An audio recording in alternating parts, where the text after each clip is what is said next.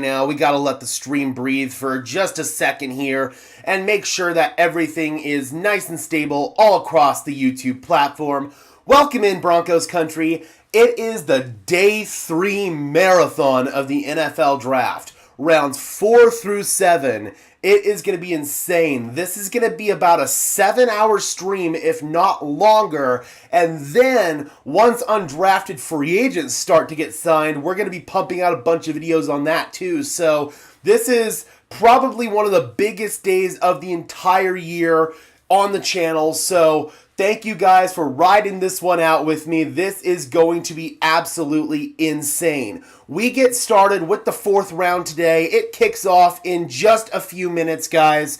And the Denver Broncos, although they only have 2 picks today as of right now in the 4th and the 6th round, I imagine we're going to see some more trade downs from George Paton and company in order to pick up more picks. George Paton has historically been a guy who wants to operate with as many draft picks as possible. The more picks you have, the more darts you have, and it's a better chance that you have at hitting. So that's why the Broncos like to pick up as many picks as they can. Right now, they would have only had 6 picks if they only stick with the 2 that they have remaining. They will have only picked 6 players. So I know that the Denver Broncos want to end up with more players than just 6. So I highly imagine that we're going to see a trade down from the bottom pick of the 4th round for the Denver Broncos. So that is definitely something to keep an eye on. Let me make sure I get my big board in here. We've got Robert in the house already. Good to see you, Robert. Hope you are doing well. We got Shy also in the house saying, who do you think the Broncos will pick? We'll go ahead and talk about that in just one second. I will definitely go over some of the top players that I still have on my big board that makes sense here for the Broncos. But before we do that, guys, just a couple of housekeeping matters to tend to. If you could just do me a big favor and smash the like button on this stream as well as subscribe to the channel, I would really appreciate it. Those are both free and easy ways to show your support. It helps tell YouTube's algorithm to push us out, and it helps us get seen by more and more members of Broncos country just like you and me. All right. Let's go ahead and bring my big board here, and I am tired, guys. I normally am up till like 3, 4 o'clock in the morning most days, and I don't get up until like 11. Broncos. So, Savion, thank you so much for the time, man. Who's talking? My Twitter account was talking. Jesus Christ. That was weird. We got Maurice in the house saying, I believe other teams will call the Broncos and ask to move up today. I think so too, and I think Denver's probably interested in trading down. We got Steve in the house saying, come on, Gage, let's go. Good to see you, Steve. David saying, out and about, hope to see everyone soon. Good to see you, David. We have 1 4th and 1 6th, right? Yes, as of right now, but I think that they're going to trade down and try to get more picks. All right, let me bring in this tweet. And let's just go over some of my favorite players that are still on the board that could make sense for the Denver Broncos. Just give me 1 second here, guys. Boom. Okay, there we go. So, I know that the Denver Broncos already took 1 running back in RJ Harvey, but I could imagine they might want to double up, and there are still some really awesome running backs on the board. You've got guys like Damian Martinez, DJ Giddens, Bashal Tootin, Devin Neal is a really popular name here in Denver. Ja'Cory Krosky-Merritt is one of my favorite backs that's still out there. Ollie Gordon, Marcus Yarns, Jadon Blue, LaQuate Allen. I would say Brashard Smith is maybe less in the equation now because of the addition of RJ Harvey, but I do think we're really looking at guys like maybe Martinez, Neal, Krosky-Merritt, Gordon, those type of cats. Tight end, inline tight end, wide tight end is still a position I think the Denver Broncos desperately need to address, and there's still some good ones on the board. You've got a guy like Gunnar Helm, who's probably the most popular name out there right now for Denver. He's a Denver native, went to Cherry Creek High School, was coached by the voice of the Broncos, Dave Logan. I think he would be an excellent fit in this Sean Payton scheme. You got Jackson Hawes, who is probably the best pure blocking tight end in this class, but he's not going to offer a whole lot in the receiving game. Luke Lachey, Thomas Fidone. Offensive line is something I think will get addressed today. I don't know if it'll be tackle or interior, but there's some good tackles out there. Holland Pierce, Chase Lunt, Carson Vinson. At guard, you've got Miles Frazier. Center, a guy that I'm really surprised has lasted this far, Marcus Bowe. And that'd be crazy. It says it's Imbo right here. That's what it looks like, but it's pronounced Bowe. Imagine Bowe snapping the ball to Bowe. That'd be kind of fun. Edge rusher, maybe later on today you could target a guy like Braden Swinson. He's one of my favorite edge rushers that's still left. But interior defensive line you already addressed earlier with Savion Jones. But I still think that maybe you could be after a nose tackle. Deion Walker, Jordan Phillips, CJ West, some of my favorites. Or if you want to get another defensive end, another guy that could back up John Franklin Myers and Zach Allen. There's guys like Josh Farmer, Aeneas Peebles, Ty Robinson available. And if Denver wants to address linebacker guys, they are two absolute studs here in my opinion that have all-pro defensive captain potential in Jeff Bossa and Danny Stutzman. A couple of corners I really like that could fit this scheme, Kobe Bryant and Zaw Frazier. And one guy who I think the Broncos might try to get is Hunter Waller, the safety out of Wisconsin, a guy that Broncos DB coach Jim Leonard is very familiar with. So I think that is another guy that the Denver Broncos could potentially be interested here. Bring in this back. There we go. We got Diggity in house saying, happy day 3, let's go Broncos. Good to see you, my friend. Chuck Denver says, Shedeur Sanders to the Broncos. Hey, man, I could see it at this point if he falls down to the bottom of the 4th round. Pick him up and use him as trade bait in the future. Play him in a couple of preseason games, and if one of these teams either loses one of their quarterbacks or, more likely, one of these teams realize that their quarterback sucks, then they could end up maybe possibly trading for Shedeur Sanders, and Denver could pick up some future draft capital. I can almost see like any team that doesn't need a quarterback at this point doing it at some point in the 4th round, because Shedeur Sanders is literally the second player available on my big board behind only Dylan Sampson. So at this point, we have to see Shedeur come off the board.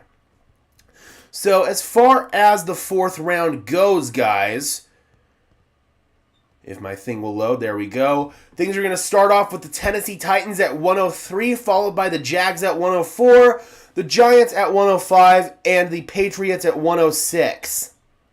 The Broncos have the 32nd pick in the 4th round as of right now, so towards the bottom of the 4th round. I do feel like the Broncos will look to trade down from pick 134 at some point. Maybe try to turn that 4th into 2 5th-round picks, and then maybe try to turn one of those 5ths into 2 6th-round picks. I could see George Payton wheeling and dealing here to try to get as much draft capital as possible to try to get more darts to throw at the board.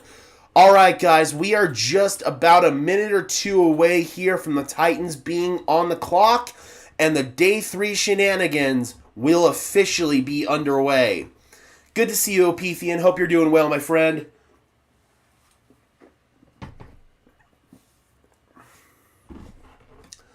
All right, let's get rocking and rolling, guys. I'm trying to pump myself with some caffeine here, because today is going to be absolutely crazy. We saw the Denver Broncos trade back into the bottom of the 3rd round last night to draft Savion Jones. That was probably my favorite pick of the night, but you did kind of nuke your day 3 capital a little bit. So, again, I do think that the Denver Broncos are going to try to get more draft capital here pretty soon. All right, it is officially 10 o'clock, so we should be getting rocking and rolling here any second, guys. Already got 31 people in the house. Thank you guys so much for tuning in.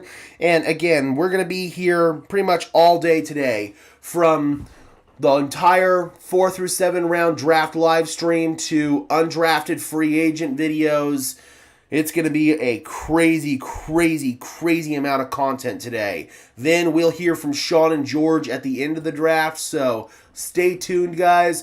Be sure to subscribe and hit the notification bell just in case you haven't done so already, so that way you'll be pinged with notifications whenever we put out new content. Again, once the undrafted free agents start getting signed, guys, I'll be putting out videos. And if they all end up getting signed today, then I will put the videos out today. Once they get signed, I will get the video out. Maverick, good to see you, dude. Hope you are doing well. Says, Merry Draftmas Day 3. Let's go, let's go. Personally, this is my favorite day of the draft. This is when a lot of my favorite guys come off the board. Guys that maybe aren't getting a lot of love and attention from the national media, but some really, really good football players that are going to be starters and contributors on good football teams. So I'm super stoked. A lot of guys that I got to scout down in Texas at the Shrine Bowl in person, they're going to be getting drafted today. In fact, here's my media credential from the Shrine Bowl. That was a really, really cool event to get to go to. So, yeah, man, a lot of those guys that I fell in love with, Ja'Cory Krosky-Merritt being one of them, Luke Lachey being another one. Let's see, who else was there on top of the big board? The tackle out of Rutgers, I really, really liked him. Holland Pierce, yeah. So there was a lot of guys out of that Shrine Bowl that I absolutely loved that are going to get drafted today. And again, the first big domino that we are waiting to fall is Shedeur Sanders. Is somebody going to draft him in the 4th round? And the first team that's probably going to really have the best opportunity is the Raiders at pick 108, unless one of these teams that doesn't need a quarterback just decides to go ahead and take him. I heard Andrew Mason and Cecil Lammey kind of just broach this as a joke, but imagine if the Tennessee Titans took him here in the 4th round and they did the RG3 and Kirk Cousins thing. That would be absolutely hilarious. Is my cat at the door? No, she's not. Okay, we're good. D-Rock in the house, good to see you, man. Folks, it's been a roller coaster of a draft. Shall it continue? Let's effing go. It is going to definitely continue, man. I think that the wheeling and dealing from the Denver Broncos is not done. We could even see a potential player trade today for Denver. In both day 3s of the Sean and George Payton drafts, they ended up trading for a player on day 3. In the first year, in 2023, it was Adam Troutman. Last year, it was John Franklin Myers. This year, although they don't really have the draft capital to trade for a player, granted, though, they did get John Franklin Myers for a future pick, so maybe they pull something crazy off like that. I could see them maybe trading away a player to pick up some extra draft capital. Jaquan McMillan is probably the guy that would make sense there because obviously he's now been replaced by Jahdae Barron. So maybe the Broncos could pick up some day 3 capital today for Jaquan McMillan. I don't think it's out of the realm of possibilities at this point in time. Maverick says, guy I really want is Jake Majors out of Texas in the 6th. That'd be a solid pick, actually. If you were going to go center, Marcus Bowe is probably the top one that's still available, but I don't think you're going to go center in the 4th round, and he's probably going to be gone before the Denver Broncos even pick. I'm surprised he's still there. All right, we got Draft Diamonds here saying, hearing the Titans are looking for a wide receiver here in the 4th. And Draft Diamonds is the Twitter account that usually breaks the draft picks first, so I always have my notifications on from his account during the draft. So Tennessee might be going after a wide receiver here with this first pick. There's Elick Ayomanor out of Stanford. There's Jalen Royals that's still there. Isaiah Bond, Savion Williams, maybe Torrey Horton. Oh, I forgot to black out Pat Bryant here on my board. I need to go ahead and do that because he is now a Denver Bronco. Or if they want to go with a slot guy, Xavier Restrepo is probably the best pure slot guy that's still available. D-Rock says we need a tight end and a center. So for tight end, obviously the guys you're really looking at here are Gunnar Helm, maybe Jackson Hawes, Luke Lachey. If they want to go with a guy just to develop behind Evan Ingram as the F tight end, the move tight end, you could go with a Rondé Gadsden, but I still think you're going to need to get an inline tight end at some point, even if it's just an undrafted free agent. rolling with Troutman is not something I want to do, but at this point it's looking more likely than not unless they can get a guy like Gunnar Helm. But as far as center is concerned, again, Marcus Bowe is easily the best one that's still available.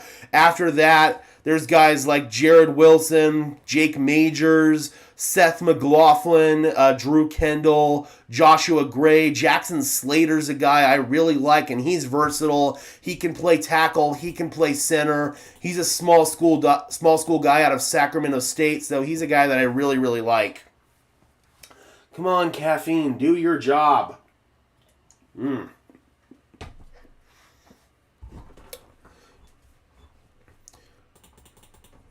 All right, guys. We are waiting for Tennessee here to officially get things started. And thankfully today we're going to have these draft picks move relatively quickly. Obviously, we've got 4 rounds that we have to get through here, so we're going to have a lot less time between picks, so a lot less dragging ass and stalling between the picks. And again, with Denver, we're going to be waiting a little while. We still have 31 picks until Denver picks, but I do anticipate a trade down. We saw Denver trade down yesterday twice, and then they traded back up in the 3rd round. This was a true George Paton draft all the way, man. George Paton loves to make deals like that. It was the first time that Sean Payton traded down in 20 years. So they had a little bit of a celebration in the war room after they did that, because Sean Payton had never traded down before, or maybe he had done it like once, I don't know, but absolutely insane.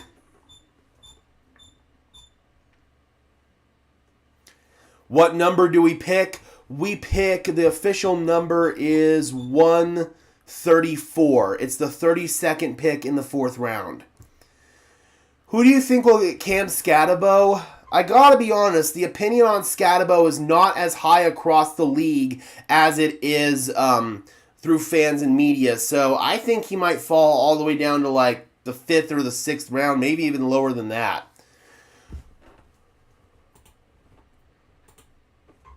Oh, I think the pick's in.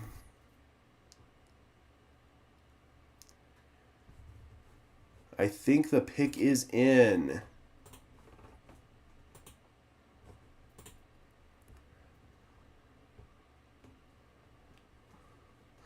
Chimere Dike, the wide receiver out of Florida. Okay, probably not the receiver I would have taken here. I've got a few receivers rated higher than him for Tennessee, but hey, man, that just pushes a better wide receiver down the board. DK's not bad at all, but I do believe that you probably could have gotten a guy like Jalen Royals or Isaiah Bond or maybe even a Torrey Horton here. So Chimere Dike comes off the board, the first pick of the 4th round, to the Tennessee Titans. Are brothers going to get reunited sometime today? Tez and Bo? They might. They might. I gotta be honest, Tez might even go undrafted, and if he goes undrafted, then the Broncos are easily the top spot for him. No doubt. Make sure I get DK off my big board.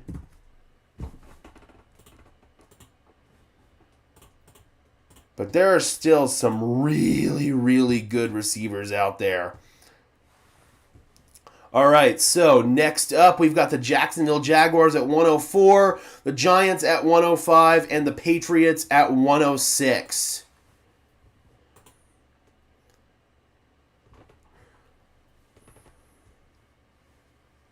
Holy smokes, the Titans take a wide receiver who's not past his prime? No kidding, man.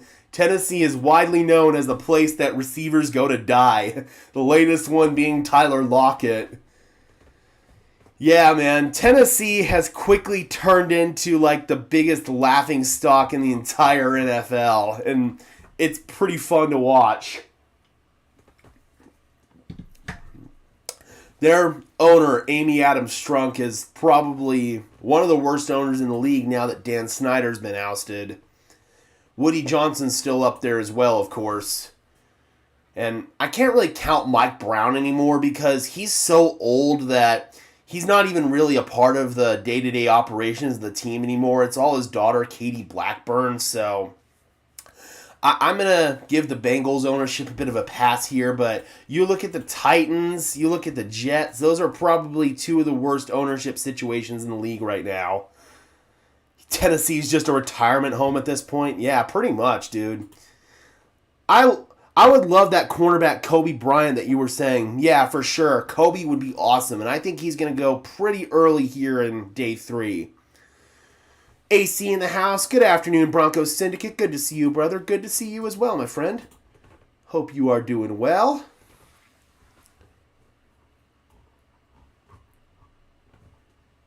All right. Yep, we are already moving and grooving. The Jags pick is in according to NFL.com. I don't have it yet. After the Jags, we are at the Giants, the Patriots, and then the Jags again. Could you imagine if the Jags reunited Shedeur Sanders and Travis Hunter? I think that they have heavy belief in Trevor Lawrence, but if the Jags maybe did it just to potentially flip Shedeur a little bit later on, that'd be crazy, bro. Holy Diver says, I hope Wester goes undrafted and we can pick him up. Yep, he's one of my top undrafted targets. When does our schedule drop for 2025? I believe it's May 14th is what the league announced. And we'll be doing a full schedule reveal party. We'll go live for that, all that good stuff. That's probably the last big thing until OTAs start and minicamp starts. We got Jennifer in the house saying, go Broncos, loving the whole AFC West getting scary and KC on the way down. Yep, it's pretty fun to watch. All right, is the pick in for the Jags?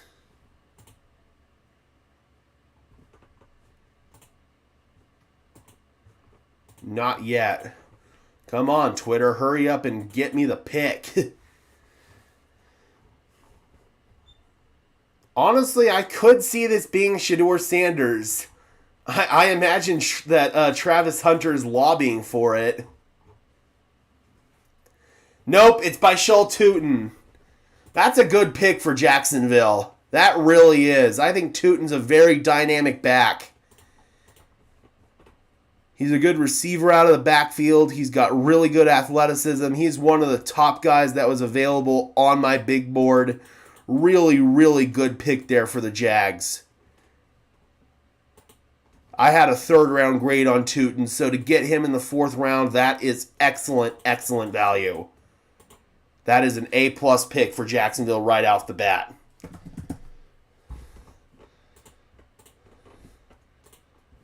All right. Adios, Bashal Tootin. Yep, the Broncos do have some tall receivers, man. Got guys like Sutton and Vele, and now they add Pat Bryant to the mix. Broncos do have some serious size and some serious speed when you combine all of their receivers together. I think that Pat Bryant was like the excellent complementary pick for this unit. It's just, I don't know if you needed to take him where you did. You probably could have got him later, but again, the Broncos board was different than the consensus big board clearly, and these teams know stuff that we don't as far as who else might be interested in the players. So clearly they felt they weren't going to be able to get Pat Bryant in the 4th round, or they would have waited. All right. We got the Giants on the clock at 105, followed by the Pats at 106, and then the Jags again at 107. Got a feeling one of our players might get traded for picks today, knowing George and how he operates. I would agree with that. And I think the most obvious candidate as of right now is Jaquan McMillan. Yes, I would say Pat Bryant is quite good. But the thing is, though, you probably could have got him around later than you did. Well, I was wrong about Cam Scatabo. He comes off the board to the Giants. That's an interesting backfield there with Tyrone Tracy and Cam Scatabo. I wasn't quite as high on him, to be honest with you. I just question how his game will translate to the NFL level, especially with his lack of speed and athleticism. I think his best bet is maybe like a Samaje Perine role at the NFL level. he's a hard worker and clearly loves the game, so that brings somebody up on my big board just by the basis of that alone. But I think there are better backs on the board here that make more sense for Denver than Scatabo did. I know he was a fan favorite, but honestly, I think Denver could probably do better. You could get better value than Scatabo. Good player. He's going to be fun to watch, but I do wonder how the Giants are going to use him. I think that that's actually a good place, given the fact that they've got somebody already in Tyrone Tracy who's their clear RB1 who can feel like the dynamic athleticism side of it. So, yeah, man, that's a solid pick, I feel like, for the Giants and a solid landing spot for Scatabo. I just question if he is going to fill that same role in college that he did in the NFL. All right, so the Pats are now on the clock.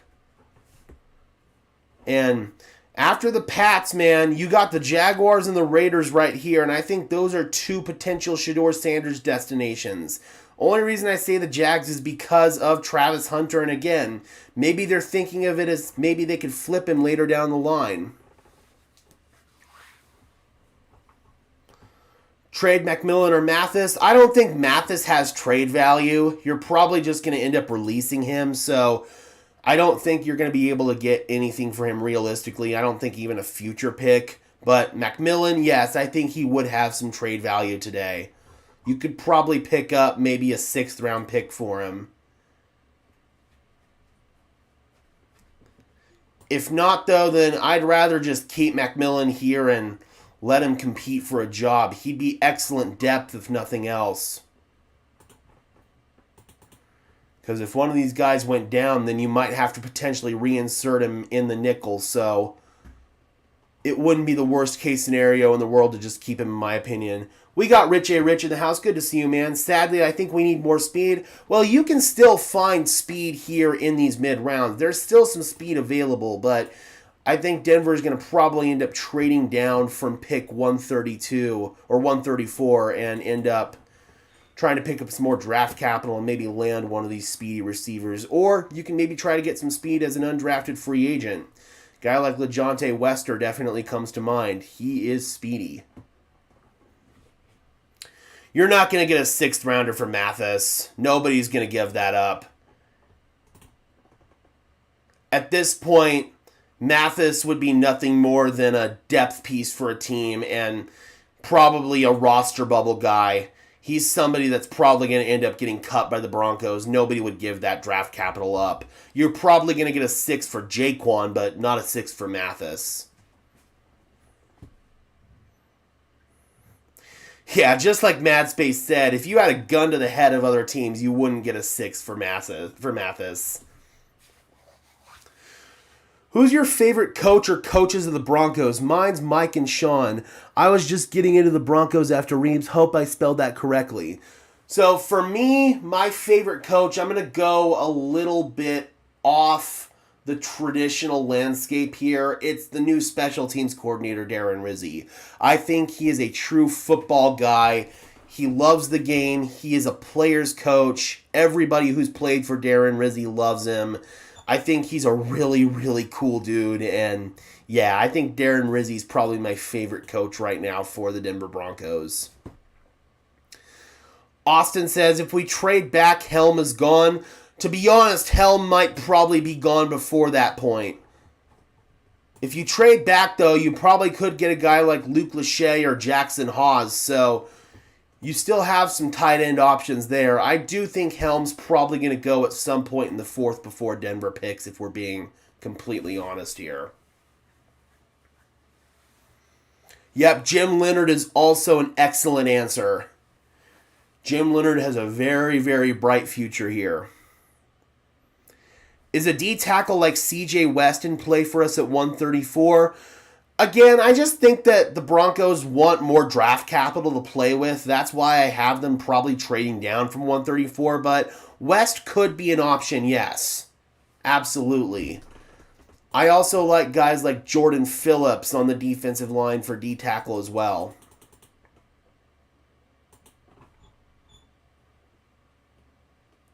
Mike and Wade are my favorites. I was just talking more along the lines of current Broncos coaches. Obviously, if we're going historically, we've got guys like Wade Phillips, Gary Kubiak. I still have a soft spot for John Fox. And of course, Mike Shanahan. He was obviously the coach when I first started watching the team. Patriots go with safety Craig Woodson. I don't know, man. There were some better safeties on the board. Malachi Moore, Marquez Sigel, Sebastian Castro, Hunter Waller's still available. But obviously the Patriots are a little bit untraditional with some of their defensive draft picks historically, and I think that will continue under Mike Vrabel. So Craig Woodson off the board to the New England Patriots. He's going to team up with Kyle Duggar over there. Interesting draft pick. Probably not the direction I would have gone, but hey, man, in Vrabel I trust. But again, that's more good news for the Broncos because that pushes good players down the board.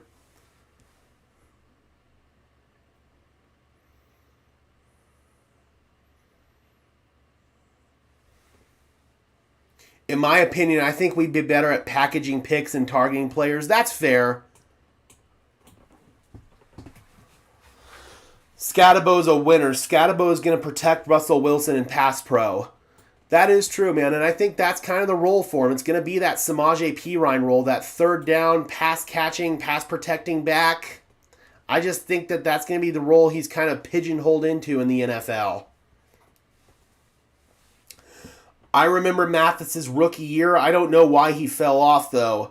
It's because Denver transitioned to kind of a different defensive scheme. They went to more of a man coverage scheme instead of the zone coverage scheme that they ran under Fangio, and Mathis kind of struggled with that, especially early on, and he just kind of got usurped on the roster. He showed promise as a rookie, but it's not uncommon for a player to show promise as a rookie and then fall off a cliff. All right, Notre Dame linebacker Jack Kaiser is off the board. Kaiser felt like one of those good value picks here on day 3. I still think a couple of really good linebackers are on the board in Danny Stutzman and Jeffrey Bossa. I really like both of those players, so Kaiser coming off the board does push those players further down the board for the Broncos, which I do like. Yeah, Yasmin's really intriguing because he still needs to learn the ins and outs of the game of football coming from Australia, but as he continues to do that, I think that his raw athleticism could really translate well to the tight end position. I don't know what his contribution level would be as a blocker, probably not much, but if you could just have like an athletic receiving tight end in Yasmin that you could develop behind Evan Ingram, that could be fun. So I'm glad that they got the international exemption for him for an additional year. Let me get Kaiser off the big board here. He was in my top 175.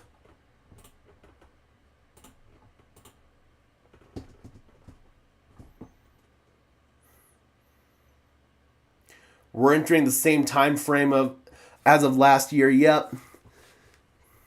Jack Sawyer's still available? Yes, he is.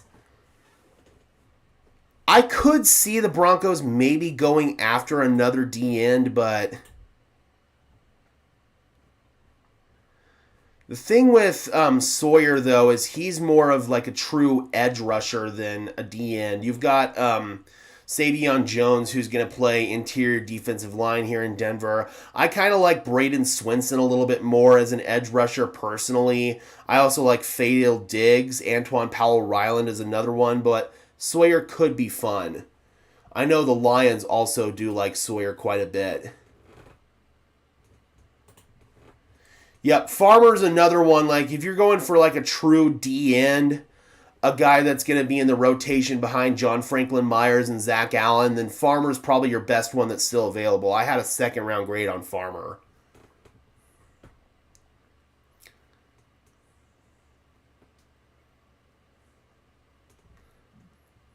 Since the Chargers picked up Hampton and the Raiders picked up Genty, I'm glad the Broncos beefed up their defense. Yeah, for sure, man, for sure.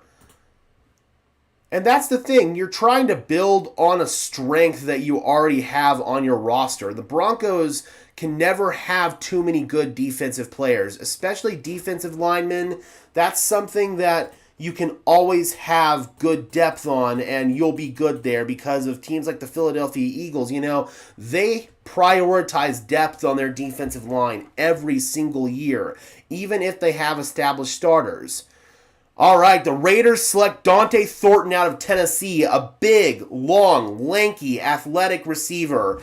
I have a funny story about Dante Thornton. I was scouting him down at the Shrine Bowl, and he was running an outbreaking route, and he almost ran Cecil Lammey and I over. It was kind of crazy. He apologized, too. He was super polite about it, but yeah, man, I almost got ran over by Dante Thornton at the Shrine Bowl, and now he is a Las Vegas Raider, and we'll play against him twice a year. I think he could develop quite well into either maybe a big slot receiver or an X receiver. I really like his size. I like his athleticism. I think he's a solid route runner, especially for his ginormous size. He's got long legs, dude. Like super duper long legs. They're almost like tree trunks. So, yeah, man, I do think that Dante Thornton could be a really fun addition there for the Raiders. Get him off the big board. Fangio runs a zone variant. VJ wants and likes man coverage. Zone guys often don't do well in man. Exactly. And that's kind of the problem with a guy like Damari Mathis. He was drafted for more of the Fangio, Ajero, Evero type scheme, and then when VJ transitioned over to a man coverage scheme, a single high man coverage scheme, he just really struggled with it.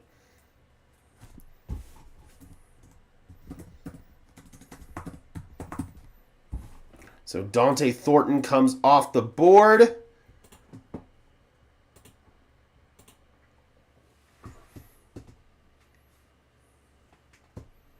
Thornton is such an Al Davis player, straight line speed. It's true, man. That really is a Raiders draft pick. Buffalo trades up. All right. So Buffalo is now on the clock at 109, followed by the New York Jets at 110 and the Philadelphia Eagles at 111. Watch, the Eagles are going to take like one of the top players that I have on my big board. So the Bills came up with Chicago. Imagine if Shedeur goes undrafted. I mean, based on the latest reports from Tom Pelissero, he really bombed his interviews. Apparently, Brian Dable had some material that he wanted him to prepare for. I think it was like blitz packages or something along those lines. And Shedeur was completely unprepared for it in the interview. I guess this is when Brian Dable and company flew out to Colorado that last time to meet with Shedeur in person. And Dable called Shedeur out for not being prepared for the interview, and Shedeur, I guess, really didn't like it. So I'm guessing that rumor made its way into the draft offices of all 32 other teams, or all 31 other teams, because at this point, I don't understand why we're seeing quarterbacks like Dylan Gabriel come off the board, especially to a quarterback-needy team like the Browns. I'm guessing these rumors are true, man.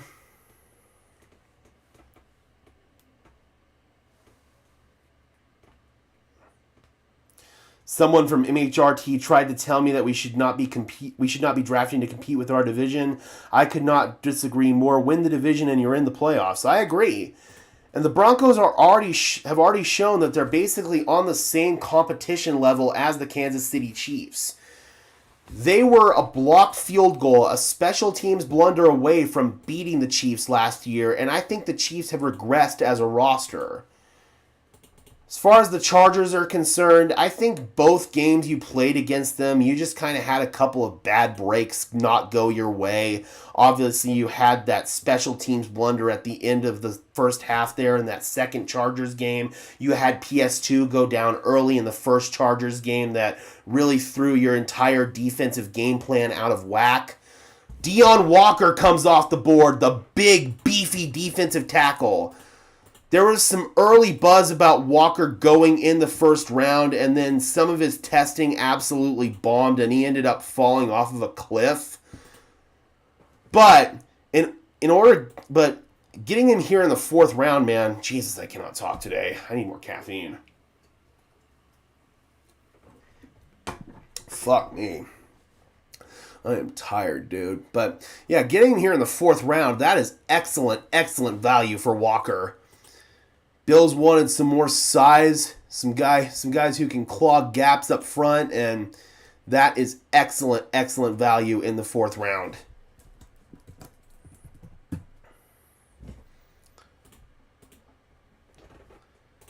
He was my 6th player that I had left on my big board.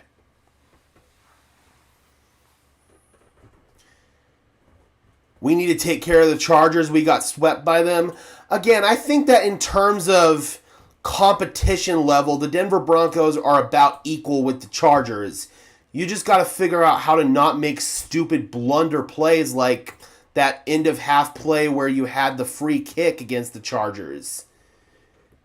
You've been outcoached twice now by Jim Harbaugh, and the Chargers aren't going to be a team that makes blunders like they used to in previous years. You're going to have to play your best football against them. You're going to have to play sound, fundamental football, and you can't afford to make any stupid mistakes against a team like that, because they will outcoach you and they will out-prepare you if you do. Yes, Tez is still available, and I think he will still be available for a while. In fact, another wide receiver just came off the board in Arian Smith to the Eagles. So one of those like mid-round receiver picks there. If it's a Howie Roseman draft pick, more often than not, it's going to work out well. Haven't really done a whole lot of scouting on Williams, so I can't really speak too much to the talent, but in Howie Roseman, I trust.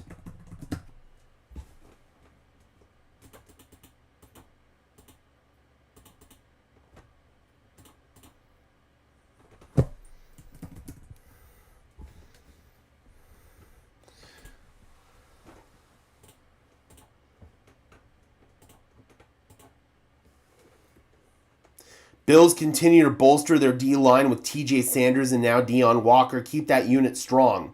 Yep, they're following the Philadelphia Eagles model, man. They want to beat the Chiefs, and the way you beat the Chiefs is get pressure on Patrick Mahomes with a 4-man rush. And the best way you can do that is keeping your defensive linemen fresh and rotating them in. That's why I want the Broncos to continue to beef up their defensive line. That's the best way to beat the Chiefs.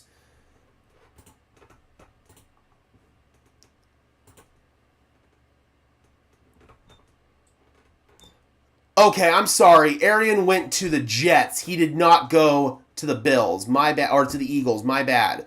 Arian Smith went to the Jets. The Eagles are on the clock right now. My bad, my bad. We should grab Tez in the 5th or the 6th. Honestly, I think you could probably get Tez later than that. You could probably get Tez as an undrafted free agent. Jordan Phillips is one that I would heavily consider at 134 if they don't trade down. I love Jordan Phillips, one of the stars of the Shrine Bowl. One of the games I'm looking forward to this year is when Bo beats Washington. You know, the second best rookie. I feel Bo got robbed. What game are you looking forward to the most? I mean, the Washington game's definitely one of them. I think the Philly game, because I think that's going to be a big litmus test for this team. How do they stack up against literally the best roster in the NFL? So those are ones that I am definitely looking forward to. And then the Giants, because we got robbed of the Russell Wilson revenge game last year. I imagine that game's going to get put pretty early on the schedule this year. So I think that we're going to see the Russell Wilson revenge game this year. So those are the ones that I'm definitely looking forward to. John says, Broncos draft picks aren't making any sense. Just look at the small running back they took. Here's the thing, though, about Harvey. He's 20 pounds heavier, and he's faster than Jaleel McLaughlin. So you look at his smaller frame, yes, but he's got much faster play speed, in my opinion, than Jaleel McLaughlin does. and he's got a bigger frame that can absorb more contact and punishment. And Ty Robinson comes off the board to the Philadelphia Eagles. Of course how he did. Of course how he did, man. Ty Robinson was probably one of the best players that I had still on my draft board. No. That blows, dude. So they continue to bolster their defensive line with Ty Robinson. I know my guy Cam Parker's a little bit heartbroken about that one. I mean, the Broncos did bring in Savion Jones, but still, man, Ty Robinson would have been fun to bring into that rotation as well. I had a third-round grade on him, so again, that's just an excellent value pick there by Howie Roseman. As usual, Howie Roseman gets an A+. The Chargers are drafting well. They're targeting talent and demanding success from them. We must keep up, and I fear we aren't doing that at all. We need to do it. And that's the thing, man, with the Chargers and their overall team-building philosophy, and I think the Broncos are trying to follow this as well, is they're getting high-character, high football IQ guys that love the game and want to compete. And the Broncos have done a good job of doing that as well over these past couple of years. That's what happens when you have high-culture coaches like a Jim Harbaugh or a Sean Payton. They prioritize guys like that over guys that just bring in talent. And I think that's a really sound strategy at the end of the day. I think that you can really build a successful football team by doing that.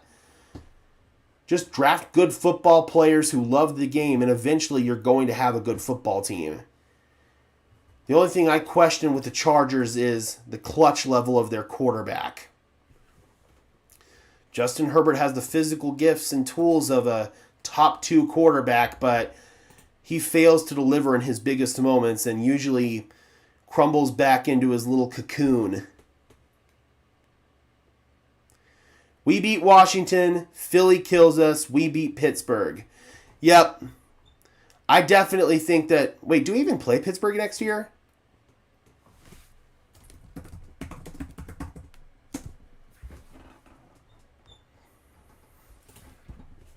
Do we play Pittsburgh next year?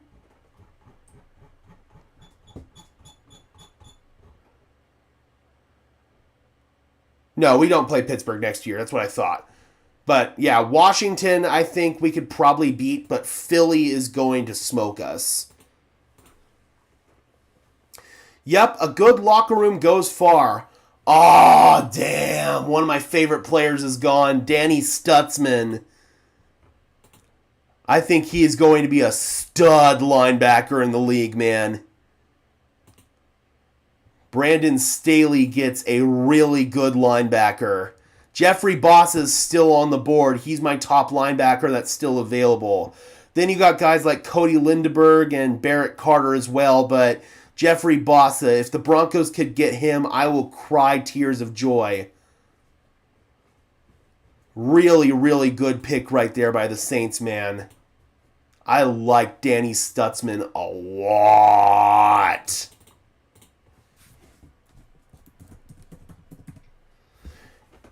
He would be my number 10 player that's still available on my big board.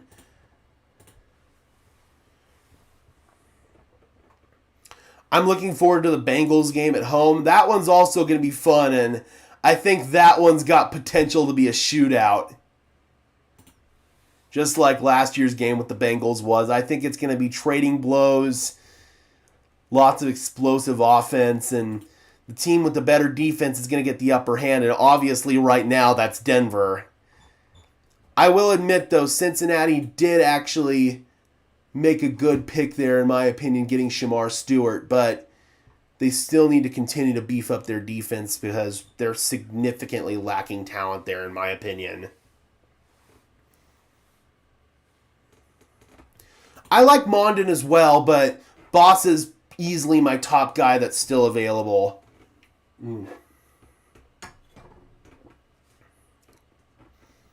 Yep, Herbert crumbles in big moments. His decision-making falls off a cliff. He feels like he needs to play hero ball, and it just feels like whenever he feels like he needs to deliver, he has performance anxiety. And he just crumbles, man. He's got playmakers on his roster. Just let your playmakers do their job. Don't try to force anything stupid. And that's what he did multiple times in that game against the Texans. I meant we beat Russ. Okay, yep. I definitely think we beat the New York Giants regardless of who's playing at quarterback. If it's Russ, if it's Jameis, if it's Dart. They're saying right now that Russ is the starter, but I wouldn't be surprised if we get into training camp and Jameis beats him out. I think they want to develop Jackson Dart. I don't think they want to play him right away, but I could easily see us getting into training camp, and I could see Jameis Winston beating them out. I dread Justin Sternad playing again. Yeah, man. I admire Justin Sternad for stepping in there and at times looking competent, but that Colts game gives me serious PTSD. If Jonathan Taylor doesn't drop that football in the end zone, then the Broncos aren't going to the playoffs. And on that play where Taylor broke free, both Sternad and Barton were just looking around completely confused like, what the hell's going on? While Taylor's just running right by him. So, yeah, man, I'm right there with you. I am totally glad that we don't have to see Sternad on defense anymore. He's an awesome special teams player. He is a special teams ace, and that's why the Broncos did bring him back. But as far as defense is concerned, yeah, no, Sternad is not it. Both are doing an awesome job getting players for Denver. They have to pick better for TD Chargers, a run team. Yeah, the Chargers are a run team. Raiders are getting better at the run. I'm glad we got Barron. 100%, and I think that was one of the biggest reasons why they went after Barron. He is an elite tackler. In the run game, in the screen game, he can make a serious impact there. So we need guys who can tackle at the second level. That was a big problem for the Broncos last year. The defensive line in the run game, it had its games where it struggled, but the bigger issues were nickel and linebacker in terms of the Broncos' problems in the run game last year on defense. KC loves to throw the ball, so I'm glad we can stop them there. And the thing with KC is they throw the ball short a lot. Patrick Mahomes was actually the top quarterback in the NFL last year at throwing the ball short of the line of scrimmage. So I actually believe that getting a guy like Barron is also keeping that in mind because they can really take away a lot of the Chiefs' short passing game now with a guy like Jahdae Barron who's all over it. Ah, 49ers got CJ West. Oh, man. That blows. That absolutely blows. 49ers needed some beef at nose tackle, and they get my third-rated nose tackle that's still available. You still got Cam Jackson and Jordan Phillips, so all is not lost there if Denver does want to go after nose tackle, but damn, that sucks.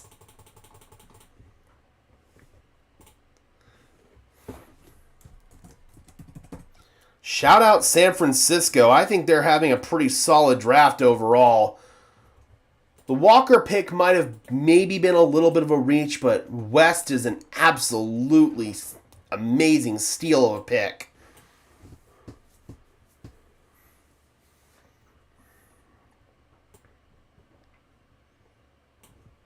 I wanted West to replace DJ Jones in 2 years. Yeah, he would have been a really good developmental piece. But again, you still have a guy like Jordan Phillips. Phillips could make a ton of sense to develop behind DJ Jones. Or a guy like Cam Jackson as well. Are we good at middle linebacker? I know we picked up Greenlaw, but Alex Singleton is also a great tackler. Who do we have after him? We do have Drew Sanders on the roster right now, and he showed a little bit of promise in his limited reps last year, coming off of that torn Achilles, and I think the Broncos are high on him. After that, you've got Justin Sternad, who I don't think the Broncos want to see on the field. there's risk with Singleton that he's not going to bounce back from that injury. That's why I feel like you need somebody else who can come in and be a competent starter there. Panthers go with Trevor Etienne, the little brother of Travis. I had some higher rated running backs on my board personally, but maybe they're thinking that Etienne can come in and almost be like their Bucky Irving. They're in the same division as the Tampa Bay Buccaneers. Dave Canales came from Tampa, even though he didn't cross paths with Bucky Irving there. He still, without a doubt, watched Bucky Irving quite a bit in Tampa, and maybe they feel like Etienne can be their Bucky Irving. They have Jonathan Brooks at running back right now, who's coming off of that torn ACL. Probably won't play most of, if not all of the season next year. So, yeah, man, I could totally see this working out well for the Panthers. Still some excellent backs on the board. Dylan Sampson, I had a second-round grade on. I cannot believe he's still on the board. Damian Martinez, DJ Giddens, Jordan James. You've got Ollie Gordon, Devin Neal, Ja'Cory Krosky Merritt. Taj Brooks will be available later on. Some really, really good running backs are still available that the Denver Broncos can get later on. Singleton is getting up there in age and is coming off injury. We'll have to see how he'll be. 100%. There's no guarantee that Singleton will bounce back coming off of that injury. That is a very significant injury for a linebacker. So we will see what happens with Singleton. If not, then I could easily see him playing Drew Sanders. I still think you need another guy, and I think Jeffrey Bossa has defensive captain, all-pro type potential. That's why I think the Broncos really should go after him. On the bright side, the Panthers got a wide receiver who can catch the owner's beers. Oh my God. That's funny. That was an excellent pick for them. I think Ted McMillan is a perfect fit. Kind of be the Mike Evans in that offense. I love it. Oh, my camera went out of focus. All right, this is going to look weird, but I'm going to try to bring it back into focus. I have to literally bring my hand over and try to line it up to get it to focus back on my face. Come on, you piece of garbage webcam. There we go. Come on. All right, that's good enough. Yes, I do think we will trade back Rodney. I do. Because George Payton is a guy that likes to operate with as many draft picks as possible. I don't think that he's okay with just having 2 picks today. I think that's against his religion. So I do believe that he's going to try to turn that 4th round pick maybe into 2 fifths or something like that.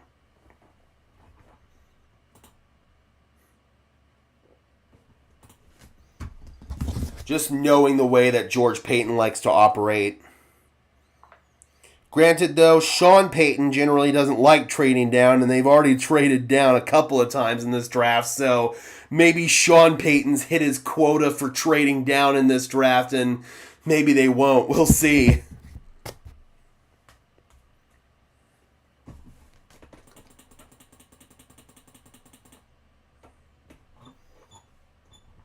All right, so we have the Arizona Cardinals on the clock at 1:15.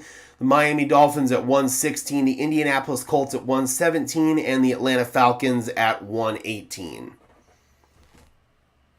I hope there are teams willing to move up, though. We'll see. Like I say, it always takes 2 to tango. Yep, Shedeur is still on the board, man. And the Raiders traded down, I believe. Yeah, they did. So, Shedeur's going to continue to slip and slip. I'd actually keep an eye on Indianapolis here at 1:17. Oh, Cody Simon's off the board, linebacker out of Ohio State.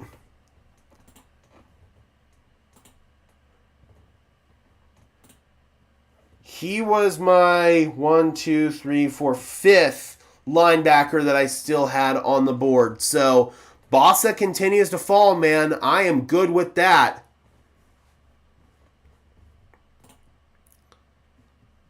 Yeah, I'm kind of surprised that Boss is falling that far, but Cody Simon comes off the board.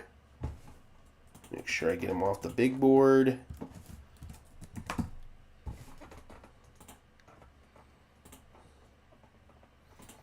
There we go. The question here is clear. How bad do we think this roster is? If we think it's good, then we don't trade back. Trade up or stay put and make sure we get the right guys. I, again, am hoping that they acquire more draft capital, but if their guy is there, then I could just see him staying put and taking him. Or if they are really, really aggressive and want a guy, then they could trade up, but I just don't see that. I don't think George Payton likes working with the limited draft capital. For me, your starting roster is quite good, but you need more depth at certain positions, such as defensive line, linebacker. You need an inline tight end still, in my opinion. I know some people are okay with Adam Troutman, and I bet the team's okay with Adam Troutman low-key, but I'd still rather have another inline tight end there just in case Troutman continues to be mid. I want somebody who can develop behind Troutman if nothing else.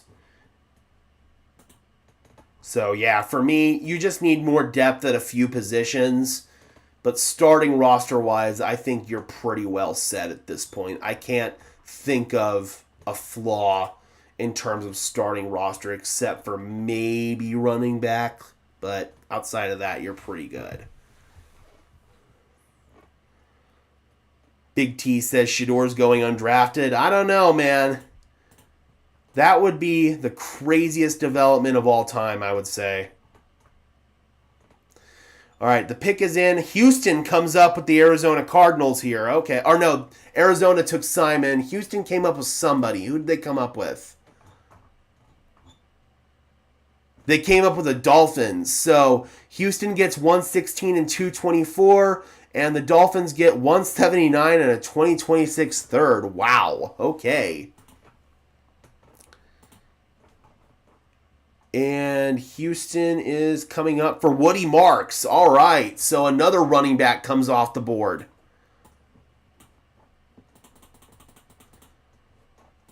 All right. I'm okay with that. Because you still have guys like Martinez. Sampson continues to fall. This has to be a medical thing or some off-the-field thing or something with Dylan Sampson. I had a second-round grade on him, and he continues to fall deeper and deeper down the board. Then you've got guys like Gordon, Neal, Yarns, Allen, Krosky, Merritt. This is such a loaded running back class. Paul Jr., Mondon Jr., and Bossa are the top linebackers on the board right now. It's getting dangerously close for comfort here. I still think you could get a good linebacker if that's the position you want to go after. I just don't know if that's the position Denver wants to go after.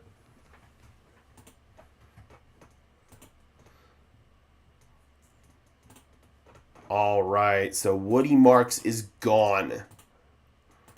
That's all right. I don't think the Broncos would have been interested in Marks anyway. Probably not the type of running back they would have been going after. Yep, Devin Neal is still there. So that is good news for the Broncos. If they want to double up on running back, I would not be opposed to it. All right, so the Indianapolis Colts are now on the clock, followed by the Atlanta Falcons, the Cincinnati Bengals, and the Tennessee Titans. Yes, Crumble, I would totally draft Devin Neal.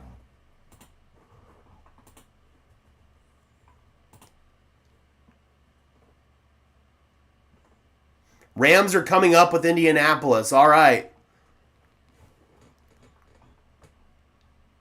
It's always these mid-rounds where the Rams shine in their draft, so let's see what they want to do here. I could maybe see this being offensive line. Maybe this is Marcus Bowe here for the Rams. I could see that, actually. They need some more depth on the O-line. I could totally see this being Marcus Bowe. Or maybe one of the tackles, maybe Holland Pierce.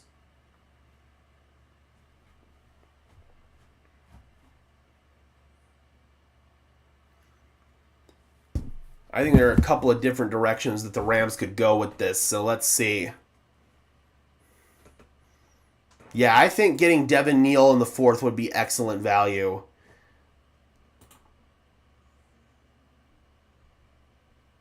I disagree, Austin. I think that we could see them get another running back.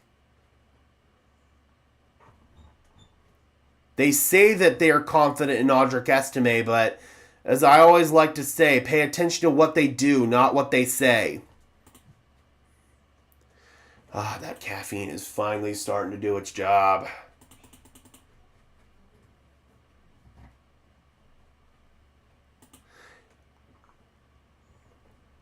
Yep, and I think Tez is still going to be available as we enter the late portion of today. I think probably realistically round 6, round 7 for Tez.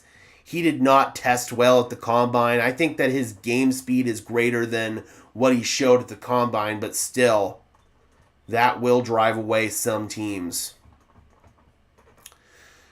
I think they're maybe looking for another power back to potentially replace Estime. Okay, another back off the board. Jarquez Hunter. So I had a 3rd round grade on Hunter. That's a good pick for the Rams. So he'll be in a tandem now with Kyron Williams. They also have Blake Corum there as well. So kind of a crowded backfield starting to happen there in LA. I'm surprised they came up for Hunter. Maybe they feel like he'll be able to fill a certain role. I probably could have gotten another hour of sleep, Rodney. I went to bed probably an hour later than I should have. I went to bed at 1 in the morning. I probably should have gone at midnight, but oh well, what can you do?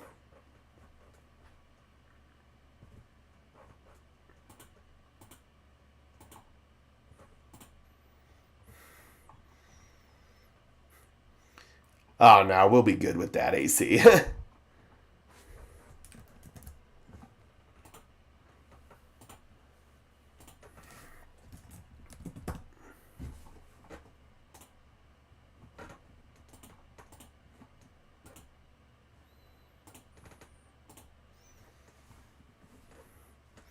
RJ Harvey has the best jump cut out of all the college running backs. And I would say that he relies on that jump cut maybe a little bit too much for lanes to develop. If that is one critique of his game.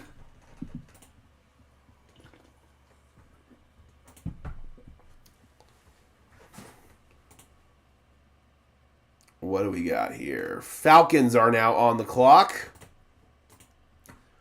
Followed by the Bengals, the Titans, the Buccaneers, and the Panthers.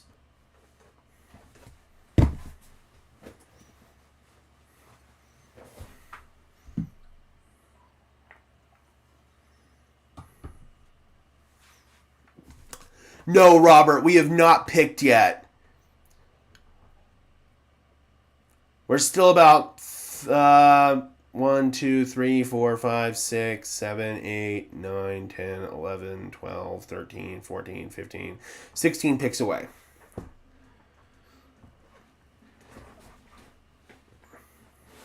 Trying to watch from England. Went to bed 4 a.m. the last 2 days to watch the draft. That's crazy. That is dedication right there, Lambo.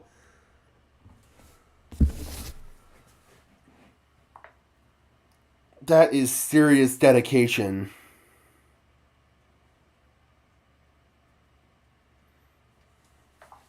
All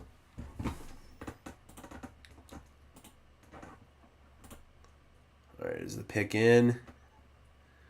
And a safety comes off the board, Billy Bowman Jr. So the Falcons, they elected to move on from Justin Simmons this offseason. Bowman was my top safety, still available on my big board. Had a 3rd round grade on him. Excellent value pick. Shedeur Sanders is officially joining the San Antonio Brahmas. God.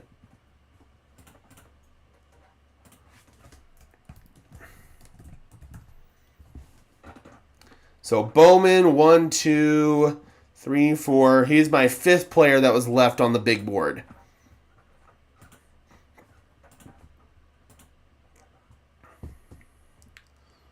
$4 a.m. is my standard bedtime. Insomniacs for the win. Yeah, low-key, that was kind of my bedtime there for the last month. Will Justin Simmons sign with the Eagles? I don't think so. Let's just put it this way. If he does sign with the Eagles, it would be to reunite with Christian Parker, not to reunite with Vic Fangio. Let's just put it that way.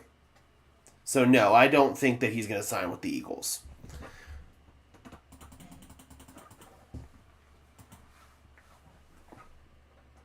Harvey's so electric on wheel routes, and the thing is, if he's good on a wheel route, you can use him probably on a Texas route or just a flat route or something like that. So you could potentially build some other looks off of those wheel routes with him. Already given up on Estime? I don't know. I have one foot out the door on him personally, but the team is the one that ultimately makes that decision, and I think that they're kind of operating on the same mindset level. They've got 1 foot in, 1 foot out with Audric Estime. Another linebacker off the board. Barrett Carter comes off the board to the Cincinnati Bengals, so the Bengals make another pick to bolster their defense. And Jeff Bossa continues to fall off the board, so clearly teams were not as high on Bossa as I was.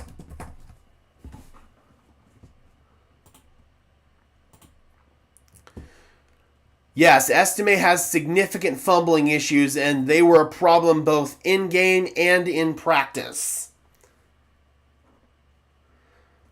I think I'm happiest with the Savion Jones pick. He's huge, and he's an excellent, excellent football player with a high football IQ.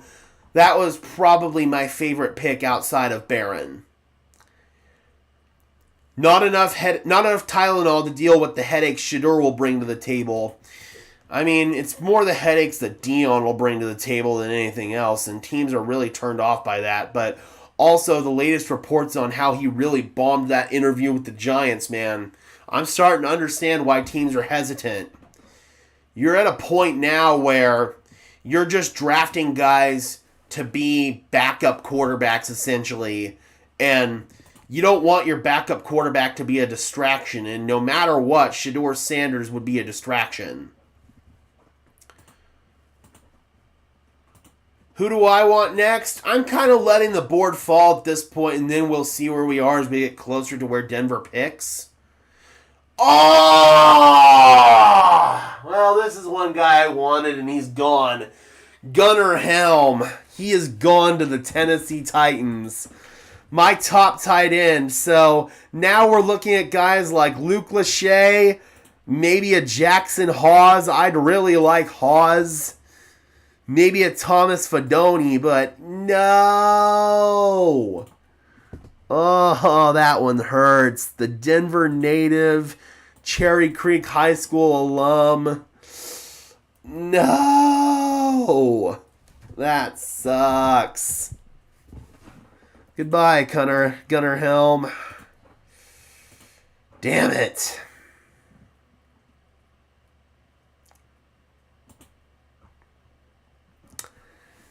That sucks. That absolutely sucks. Bow, bow, bow. Bow, bow, bow. Oh, that sucks. All right. Luke Lachey season, baby. Tight end out of Iowa. Tight end you. Come on, man. Iowa tight ends are never bad. Oh, that sucks. Damn it.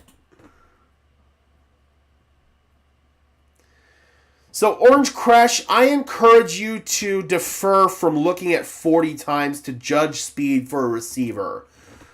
Track speed and football speed are two completely different things. When you're running track, you're running out of a three-point stance with your hand in the ground, and you're just trying to generate as much speed as possible, straight line. As far as game speed, it's more about how fast you can accelerate and how fast you can stop on a dime. That's the bigger thing when you're trying to evaluate a receiver, especially. So when you look at just straight line speed and C4-6, I wouldn't really take that into account too much. I can assure you that Pat Bryant's game speed is a lot faster than that.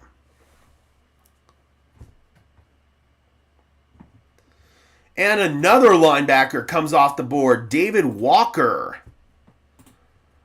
So clearly Jeff Bossa must have pissed in somebody's cornflakes.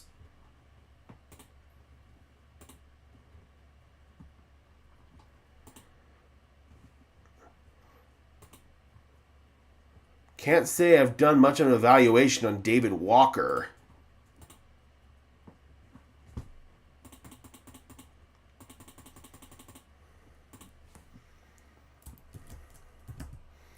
Oh, he's an edge rusher. Okay, that makes more sense.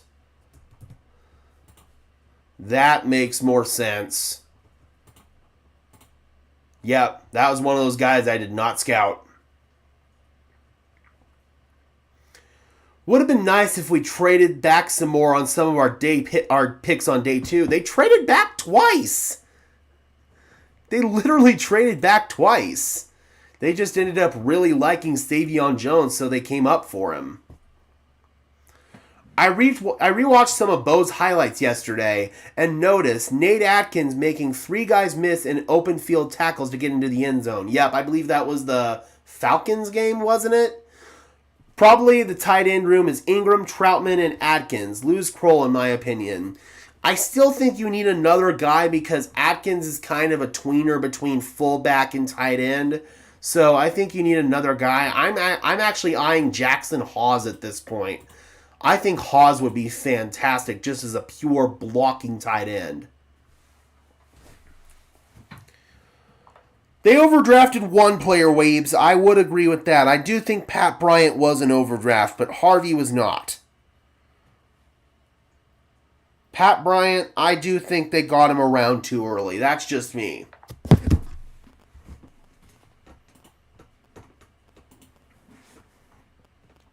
They could sign an undrafted tight end as well. That is very possible. If they go the undrafted route, I kind of like Mason Tharp. The dude's 6'9" and I think almost 270 pounds or some crap like that. The dude is a freaking huge force. So if they're going undrafted tight end, then Mason Tharp could be a guy that I would be interested in there.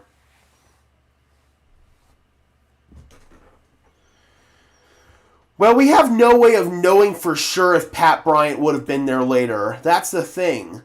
Teams know plenty of stuff that we don't. Their boards are a lot different than the consensus big boards in the draft community. So, again, man, these teams know a lot of stuff that we don't. If they felt like he wouldn't have been there, then he probably wasn't going to be there. Rich A's available to be tight end. All right, we'll sign you to a 1-year deal right after the draft's over. Name your price. Yes, Giddens is one of the running backs that is still available.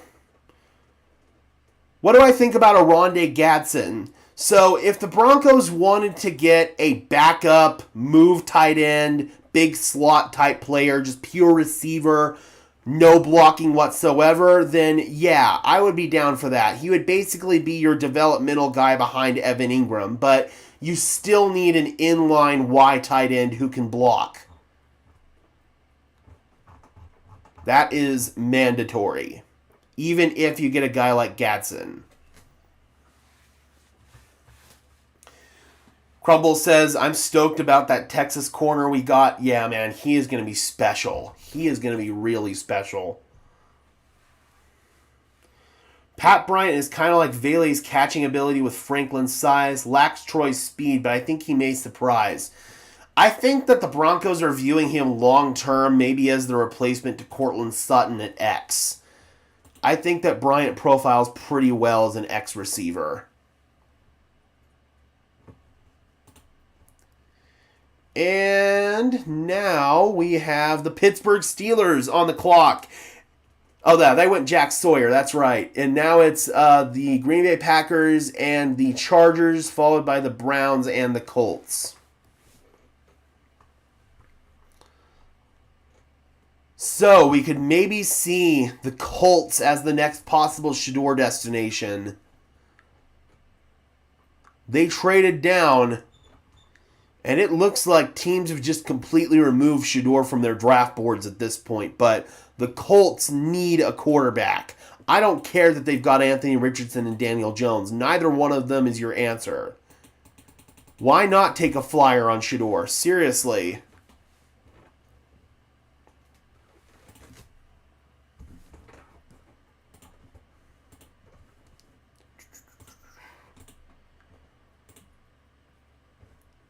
And my top safety that was remaining is off the board. Lathan Ransom comes off the board to the Carolina Panthers. So now for safety, you're looking at Jalen Reed, Maxon Hook, Malachi Moore, Marquez Sigel, and Hunter Wohler. So my top safety that was still on the board is now off to Carolina.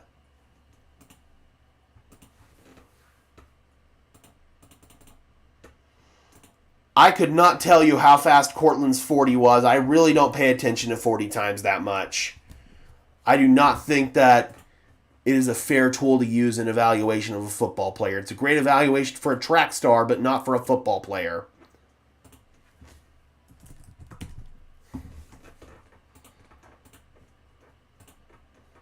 Because again, they're just two completely different running styles, and they don't translate to each other, I feel like.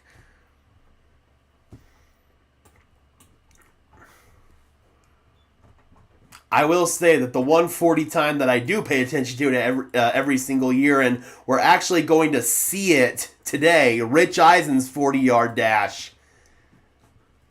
I'm curious if Rich will clear his time from last year. I think he's improved his time pretty much every single year, so we'll see, man. Run, Rich, run. Sutton was a 4.5 440. Okay.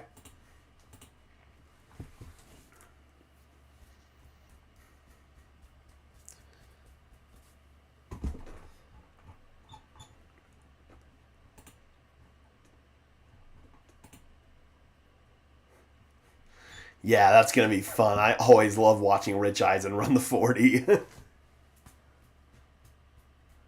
We got 50 people in the house. Thank you guys so much for tuning in for this all-day long marathon draft stream.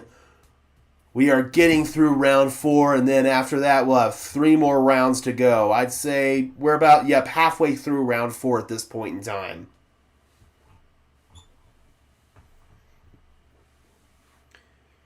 At this point, Shador could go undrafted. I think that teams have just removed him from their draft board. Yeah, the cone drills definitely have a lot more value to them, in my opinion. Yeah, I think those hold a lot more value, and even some of like the long jumps and stuff like that, that can translate more to football, in my opinion, than the 40-yard dash does.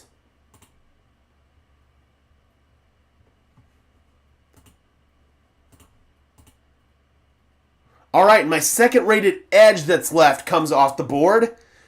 Baron Sorrell comes off the board here to the Chargers, I believe. To the Packers. Chargers are on the clock right now. So Baron Sorrell comes off the board here to the Green Bay Packers. I still have Braden Swinson available here for edge rushers. So that is definitely somebody who they could go after if the Broncos wanted to get more depth at edge. Sorrell was my 1, 2, 3, 4, 5, 6, 7, 8, 9, 10, 11, 12, 13, 14, 15, 16th player that I had on my big board that was left. Who are you most excited to see at training camp this year besides Bo? For me, it's Dre Greenlaw. Yep, Greenlaw, Hufanga. I'm just excited for training camp.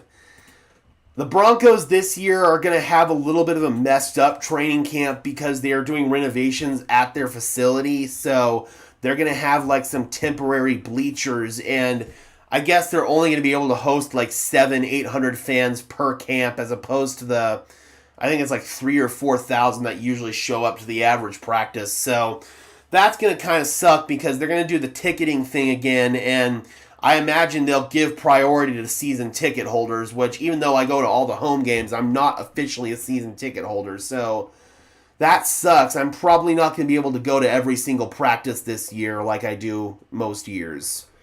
Hopefully I'll be able to get all the tickets. Like once the tickets become available, I'm going to try to get them, and if I have to bargain for some tickets on Twitter, that's what I'll do. But yeah, man, getting to training camp this year might be a little bit tougher just because of the renovations at the facility. But after that, we're going to have like a full-blown bleacher type area that's covered with misters, and it's actually not going to be miserable and hot to sit at training camp anymore.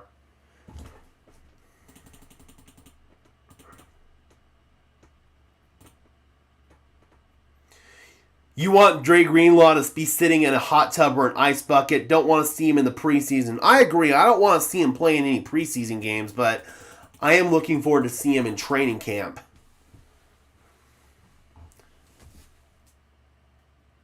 I think it's too early to give a record prediction, but if I just had to throw a number out there, I'm going to say 11-6. Yeah, all good. Training camp is so much fun. It is so much fun.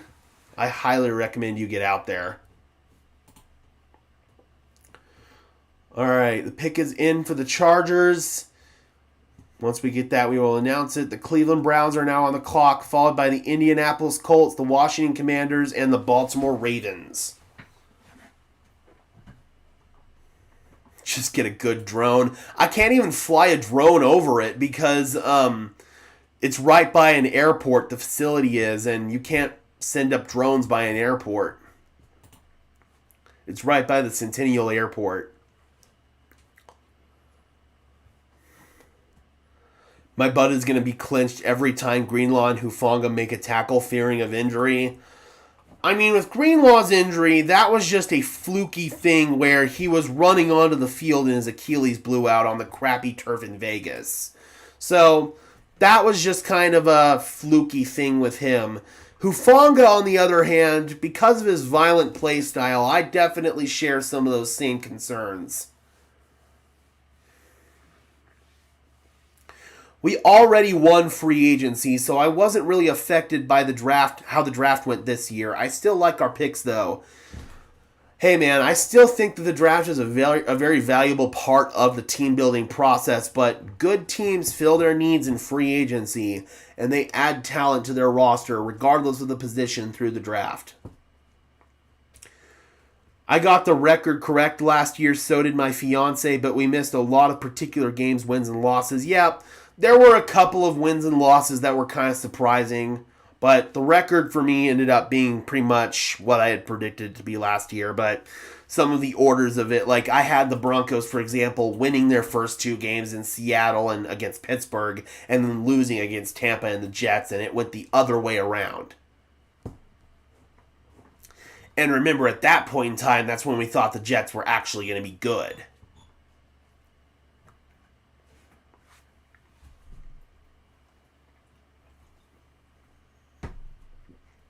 If Greenlaw plays in preseason, it's because players need live reps to get ready.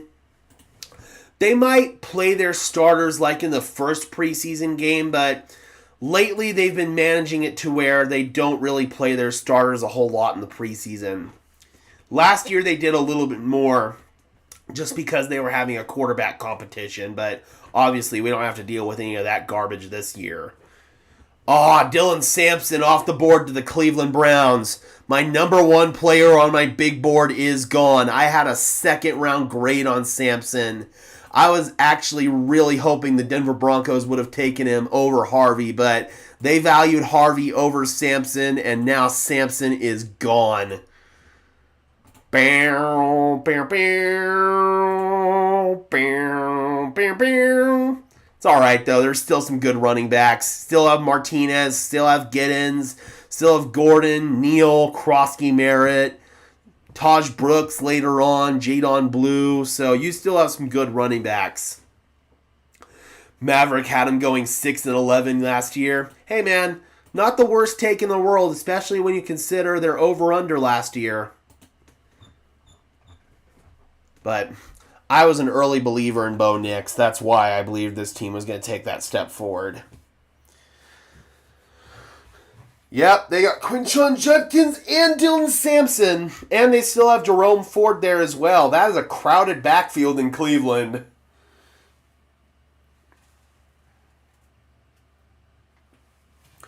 Honestly, I don't have any thoughts on Kane Medrano. I have not scouted him.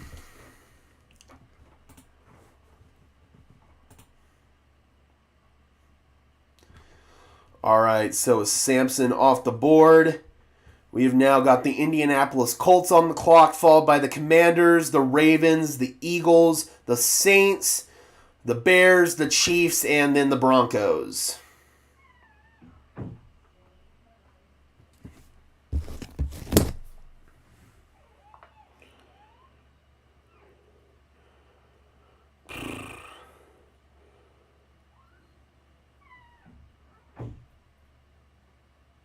God, man, some of these fans are just completely irrational. I mean, these fans literally calling RJ Harvey a bust before he's played a single down in the NFL is just ridiculous.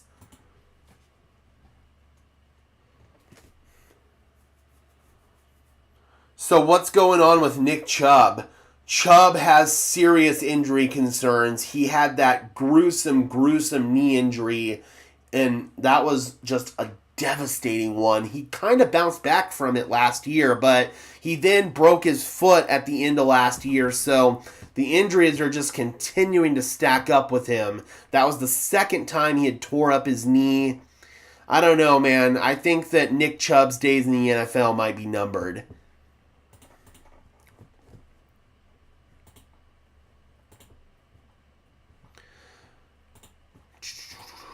Chargers go with Kyle Kennard, edge rusher out of South Carolina.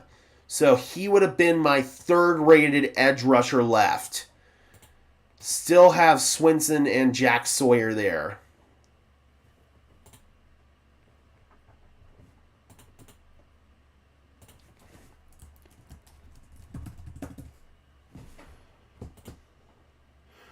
Harvey reminds me of Le'Veon Bell, the patience and the jump cuts. I will say that I wish he didn't rely on that jump cut as much to get open or for lanes to develop open. Hopefully with time he'll be able to develop some more moves in his tool belt.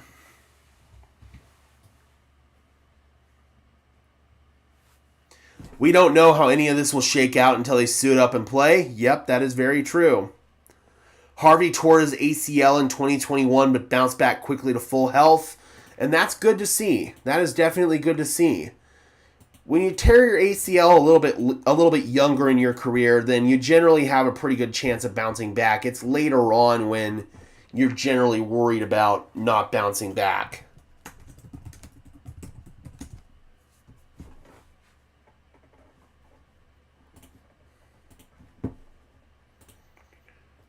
Yep, Sawyer is still available.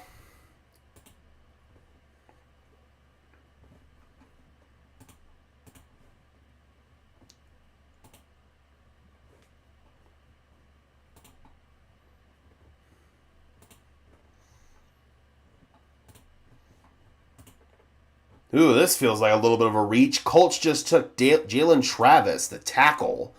I had 1, 2, 3, 4, 5, 6, 7, 8, 9, 10, 11 tackles above him that are still available. I had a 7th round grade on Travis. I don't know about that one, Bob. That feels like a pretty big reach right there from Indianapolis.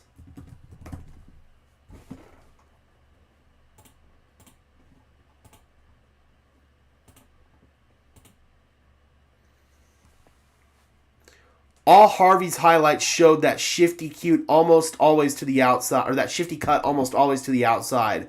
Hope he isn't too predictable. He banged out some big runs. I think second in 15 plus runs overall. Yep, he is a home run threat, and that's why the Denver Broncos drafted him.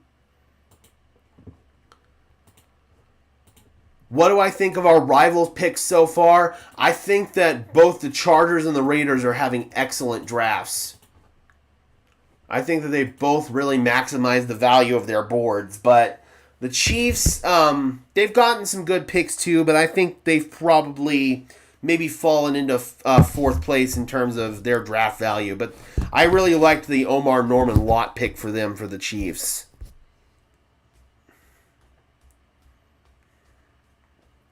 I already put Harvey as the starter on my Madden team. That's what fans were looking for, man. They were looking for a player that they could spam the ball to in Madden, and Harvey fits that bill.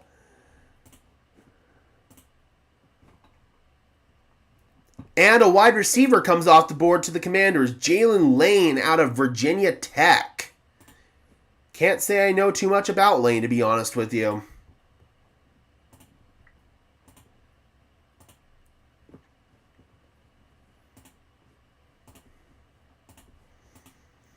All right, so the Baltimore Ravens are now on the clock at 1:29, followed by the Philadelphia Eagles at 1:30. We are getting closer and closer to the Denver Broncos making their pick at 1:34.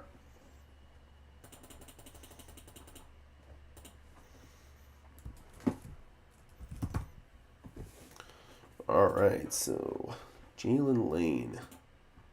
Cannot say I know a whole lot about him.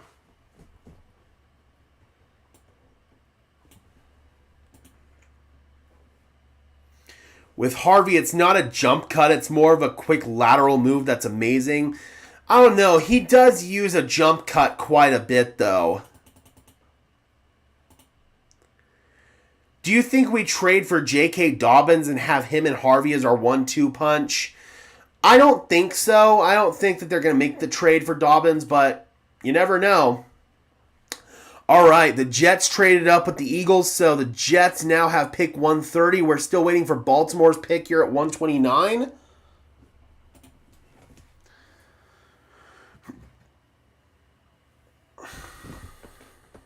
All right, what do we got?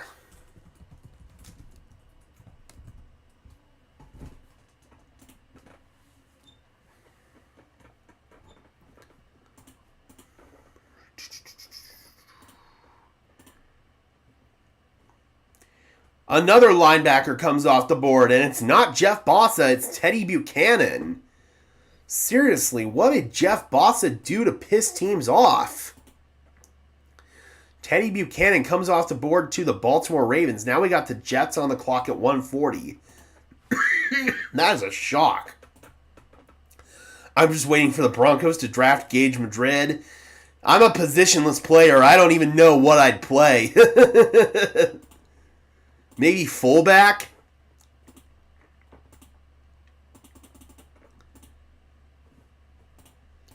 Yeah, I have no clue what I'd play at the NFL level.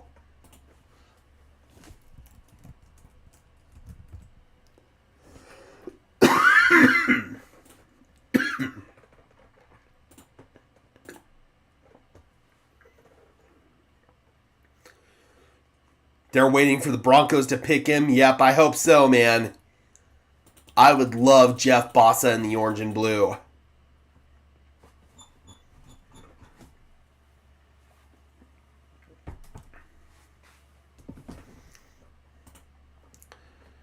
All right, so we've got...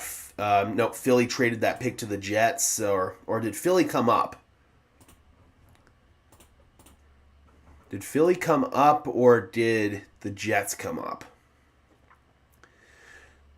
Nope, it was the Jets who came up, and they take Malachi Moore, so another safety comes off the board. My third safety still available behind Jalen Reed and Maxon Hook. So Malachi Moore is gone. Yeah, I don't know if you'd want me playing linebacker. Probably not.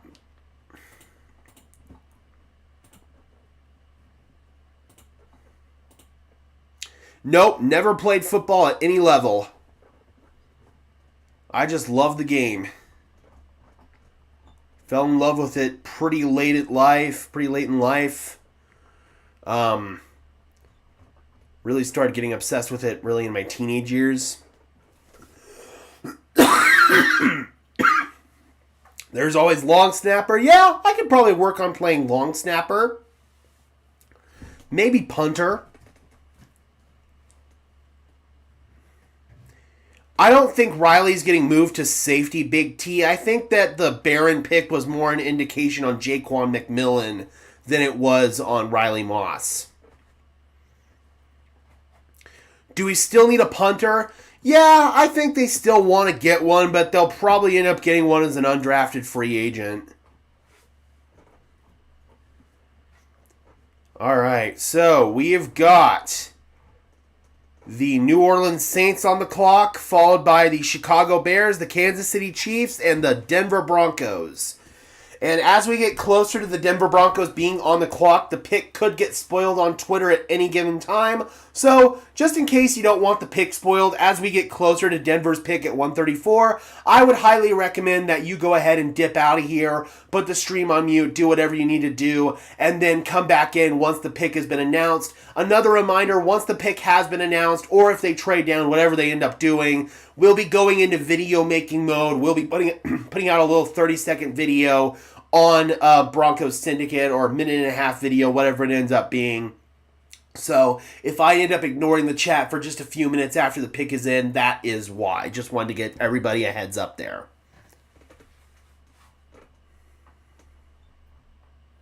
Oh, that's sick, Rodney. That is sick.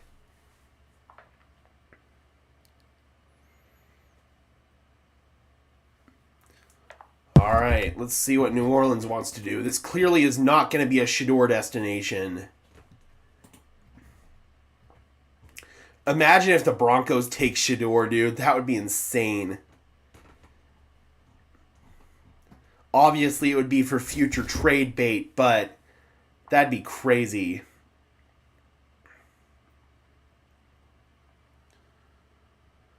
Yep, I don't know if Tez is going to get drafted either, but if he goes undrafted, then probably the top destination for him would be Denver. I think that the poor athletic testing at the Combine really turned a lot of teams off on Tez.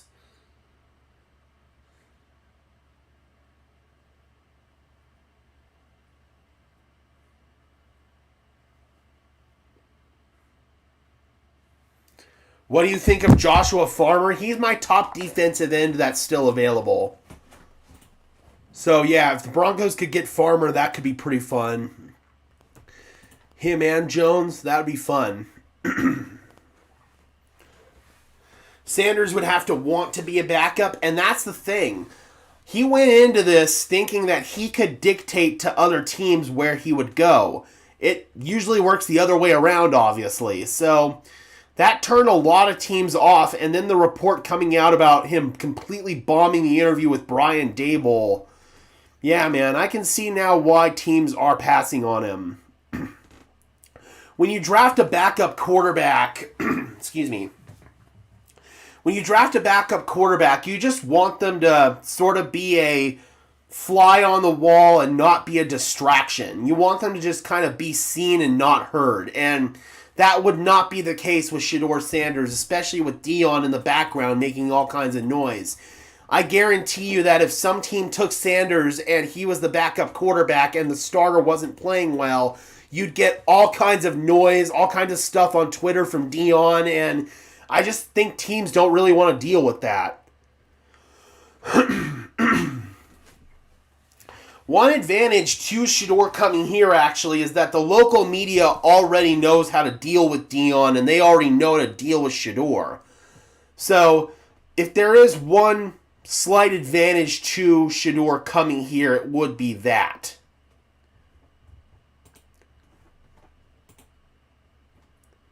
And my top corner still available is gone. Quincy Riley comes off the board here to the Saints. So now for... Oh, Upton Stout came off the board already. He is a 49er. So for corners, you still have Dorian Strong, Kobe Bryant, Robert Longerbeam. So some really interesting options still on the board at corner. Yeah, no, bringing in Shador Sanders, I don't even think it would be to be the backup quarterback. You'd be bringing him in for trade bait. All right, the Chicago Bears are on the clock, followed by the Kansas City Chiefs and the Denver Broncos, guys. Again, I don't know if Denver is actually going to stay and pick here or if they're going to trade down, but we will find out very shortly.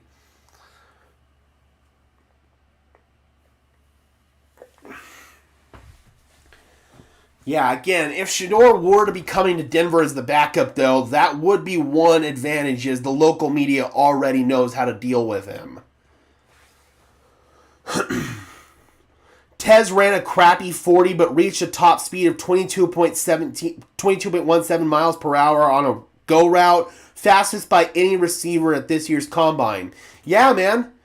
That's the thing. That's why I always say game speed and track speed are two completely different things. What are the wide receivers that are still available? So as far as wide receiver is concerned, you still have guys like Elick Aomaner out of Stanford. You still have a guy like Jalen Royals, Isaiah Bond, Torrey Horton, Xavier Restrepo. Tez Johnson is still there, but he'll probably go later. Efton Chisholm. You've got the CU guys, Will Shepard, Jimmy Horn, LeJounte Wester. So there's still plenty of good receivers on the board. All right, the pick is in for Chicago. We should have that any second. Kansas City is on the clock, followed by the Denver Broncos. So we are getting super duper close.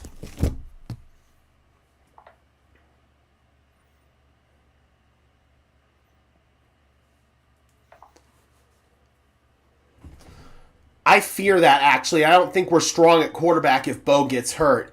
And that could be another reason why you might want to go after Shedeur.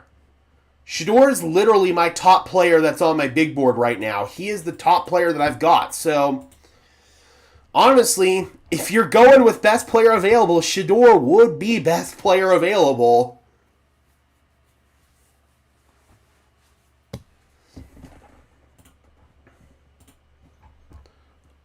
All right, who we got for the Bears? Ruben Hippolyte. Another one that I do not know much about.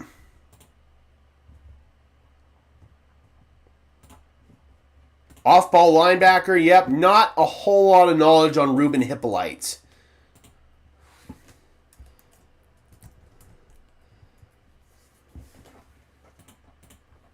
So, man, seriously, Jeffrey Bossa continues to fall down the board. He might be there for the Broncos. He probably will. What good tight ends are still available? Luke Lachey out of Iowa is still available. I quite like him. You also have Jackson Hawes as like a pure blocking tight end out of Georgia Tech. I also quite like him a lot. We got Joshua in the house. Good to see you. How you feel about the draft so far? I think the Broncos are having a really good draft personally. All right, guys, we are getting close. Kansas City, once that pick is in, Denver will be on the clock.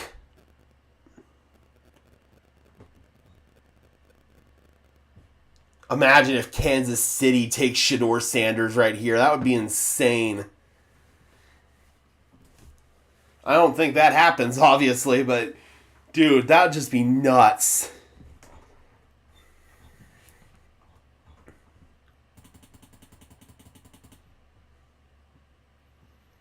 Shedeur the 4th, Tez in the 6th, or move back for Tez and grab an extra late pick.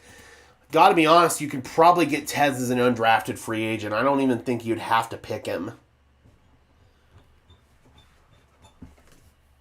So for the Broncos at this point, I'm probably going to say if they do end up staying and picking, Jeffrey Bossa is very possible. Shedeur isn't out of the realm of possibilities either, or they could maybe go with another running back here. I could see that as well. They got Minshew right now behind Mahomes. Alright guys, the Broncos are on the clock, so the pick could get spoiled at any time. I want to give you guys a fair warning now. If you do not want to hear the pick spoiled, I would recommend dipping out right now, because I will spoil the pick as soon as I have it. No, it is not Carson Wentz anymore. Carson Wentz is not on the Chiefs anymore. So we'll see. Is Denver going to stay and pick here, or are they going to trade down? I would prefer they trade down and pick up a couple more picks. That's just me, though. If there's a player they really like here, though, I think they'll stay and pick. If they stay and pick, my choice would probably be Jeffrey Bossa.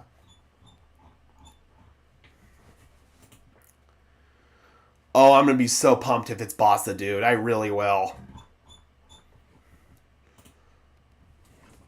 I really would prefer them to trade down, though. Maybe turn this 4th into 2 5th-round picks.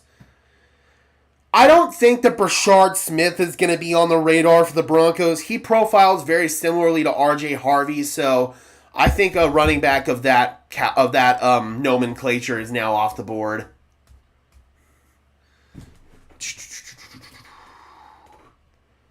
Come on, let's get the pick. And again, guys, once I have it, I will let you know. No, it's not a CU thing. This is a not wanting to deal with Deion Sanders and a Shador bombing his interviews thing.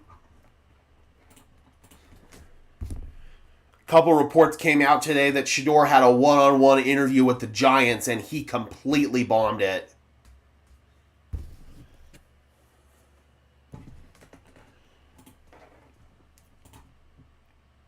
Again, guys, I will let you know as soon as I have the pick. Big T wants Jaden Blue.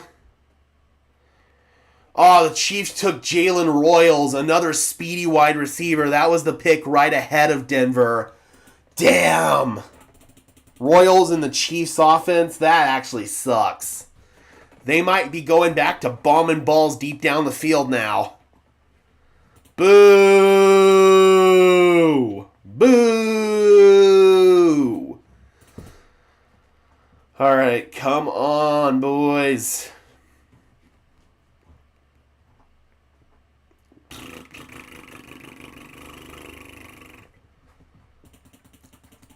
Come on, Jeffrey Bossa. Jeffrey Bossa or trade down. Yeah, that sucks. I did not want to see Jalen Royals in a Chiefs uniform. They've now got Xavier Worthy and Jalen Royals. Talk about speed.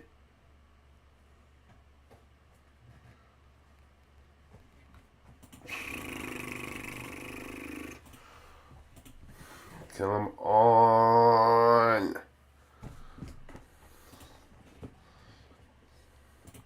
Draft Diamonds notification. Is this the pick? It is not. Come on, baby. And again, guys, once the pick is in, if they do indeed pick, we will be going into video making mode. So the chat will be going on the back burner just for a few seconds while I get this video out. Hopefully, this time next year, maybe I'll have a producer on board so that way they can handle all the behind-the-scenes stuff and I can just focus on pumping out the content. But as of right now, we are a one-man show, so I am both the host and the producer.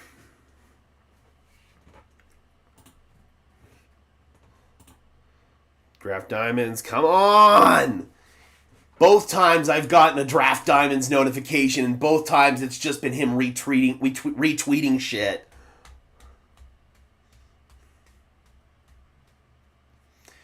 Yeah, if I could just get like a behind-the-scenes producer, somebody who can handle like all the scene transitions, somebody who can upload the videos and make the thumbnails. All right, Denver's picking. Their pick is in. The pick is in for the Denver Broncos. They do not trade down. I still think we could see a trade down in the 6th round to maybe acquire an extra 7th round pick, but Denver is picking, guys. We do have a player. We do not know who the player is yet. I will let you know as soon as we know who, but the pick is in. Who will announce it first? What do we got? What do we got? What do we got? The Broncos are picking here. You're killing me, people. Come on. I keep getting Twitter notifications thinking it's the pick, and it's not the pick. It's just freaking Draft Diamonds and Adam Schefter retweeting crap. Ooh, come on. Draft Diamonds? Draft Diamonds?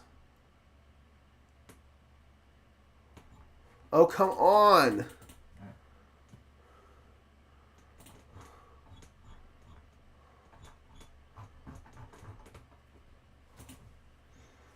Come on, baby.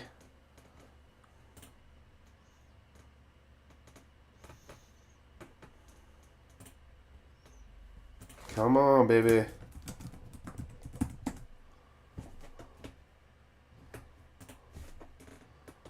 It's Q Robinson. Wow. Wow, wow, wow, wow, wow. I don't know how I feel about this. There were some other edge rushers I would have rather had, like Braden Swinson, Jack Sawyer. Oh, I don't know, man. This is one I'm not the hugest fan of on initial glance. Like, I understand you needed some depth at edge. I get it. But Braden Swinson's there. Jack Sawyer's there. Hell, I would have either rather had Johnny Walker a little bit later on today. I don't know. I don't know, man. Not the hugest fan of this on initial glance at all.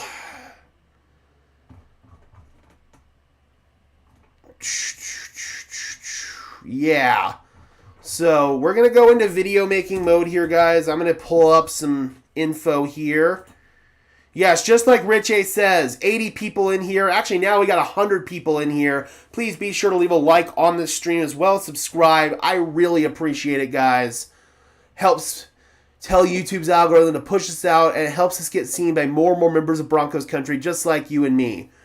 All right, let me go ahead and bring in PFF Premium.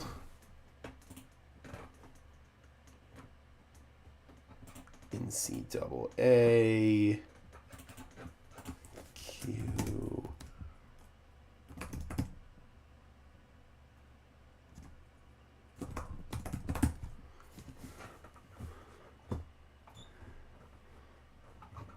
So it's Quandarius is his full name, but he goes by Q. All right, let's go ahead and get his pressure numbers up here. So it looks like his season was cut short last year because of injuries. He only had 19 total pressures. He played in 9 games.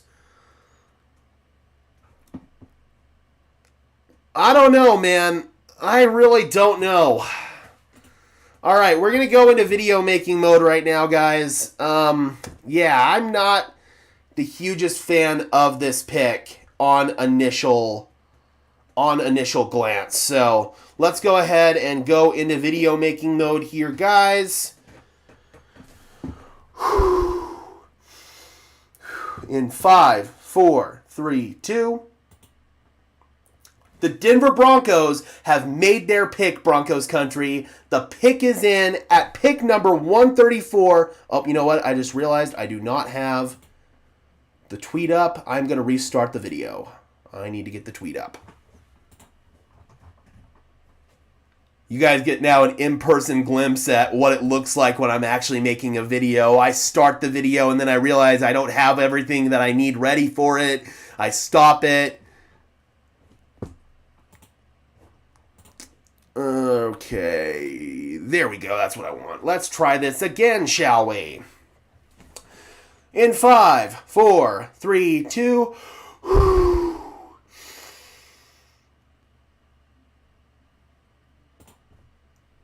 The pick is in, Broncos country, with the 134th pick in the 2025 NFL Draft. the Denver Broncos select Q Robinson, edge rusher out of Alabama. I'm not going to lie, Broncos country, this is a little bit of a perplexing pick. I am not the hugest fan of this pick on initial glance.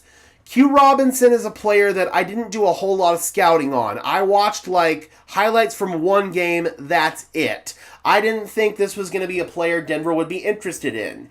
He is an undersized edge rusher, 6'5", 220 pounds. That's pretty small for an edge. I want my linebackers, my off-ball or my outside linebackers, my edge rushers to be somewhere in the neighborhood of 240 pounds for a 3-4, and that's like at the low end. So I don't know. I'm not a fan of the size on initial glance, and when you look at just the overall production, the most sacks he's had in his season was 4. He played in 11 games last year for Alabama and had 19 total pressures, the most pressures he's had in his career. I don't know, man. I'm not the hugest fan of this pick on initial glance. His pass rush grade was really good, so he was productive on his limited reps that he had. 108 pass rush snaps. As far as snaps by position, where this cat was lining up here, so total snaps on the line 193, so it's not like he's a hybrid linebacker defensive lineman either. He's just kind of a rotational edge rusher for Alabama. I'm not sure what the thought process is behind this pick. Clearly his tape was explosive.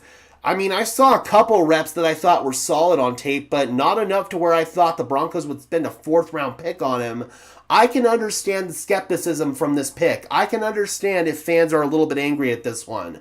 There were players that I had rated higher than him, players that I thought made more sense for the Denver Broncos. Again, I could be wrong about this pick. I'll scout him a little bit more now that he is officially a Denver Bronco, but just on initial glance, I have to give this pick a D. I'm not a fan of it whatsoever. The first pick that they have made that I can truly say I am legitimately not a fan of. This is it. Quandarius Robinson, known as Q Robinson. I don't know, man. I was dead wrong about the Devon Vele pick for kind of similar circumstances as this. I wasn't as familiar with the player's game. I had only briefly scouted them. This could be another one of the Devon Vele situations here, but I don't know, man. I don't know. This is a questionable pick by the Denver Broncos. All right, Broncos country, let me know in the comments section below, how do you feel about this pick and what would your grade be for it? And until next time, guys, I'm your host, Gage Madrid, saying peace out.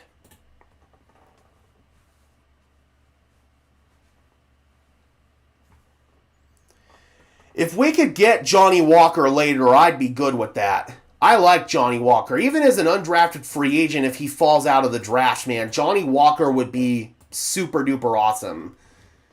I think he's kind of like Kirkland brand Nick Bonito. That's my comp to Johnny Walker.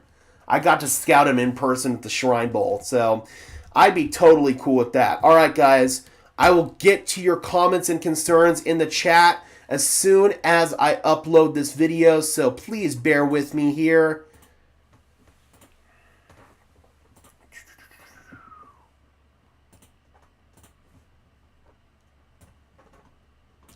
But yeah, man, just initial optics of this pick are not great.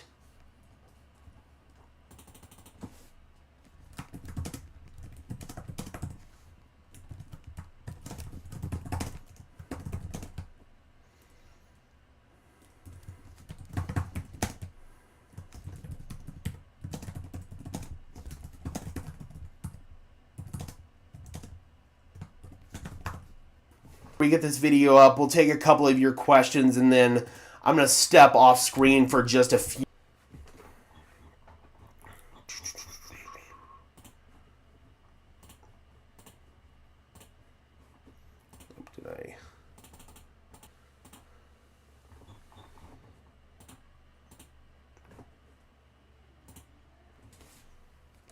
Let me get this picture here for the thumbnail. Yeah, man, this is clearly one that I feel like scouts probably saw on tape. They saw the promise, they saw the potential, and they lobbied for him. That's what this feels like to me. But I feel like this is a reach. This is probably their worst pick so far. Or not probably, this is their worst pick so far, in my opinion. But again, this could be another Devon Vele situation where I was dead wrong. And I will own it if I was dead wrong too. Like I like to say I always do. Sometimes maybe I miss it, but again, I like to try to own my bad takes whenever I have them because that's how you grow and get better as an analyst, and that's how you mature as an analyst. So that's why I kind of like to hold myself accountable like that. All right, thumbnail, picture, boom, boom, boom. Get that in. Center, boom.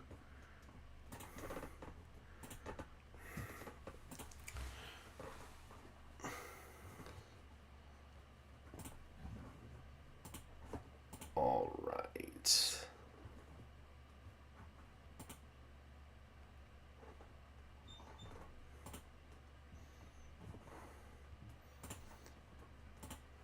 And there we go.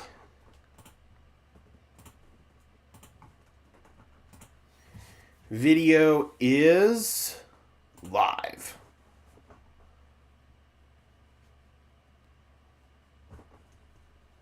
Perfect. All right, let me get my Twitter back up here. Let me get the chat. Oh, let me go back here. Oh, crap. I did not intend for you guys to see that. I intended to turn that screen off. Oh, well. Oh, well. You guys just saw my uploading process. I did not intend for you guys to see that. Oh, well. So, yep, that was basically the behind-the-scenes process on how I upload a video right there. He's supposed to be a special teams ace. That's a positive. That's definitely a positive. But why are you drafting a special teams ace in the fourth round? I don't know about that one. All right, so a couple players have come off since. Tonka Hemingway, Elic Aomaner, and Joshua Farmer. Bummer. I liked Farmer. So, Aomaner's gone.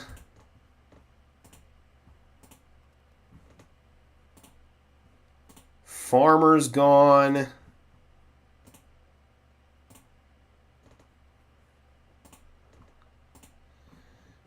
And OnlyFans just popped up. Hey, man, that's what incognito mode's for. No, I'm just kidding. And who else was gone? It was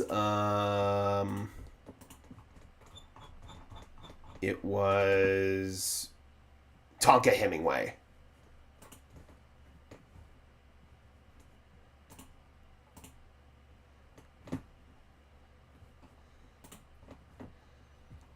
Where are you, Tonka? Where are you? There you are. Appreciate it, Joe. I did not intend to show that, though, but it's all good. Yeah, fourth rounder for a special teams guy. I don't know about that. I'm not feeling that great about this year's draft. I guess I was expecting more since they did say they were the most prepared. Somewhat disappointed. Honestly, though, I think that the board's falling about as well as they expected it to. I don't think they ever expected to get any of these big names. Just because these guys aren't guys that people have heard of doesn't mean they're not good football players. Robert, Canva is free for certain features, but I use the premium paid version of it. And who was the next guy that came off? Jordan Watkins, wide receiver out of Ole Miss. So we are now moving officially into the 5th round, guys. Wide receiver. Jordan Watkins. All right, let me make sure I get all these guys off the big board here. Sorry, guys. I'm just catching up on all the picks that happened while I was making that video.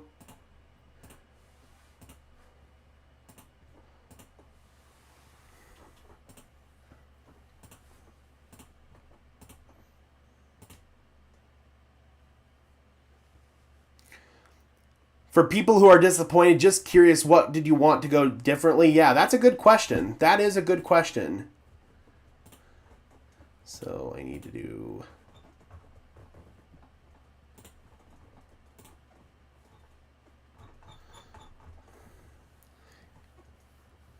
Robinson...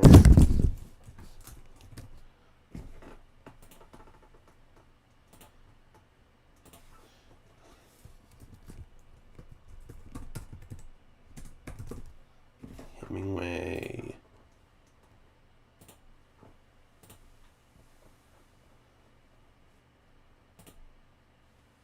A.O. Manor.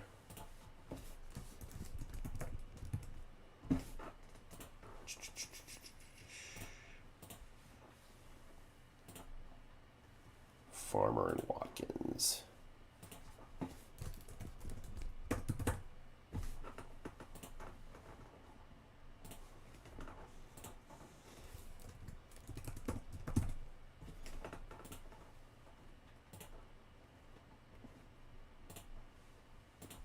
There we go. Now I'm caught up.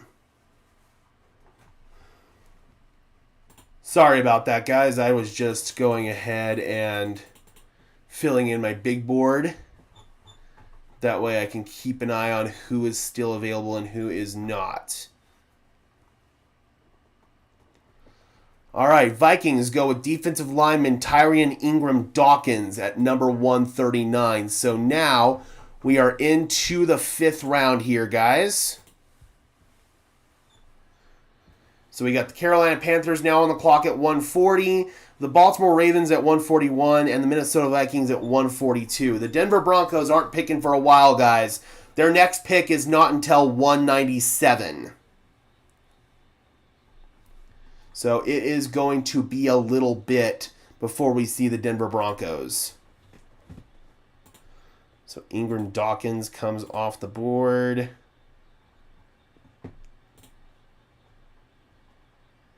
He's kind of a 3-4 edge rusher, or 3-4 interior guy, 4-3 edge rusher, kind of sort of a tweener player there. So for this given scheme, he would probably play edge rusher in this given scheme for Minnesota, I would say.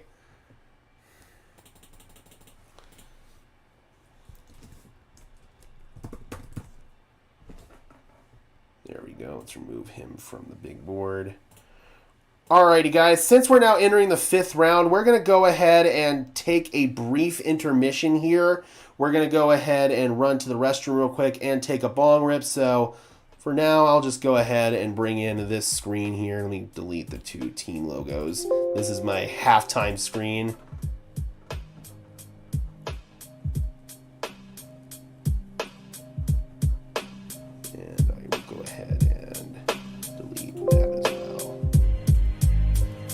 All right, guys, we will be back shortly.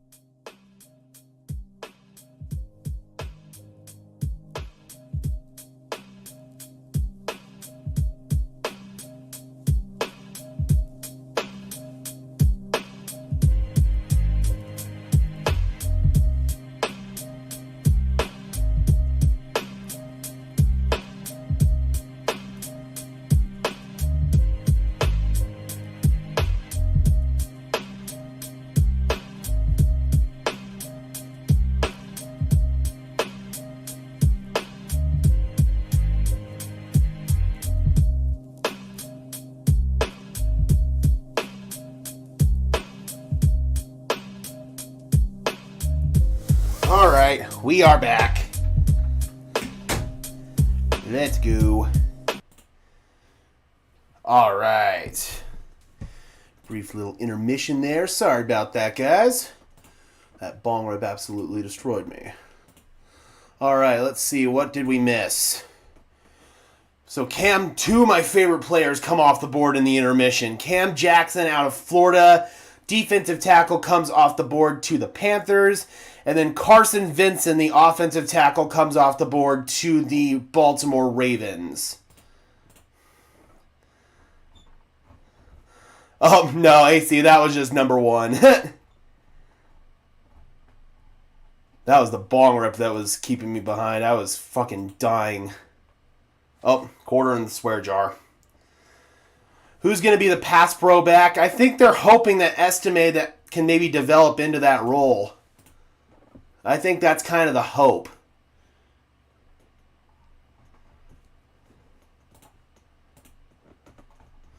All right, so two of my favorite players come off the board.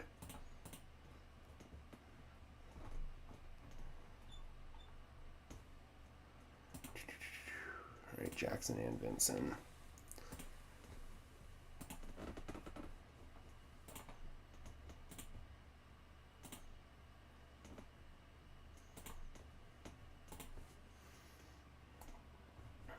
There he is.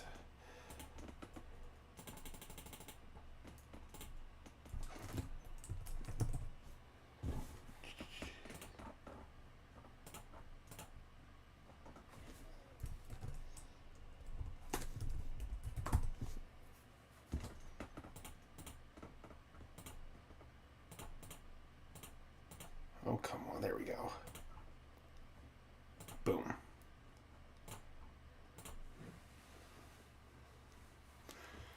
Yeah, the only person that's on the roster right now that could really be a competent back is Audric Estime in terms of pass protection.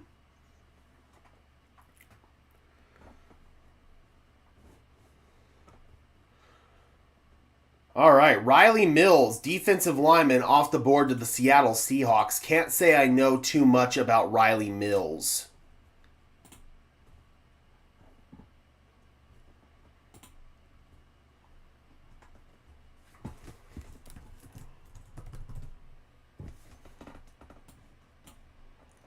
So he's interior defensive line. Okay.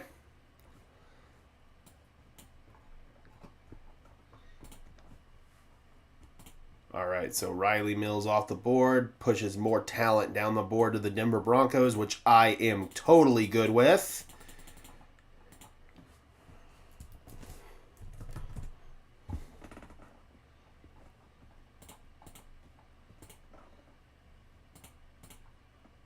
All right.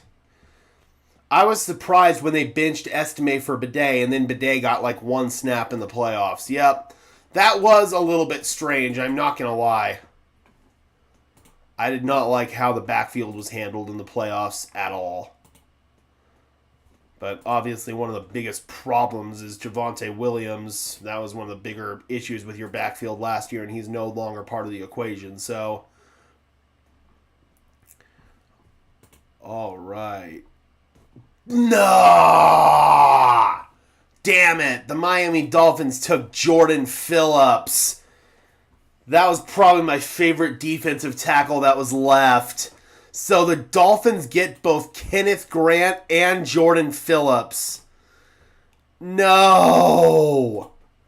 Oh, bow, bow, bow, bow, bow, bow. Oh, man. Phillips is one of the top players on my freaking big board, too. Oh, that sucks. Really loved scouting Phillips in person at the Shrine Bowl. Boo. All right, that sucks. So now we got the Cleveland Browns on the clock at 1:44, followed by the Philadelphia Eagles at 1:45, and the Patriots at 1:46. We ain't going to be hearing from the Denver Broncos for a while, folks. They don't pick till 197. That is the 21st pick in the 6th round.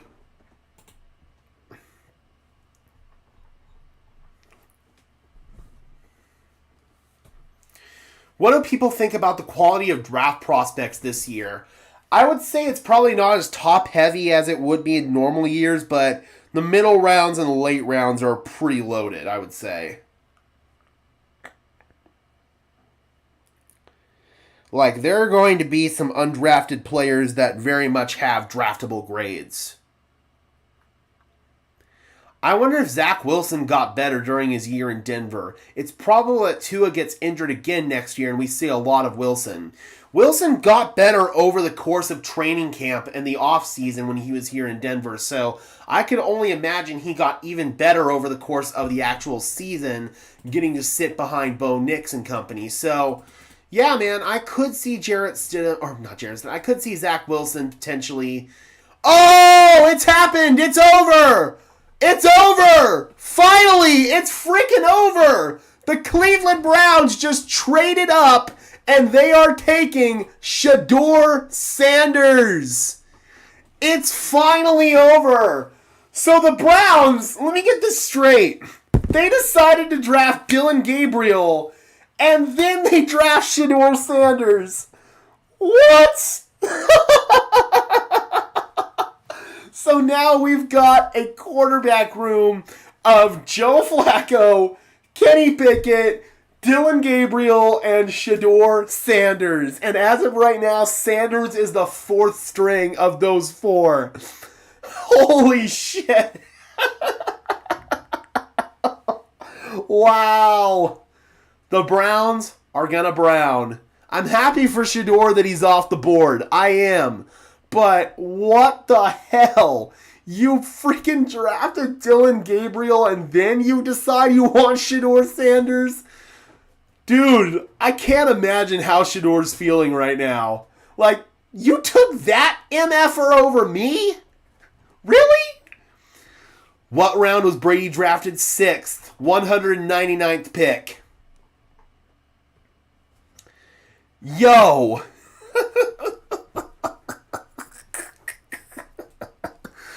Oh my god. I cannot believe they took Shedeur after taking Dylan Gabriel. God. So they literally valued Dylan Gabriel over Shedeur Sanders. Bro, the Browns are gonna brown. I swear to God. The Browns is the Browns, in the wise words of Juju Smith-Schuster. It was a mercy pick. Hell, I would have rather the Broncos make a mercy pick. Like, seriously, screw the Browns. Oh, and we got a trade. Sam Howell has been traded from the Seahawks to the Vikings. So the Vikings now have a backup quarterback for J.J. McCarthy. Yep, that is a really weird scenario there for the Browns, man. It's like, seriously, who's going to be ahead on the depth chart, Gabriel or Sanders? It's got to be Gabriel, right? Gabriel is literally a backup caliber quarterback. I had a 7th round backup grade on Gabriel. I had a 1st round grade on Shedeur Sanders, and finally, I can now take him off my freaking big board. Bro, what a mess. An absolute mess. God, the Cleveland Browns. I swear to God, they are the worst. They are the absolute worst.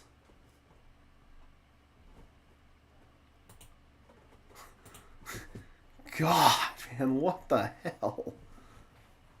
And we got a corner off the board here to the Philadelphia Eagles, Mac McWilliams. We all know how much Vic Fangio loves his corners, so no doubt Fangio had some influence on this pick.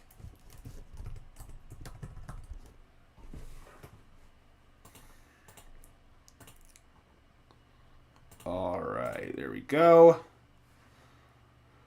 They only picked him because that was their last pick of the draft. Okay. I get it, but why the would you take Dylan Gabriel first? Like, seriously, why would you take Dylan Gabriel first? God, can you imagine how awkward that's going to be? So, you have a old geriatric Joe Flacco. Why did you trade for Kenny Pickett to begin with? That's what I want to know. Like, and with all of this mess, they still technically have Deshaun Watson on the roster too. This has got to be the weirdest quarterback room that I have ever seen. Even though Deshaun's like a non-factor in this equation, basically, he's still in the room technically. Like, he'll still be in the meetings and crap. God, dude, Deshaun Watson, Joe Flacco, Kenny Pickett, Shedeur Sanders, and Dylan freaking Gabriel.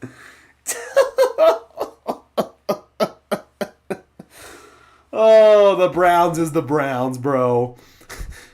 Bring in the regulation league to the NFL. No kidding, bro. God. It's like, seriously, I wish we could deregulate the Browns to the XFL.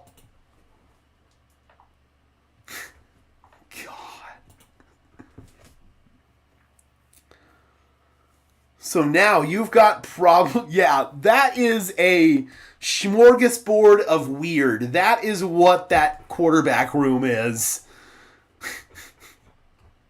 I cannot imagine what's going through Shedeur's head right now.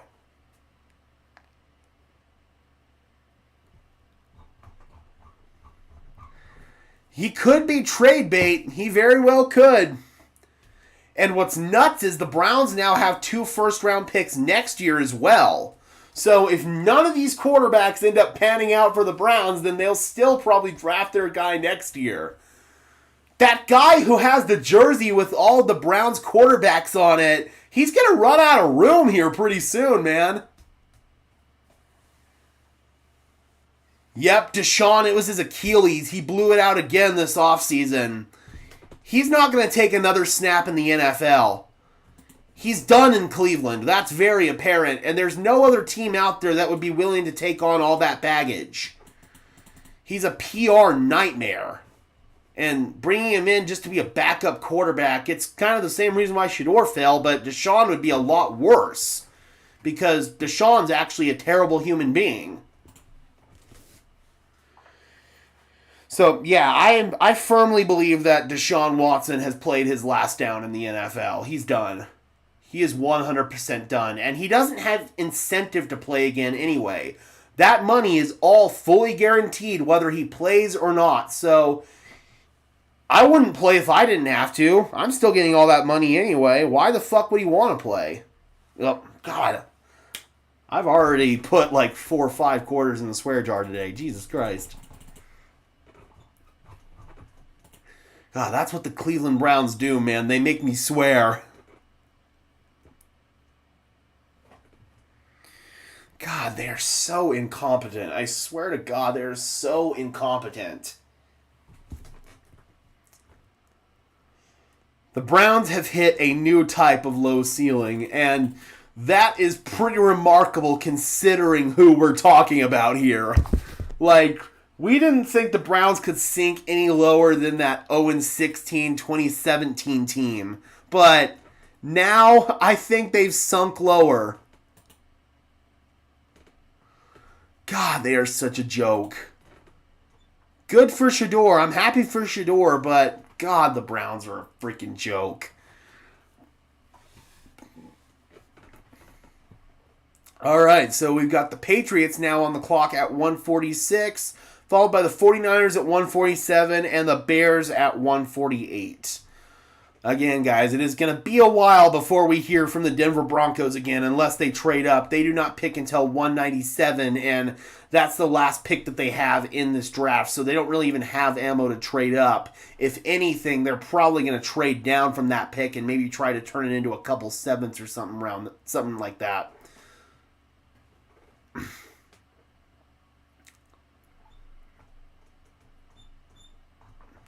Yep, and if the Browns wanted to bring in more necessary media drama and scuttlebutt, they just did it. They just did it.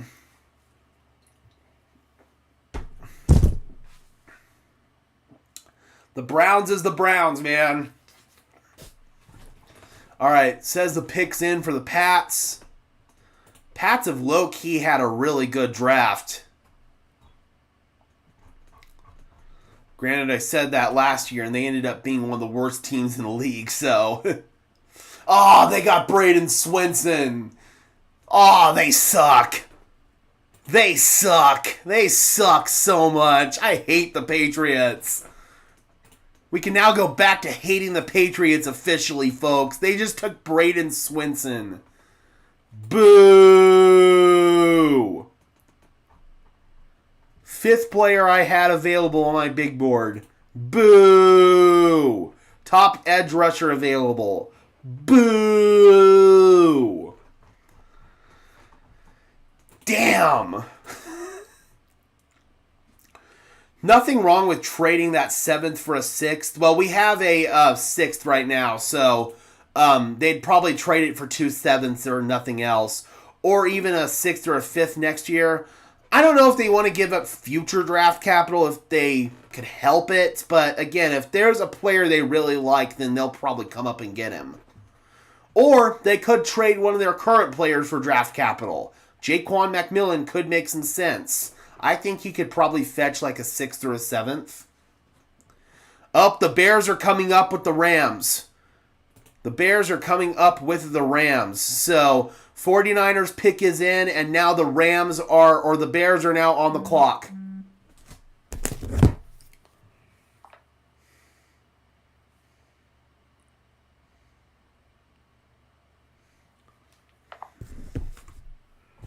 All right, so let's see what the Bears want to do. Do we have the pick for the 49ers yet? Running back, Jordan James. Probably not the running back that Denver would have been targeting, so not the worst news in the world for Denver. Clearly, they're looking for some sort of outside zone back here, so... But there's still Damian Martinez and DJ Giddens, Ollie Gordon... Ja'Cory Krosky-Merritt, Marcus Yarns, Aquaint Allen, Kyle Monungai, Taj Brooks, Jaden Blue. I mean, this running back class is so freaking deep. Like, there are going to be some players probably with 5th round draft grades that end up going undrafted. I'm not even kidding. Hell, I still have a couple of 3rd round guys on the board in Martinez and Giddens. And I've got multiple 4th round guys on the board still. Gordon, Krosky, Merritt.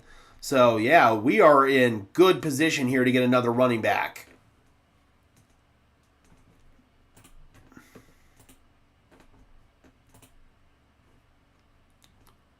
All right, so now we've got the Bears on the clock, followed by the Cowboys, the Dolphins, the Colts, and the Cardinals.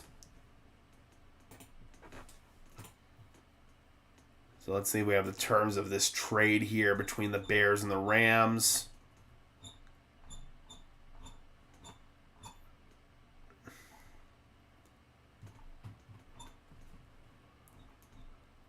See if maybe they want to go after another weapon here for Caleb Williams, or maybe they want to go offensive line.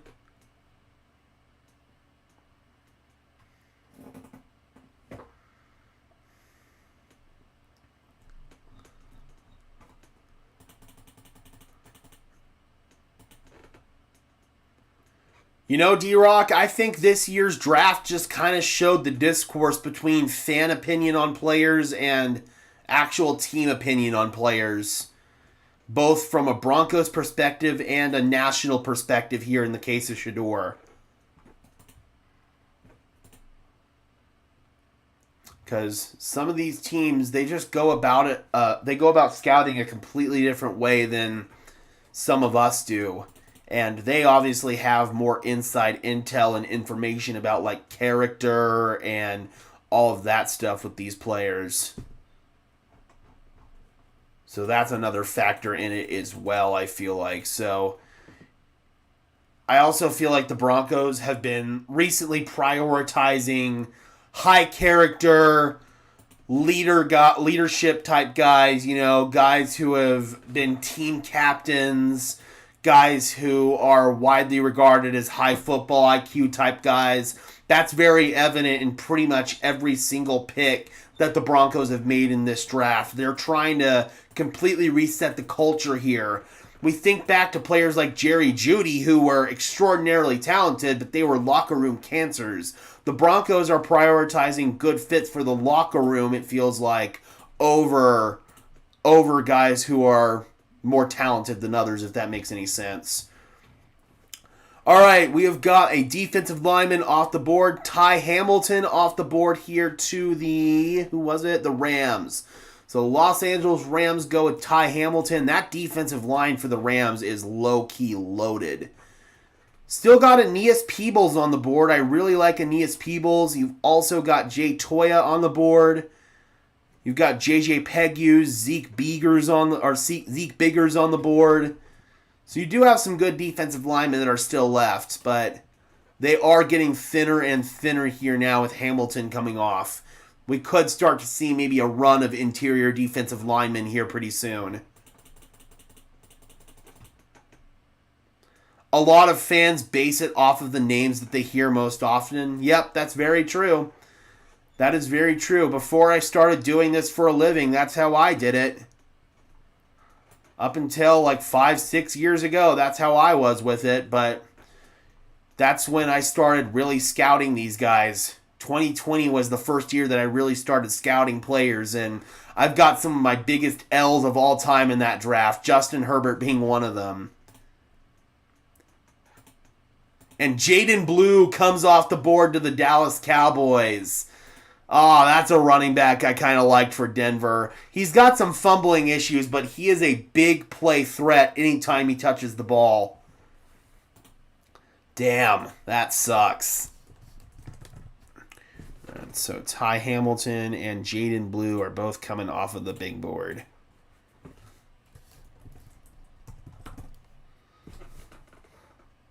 That sucks.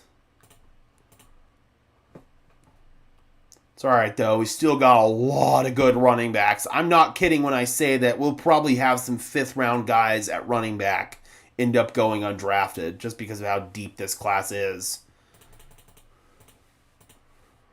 Like, if Ja'Cory Krosky-Merritt goes undrafted and the Denver Broncos don't draft him, I will actually cry. I will actually shed tears. I don't know. Jaden Blue kind of feels like a Dallas Cowboys draft pick, honestly. All Good says my heart rate wouldn't be able to deal with the fumbling issues. That's fair.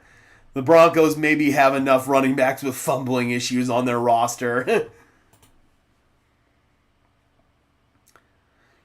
Shedeur just jumped in his pool after hearing he was drafted. Good for him, man. And this is the team that I think he wanted to go to. I think he wanted to be a Cleveland Brown. But obviously, under different sets of circumstances that didn't involve Dylan Gabriel. But I do think this is the team that he wanted to go to, so I know he's happy about that.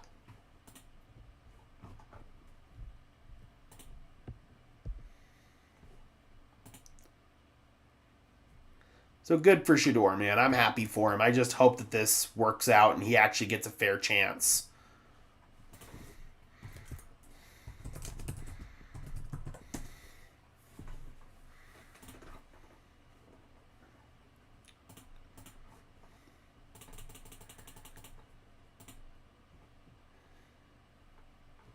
And we got a corner for the Dolphins. Man, this is a reach. Jason Marshall Jr. Dude, you got so many good corners on the board. You got freaking Longerbeam. You got Kobe Bryant, Zoff Frazier. Why the hell would you go with freaking Marshall here? Kenneth Sanders went to the Browns. That's a reach for me for the Dolphins. They needed a corner, but this is not the corner I would have gone with. There's so many other good corners available. I don't know if I would have gone with Marshall here. Do I think Cam Ward will succeed in Tennessee? I honestly don't know, because the Tennessee Titans are one of the worst situations in football right now. They are extraordinarily incompetent in terms of coaching and ownership. I don't think that Brian Callahan is going to last long there. And I don't think their roster is very good. I believe in Cam Ward as a player, but I don't think Tennessee is a good situation. There's a reason why they're picking first overall. I think they're one of the worst run organizations in football right now. And so, yeah, I honestly don't know if he's going to be in position to succeed or not. So, yeah, it sucks because you see way too many quarterbacks out there that fail because they go into a bad situation, and Cam Ward could be one of those players on that list, unfortunately. And I don't think it's through any fault of his own either. All right, we got the Indianapolis Colts on the clock at 1:51, followed by the Arizona Cardinals and the Cincinnati Bengals.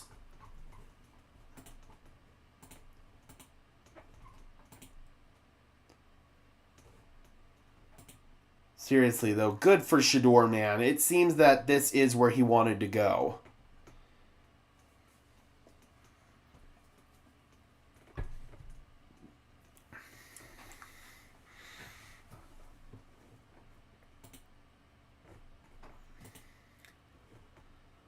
Oh, wow. Someone just drug up an old tweet from Dion that said that if I were a young quarterback, this was back in 2018, I would tell the Browns that I wouldn't play for him. I'd pull an Eli Manning.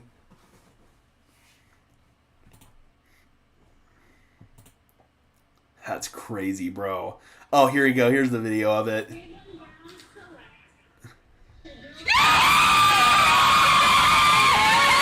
He flipped that hat on, man. Shiloh's happy for his brother. Okay, that's awesome. Seriously, man. Shedeur Sanders is about to make all 32 teams in the NFL, including the one he plays for now, the Browns, live in a world of regret. I guarantee it, man. He is going to make every single team pay for this. Miami really did fall off. They lost a bunch of players and they need a bunch of positions. Yep, it's true. It is true. Miami's kind of in a weird spot right now where they still think that they can contend, but I personally think that they need to just blow things up and rebuild their roster from the ground up. Their roster's aging. They've got a guy in Tua who can't stay healthy, and let's just be honest. Is Tua Tagovailoa actually going to win the Dolphins a Super Bowl? I don't think so. Honestly, if I were Miami, I would have drafted Shedeur. I really would have. Yeah, man, I think Miami's actually going to be one of the worst teams in football next year. I'm not even joking.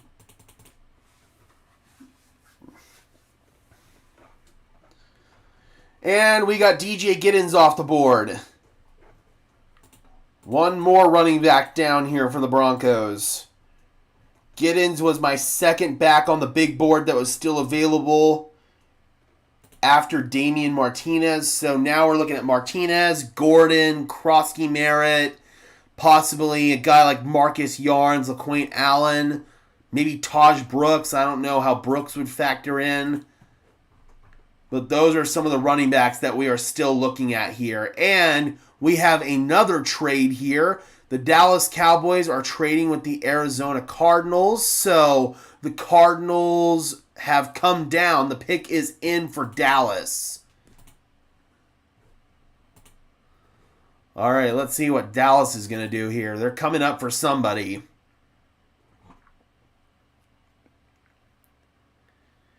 Yeah, I've also heard the same thing about the Dolphins GM. I know that the two co-hosts of Miami Dolphins Syndicate aren't a big fan of Chris Grier. So the Cowboys decided to jump the Bengals. Let's see who this is for here. Cowboys have had an interesting draft. Let's just put it that way.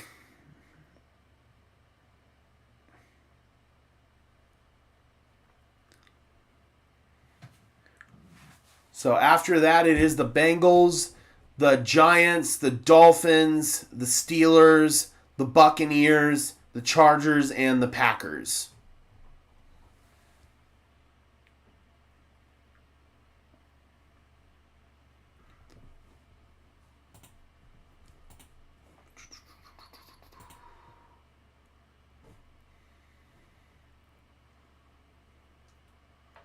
Oh my god, bro. Oh, you guys have to see this. Yo, I'll have to be careful with it because of copyright, but you guys have to see this. This is the Browns' reaction, the draft room reaction to drafting Shedeur. Is it reality in regards to Shedeur and Dion? Dion's not going to interfere. Those have got to be some of the least enthusiastic faces I have ever seen. And then we got Jimmy Haslam in the back here, just kind of chilling. Something tells me that Jimmy Haslam had a say in that pick. God, you can tell that Kevin Stefanski and Andrew Berry sure are enthusiastic about drafting Shedeur. Wow, bro, the Browns are a freaking dumpster fire. No, Ray, Denver did not even have a fifth coming into this. They traded it last year or something. Does every team have a Syndicate YouTube channel, or does that Dolphin channel just have the same name as yours? No, we are part of a network. We don't have every team, but we do have quite a few teams. We got Lions, Dolphins, Vikings, Chargers, Eagles, Colts, Steelers, and I'm probably missing some other ones, but yeah, we've got quite a few teams. But I was the second one in existence. The Lions one was the first.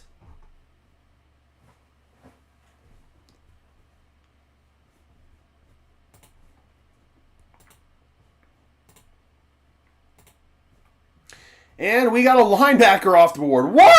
Dallas? Are you guys muted?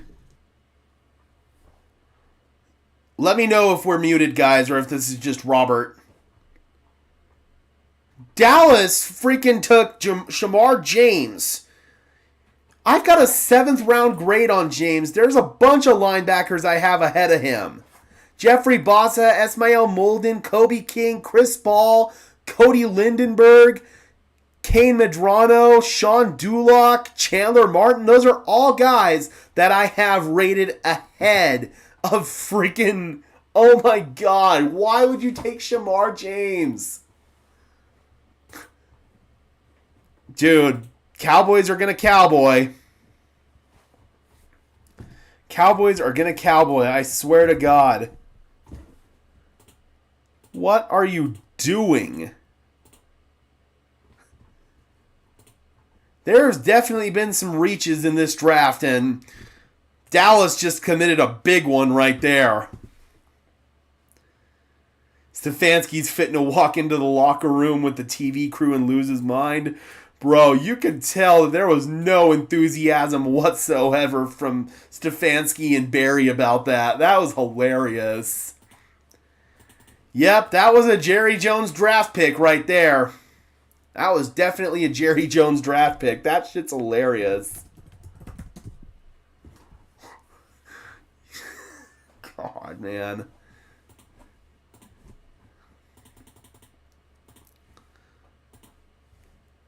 Hey, we got a tackle off the board. It's been a while since we got a tackle off the board. Jalen Rivers. He comes off the board right here to the Cincinnati Bengals. Feels like it has been a minute since we saw a tackle come off the board. Now, Rivers is more of a guard tackle hybrid than a true tackle. But at this point in time, man, they need as much offensive line help as they could get. So any offensive line pick for the Bengals is a good pick. Oh, and now my top player just came off the board, off the big board. Marcus Bowe, the center, just came off the board out of Purdue to the New York Giants. Okay, I was curious when the Marcus Bowe slide would stop. I had a 2nd round grade on Bowe. I thought that he could be a really good center in the NFL, but he fell all the way down to the 5th round. Any good centers left? You got a few. You've got guys like Jared Wilson, Drew Kendall. You've got Jake Majors. So there are a couple of them for sure. Yo, I cannot believe that. So Bo comes off the board, my top rated player, and now all of my top 50 rated players are officially off the board. My top-rated player available is now Damian Martinez. And the other one was Rivers. So my board is definitely starting to diminish here, folks. Yes, Ray, I did do a video about Savion Jones last night. Short version, excellent pick, certified steal. Absolutely love it. A+.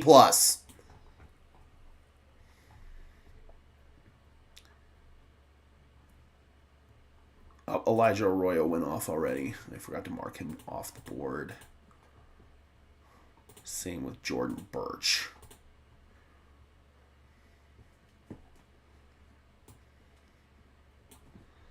All right. So now we have got the Miami Dolphins on the clock, followed by the Pittsburgh Steelers, the Tampa Bay Buccaneers, and the Chargers. Yep, Bo just went off the board. He just went off the board to the Giants. I thought that he could be a really good center in the NFL. I had a second-round grade on him. I'm really surprised he lasted that far.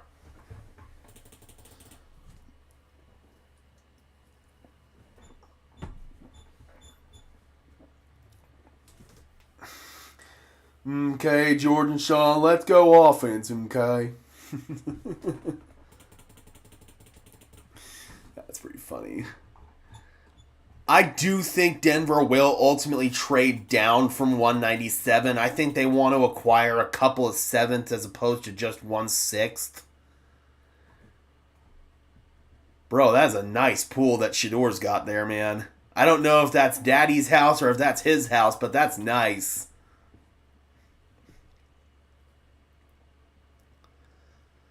Yeah, Bo is like a freaking A+ pick for the Giants, getting him that late. I don't know if there was medicals or off-the-field concerns. Something was up making him fall that far.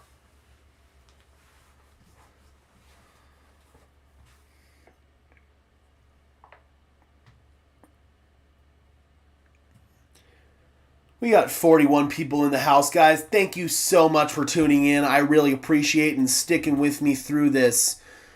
Ultimately, probably going to be a 7-hour stream, so please be sure to leave a like as well as subscribe to the channel. I would really appreciate it, guys. Those are both free and easy ways to show your support. It helps tell YouTube's algorithm to push us out, and it helps us get seen by more and more members of Broncos Country, just like you and me. It helps grow the community here on Broncos Syndicate. We are approaching the 3rd hour of the stream right now, and we are about halfway through the 5th round. For our last pick, do you think they're going to do best player available? Most likely. I mean, they've been going with the top players on their board to this point, so I don't see why that would change.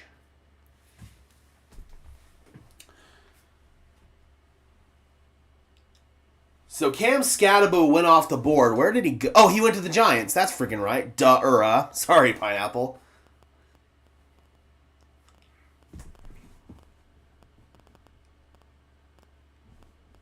All right, so we've got Kansas City on the clock, followed by Tampa Bay, Chargers, and then the Packers.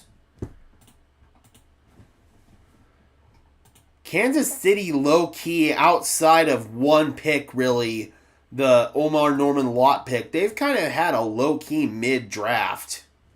Well, actually, no, that's not true. They did get Josh Simmons. That was a good pick, but Simmons has injury concerns and off-the-field concerns as well. All right, so the Chiefs traded up with the Steelers. They sent 164 and 226 to the Steelers for 156. So Kansas City is coming up for somebody. And again, guys, we're going to be waiting a little while here before Denver makes their pick. Denver's pick isn't until the... Which one is it? 197. Denver's pick is not until the 21st pick in the 6th round. So we're going to be waiting a while. We are still at the 21st pick of the 5th round, so we've got a whole round to go.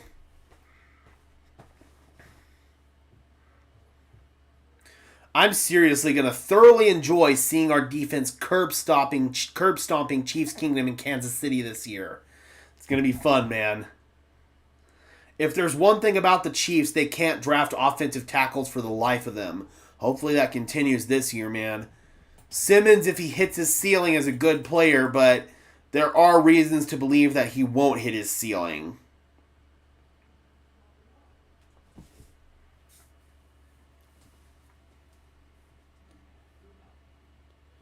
This season is about the growth of Mims, Franklin, and Vele. Yep, that's what the Denver Broncos feel like as well. And now you can add Pat Bryant into the mix as well. No! No! The Chiefs took Jeffrey Bossa. They just got a stud linebacker. You're kidding me. You've got Leo Chanel, you've got Drew Tranquil, you've got Nick Bolton, and now you've got Jeffrey Bossa. The Chiefs have an embarrassment of riches at the linebacker position. No! That sucks. Oh, I hate that. That is an F- pick, meaning it's an A+ for the Chiefs. Oh, that's such a steal, bro. I think Jeffrey Bossa's got like all-pro, Pro Bowl defensive captain type potential, and the Kansas City Chiefs just stole him. No! That sucks. One of my favorite players is gone. Boo! Oh, that blows. Yes, Rodney, Devin Neal is still available. I cannot believe the Chiefs just got him. Oh my god. I want to barf. That just sucks. Just sucks.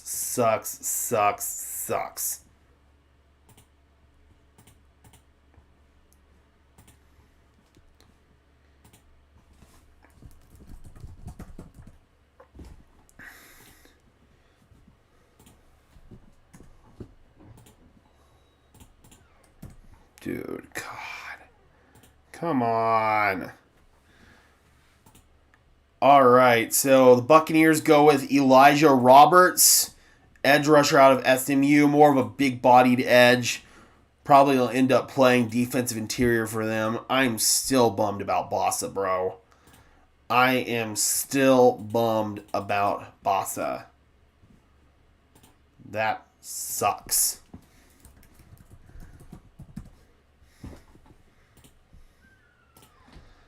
So Roberts comes off the board. Broncos need to fix this offensive line. Outside of center, their offensive line's dead set for long-term future. Their offensive line's great. They just got to figure out the center position. And I still think they believe Luke Wattenberg's going to develop. How do you feel about this committee backfield for next year? I like it overall. I think that you've got Estime, who you're hoping is going to take that next step up. Then you've got Harvey to fill that sort of lightning, explosive back role. And then you still have Jaleel here, who I still think is going to make the team and kind of be a third down back for this team. Devin Neal is a running back out of Kansas. I really like him. So if Neal's there in the 6th round, the Broncos could think about it. Dude, I'm still so mad the Chiefs got Bossa. I'm so freaking mad about that. I hope KC doesn't have the cap to pay McDuffie. They might not. If there's any good news, but KC's been able to find a way to pay these players recently, so you never know.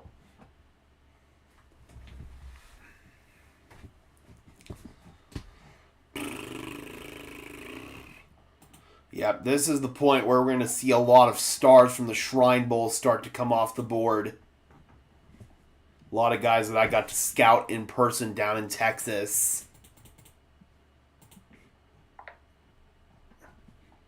So now we have got the Chargers on the clock, followed by the Packers, the 49ers, the Eagles, and the Jets.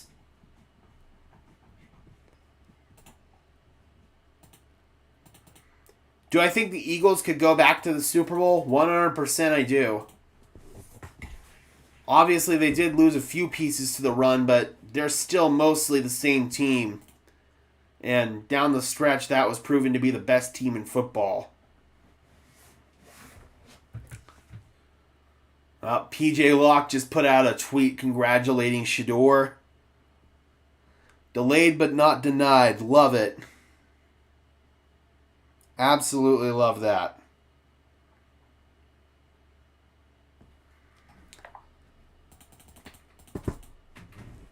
And then once we get into the 6th round, that's when things are going to start moving even faster.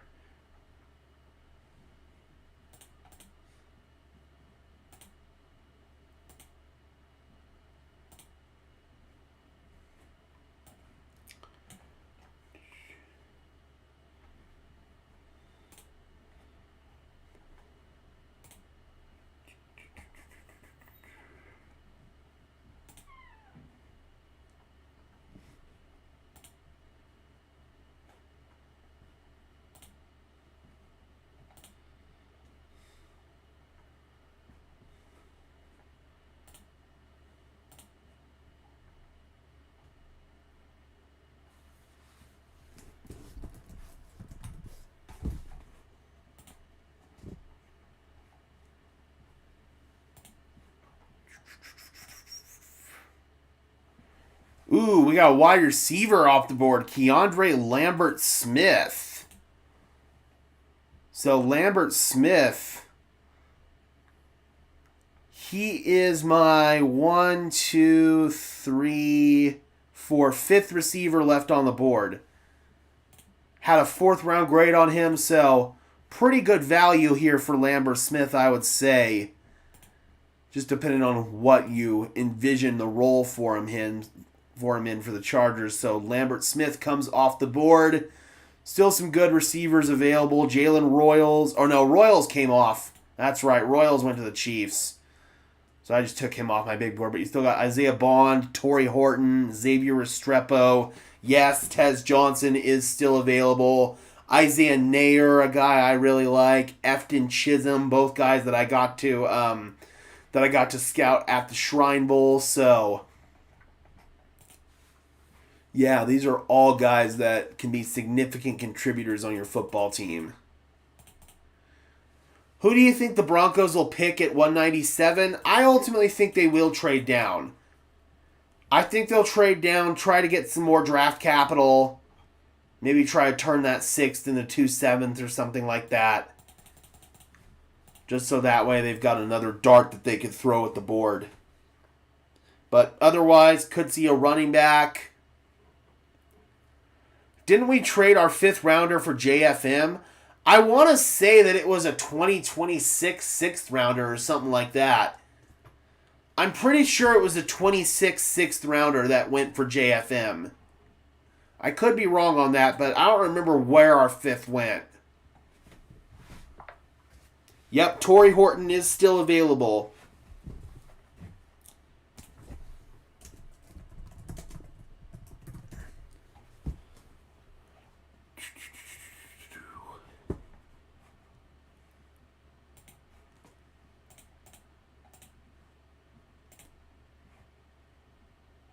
And we got another linebacker off the board. Colin Oliver. He comes off the board here to the Packers. Probably not the linebacker I would have taken. You still have Esmael Molden, Kobe King, Chris Paul, Chandler Martin. So, a little bit of a reach, I would say, for Oliver right there. Go ahead and get him off the big board.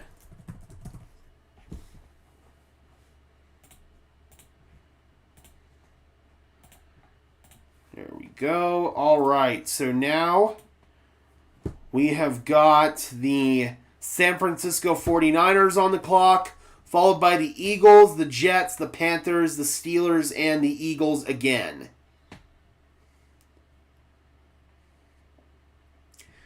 I'm just watching it on Twitter. I'm just scrolling through Twitter, and whenever the pick comes in on Twitter, that's when I announce it. I'm not watching the draft on TV.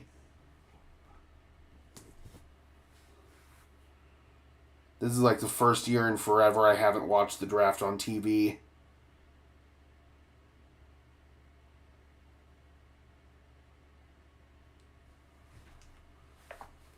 Does this draft feel underwhelming to you? I like RJ and Jade, but not much help for Bo.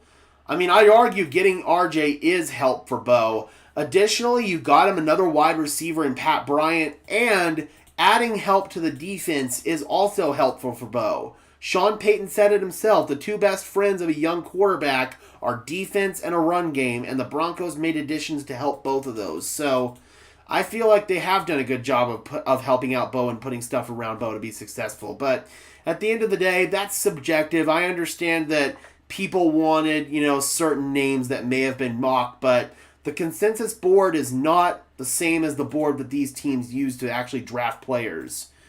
And we got a safety off the board. Marquez Sigel to the San Francisco 49ers. Sigel's my fourth safety I had on the board still, behind Jalen Reed, Maxon Hook, and Dante Trader. Overall, though, solid pick, I would say. Go ahead and block that out. Sigel could maybe eventually develop into a starter for them. It's probably going to be some random tight end from a community college. There actually is a random tight end from a community college that I'm eyeing as an undrafted free agent. But drafting the guy, I don't know about that. Yeah, Mason Tharp, that's a guy that I'm kind of eyeing as maybe an undrafted free agent. And I think he actually started as a community college guy.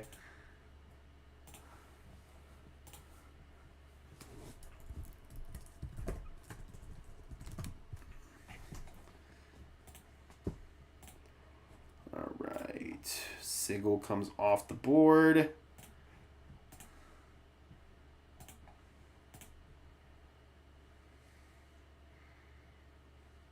Should we trade up for Tez? Nicholas, I think that Tez is probably going to be available as an undrafted free agent. I don't think you're going to have to trade up for him. Okay, this is a player that I got to interview at the Shrine Bowl. The Jets go with linebacker Francisco Mauigoa. So Mauigoa is a guy that I got to see in person, got to interview him. He said that he did talk to the Broncos at the event. Really solid day 3 linebacker that could develop into a starter for them. They've got CJ Mosley, and I think they just paid Jamie and Sherwood as well, but oh no, they cut Mosley. So they had a need at linebacker. Mauigoa, good depth piece to start off, but he could eventually develop into a starter for them. Not a bad pick at all for the Jets. And Mauigoa seems like a really good dude who loves the game. He said that his inspiration growing up was Frankie Luvu. He grew up in Hawaii, and Frankie Luvu was one of the first players really at his position to break out in this generation from the Polynesian community. So he says that he really looked up to Frankie Luvu. So yeah, cool pick, man. Happy for Francisco.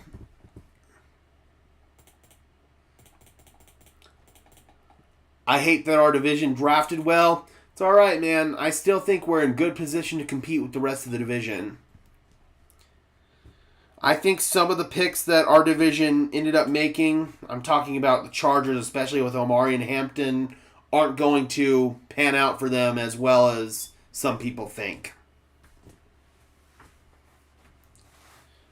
I'm more worried about the interior defensive linemen that the Chargers drafted than I am Omari and Hampton, to be honest with you.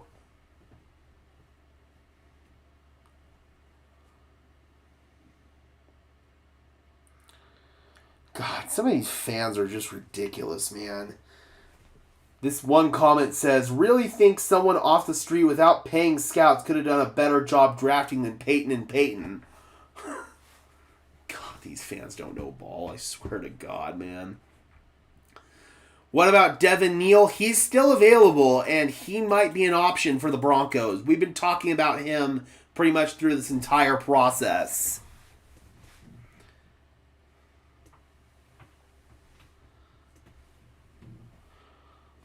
Yep, we got one more pick officially, but I think Denver's going to try to maybe turn that into 2 picks at least. I think we're going to see Denver move down the board again. Yes, Shy, I do think Devin Neal's a good running back. And I think he's got 3-down potential at the NFL level, which is what Denver's looking for. I think his pass blocking's more than sound. Great physical runner, good contact balance, solid vision. So, yeah, I do think that Devin Neal would be a good fit. Yep, the Browns have 5 quarterbacks on the roster. Technically only 4 because Deshaun Watson doesn't factor into that math. He's not playing for them ever again, so he's just still there because the Browns have to keep paying him, but wouldn't even be surprised if he wasn't even in the building next year, to be honest. Yep, Devin Neal paired with RJ, or one guy that kind of is flying under the radar that I absolutely love is Ja'Cory Krosky-Merritt. I love me some Ja'Cory. He's another guy that's got 3-down potential at the NFL level. Ooh, nice rep from Q Robinson here. A good follow on Twitter is at AndyNFL, Andy with 2 Y's. He's somebody who puts out a lot of tape for Broncos prospects. He does look super athletic and bendy, holy diver. Yep, I can see why they made this pick. I'm looking at some of his tape literally right now. I like what I see. Good athleticism, really bendy. He's got a good inside move from what I can see. Ooh, that's a nice bull rush rep. Okay. Okay. I see you. I see you. I see you, Q. I would not be a fan of that, Nicholas. I do not want that character headache on my roster. Tyreek Hill is a piece of garbage. I do not want him here. I don't care about the talent.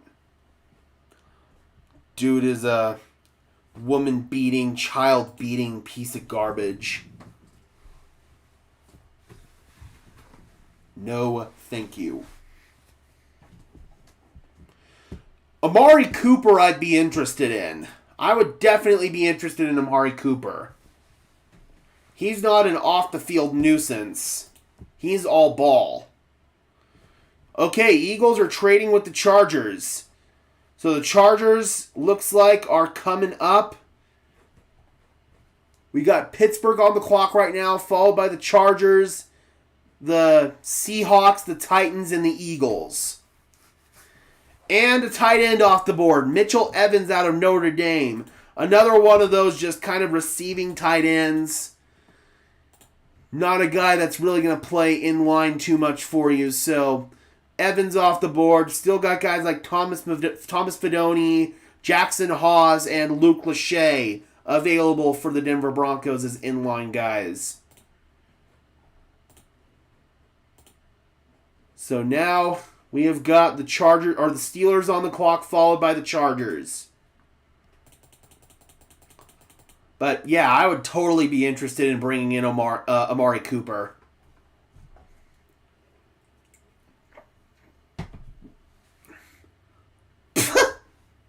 Okay, here's another player I've never heard of, and this guy's going in the all-name team. Defensive tackle Yahya Black. Yahya. Okay. That is a... I don't know if that's his given name or if that's a nickname. I don't know if that's a nickname I would have picked. Wow. Okay. That's pretty funny. Yep, that is another one of those players that I have not heard of.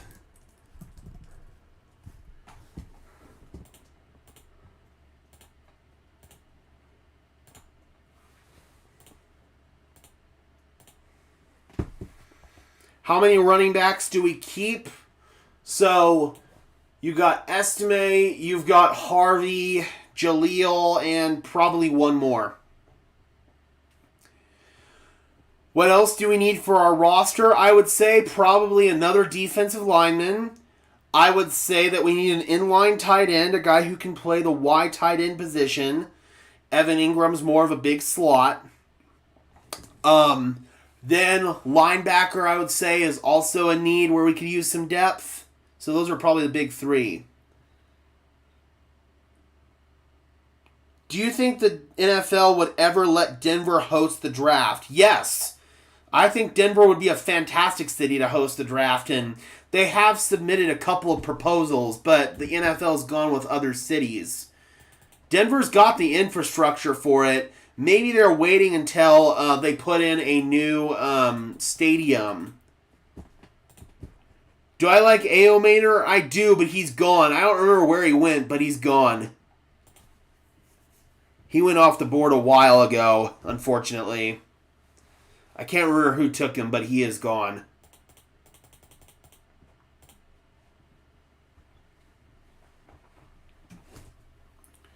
Right now, my top player overall that I have on my big board is Damian Martinez, followed by Miles Frazier. Oh, gotta remove him from my big board. Royals is gone. We got the pick. It is the Steelers on the clock as of right now. What are we doing at tight end? I mean, as far as inline guys, right now it's Adam Troutman. Not my favorite thing in the world, but it's seeming more and more likely that that's what the Broncos are going to end up going with. Unless they can get a guy like Luke Lachey or maybe a Jackson Hawes here in the draft. KBS says, I think Harvey and Audric Estime would be a good 1-2 combo this year, and I think that's what Denver is envisioning.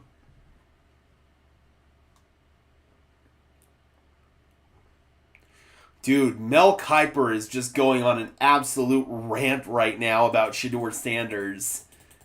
Good Lord.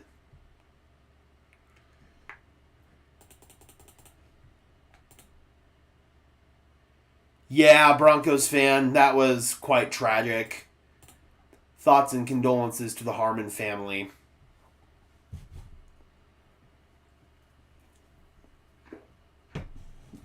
What was the funny player's name again? Yaya Black. Yaya. Yep, that was a player I had not scouted. I had never heard of him before today.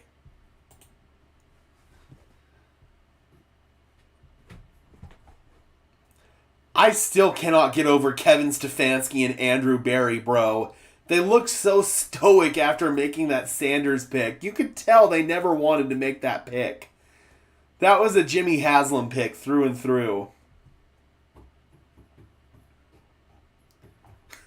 God, that's hilarious. Seriously, Browns were the worst. All right, so the pick is in for the Chargers. Seahawks are on the clock.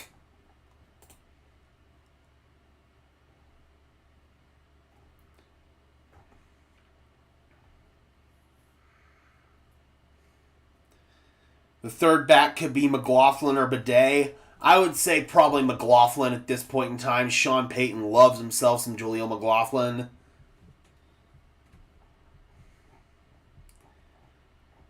All right, we are waiting right now on the Chargers. Still got about 30 picks to go before Denver makes their pick. Loveland was the player they wanted and didn't get in the first round. They were still really happy with Barron falling, though. Tight end will be big next draft. You know, and with Loveland, the thing was with him was that he was always going to go higher than the Denver Broncos were going to pick, but I don't think anybody ever expected him to go before Tyler Warren. But getting Barron where they got him was a certified steal, man. I had Barron going in the top 13. Stefanski did the clap when you feel obligated because it's the polite thing to do. Yep. Chargers go with Oronde Gadsden. Okay, so Gadsden was a guy who I know some people here in Broncos country had interest in. My thing with Gadsden was if you were going to draft him, he was not going to be an inline tight end.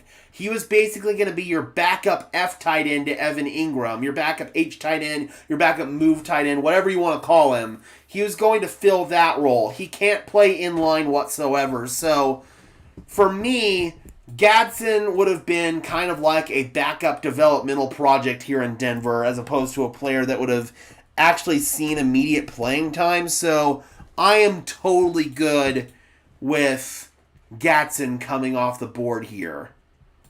Not exactly good that it's to the Chargers, but I didn't think Gadsden was the right fit for Denver. It might not look like it now, but we're killing this draft. That's how I feel. That is how I feel. I think that they are absolutely killing it right now. But a lot of fans don't feel that way, unfortunately. I'm jacked for Harvey. He's going to shock the fan base. Yeah, man. He'll be fun if he hits his ceiling, that's for sure. The Browns PR team is in for some stressful few nights. Few? Talk about stressful every night. Raiders quietly had a good draft, but still no quarterback. I warn you now, don't sleep on Geno Smith. Do not sleep on Geno Smith. In my opinion, he's a top 10 quarterback in the NFL. The combination of arm talent, decision-making, leadership. Geno Smith is a top 10 quarterback in the NFL. And he made a garbage Seattle Seahawks offense look competent last year. No! Torrey Horton's gone. Seattle takes him at 166. No! Love me some Torrey, man. I am significantly pulling for him. Dude had some rotten injury luck last year. He probably would have been a first-round pick if he didn't have that injury last year. I am seriously pulling for Torrey Horton. I was hoping Denver could somehow get him, but Seattle takes him. Damn. Good for you, Torrey. Seriously. If he pans out, he could become Seattle's wide receiver 1. I'm not even joking. Torrey has that high of a ceiling. If Pat Bryant turns out good, I'll be happy with the draft. And I like Pat Bryant a lot.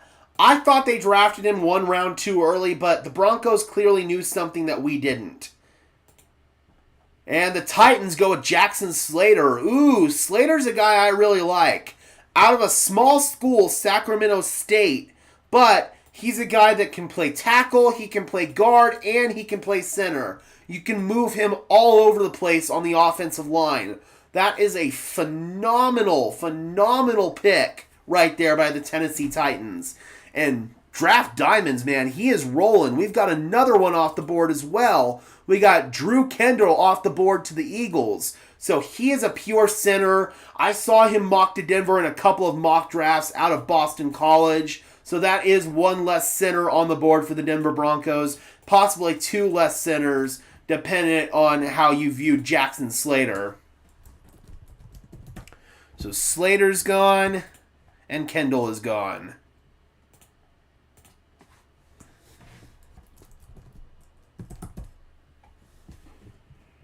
Raiders basically added a bunch of weapons without the infrastructure to support them? What do you mean by that? What do you mean by them not having the infrastructure to support the weapons?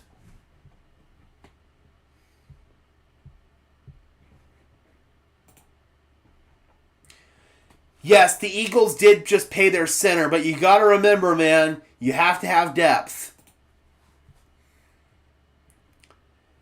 I think we need a linebacker for our last pick. It's possible. And again, I really do think Denver's going to trade down here and try to pick up 2 picks out of this. Bronco fan says, I wouldn't mind Tez. I think he's going to be there as an undrafted free agent. And if he is there, then Denver is the no-brainer place for him to go. Reunite with his brother, reunite with his old teammate in Troy Franklin. I don't see why he wouldn't want to go to Denver.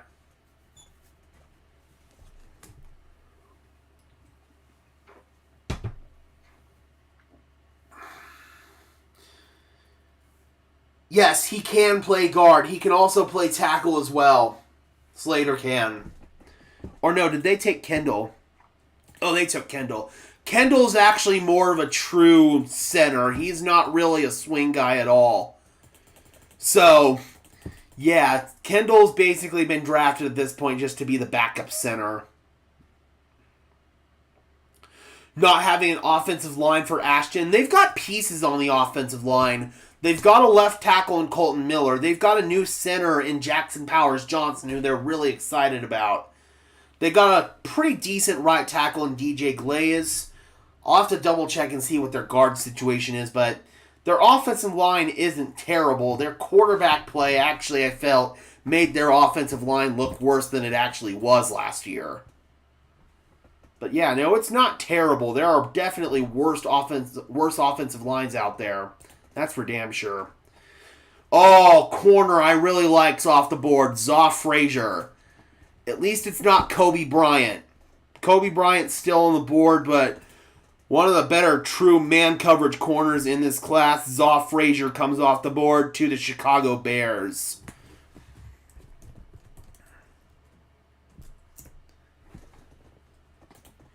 If Tez does come to Denver, I hope we can, or if Tez does come to Denver, I expect the headlines to read the new Three Amigos. Yep, I imagine so. Last guy on my mind I hope we can get is still Wester. That's another guy who might be available as an undrafted free agent. I actually think that Wester might have a better chance of getting drafted than Tez.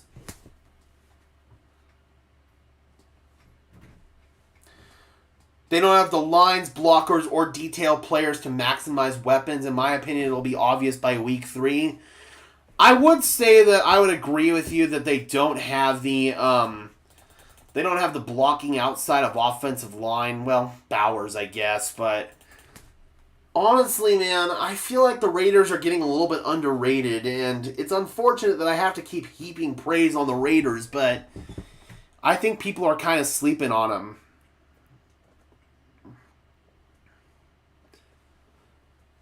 Wester caught everything, and he's lightning quick. Like, you don't realize how quick Wester is until you see him in person. I was down there at field level watching him at the Shrine Bowl, and he go fast.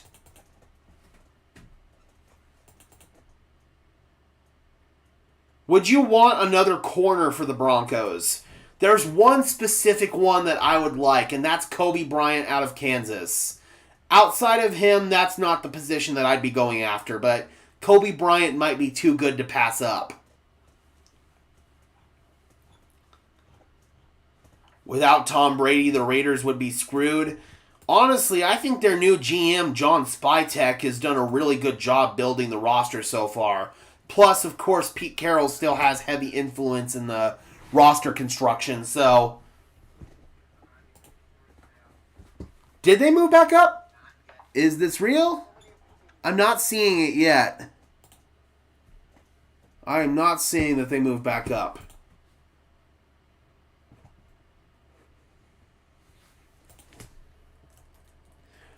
Oh, that one hurt, AC. I was definitely upset about that.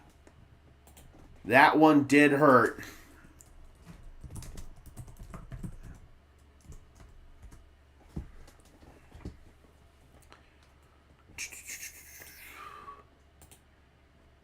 And we got a corner off the board. Jordan Hancock, the Ohio State Buckeye. So, Kobe Bryant keeps falling down the board. There's quite a few corners that are still available, but as far as like the one guy that I would want, it would be Kobe Bryant. Yeah, all good. This Kobe Bryant was named after that Kobe Bryant. It's spelled differently. This guy's name is spelled C-O-B-E-E, but he was named after Kobe Bryant.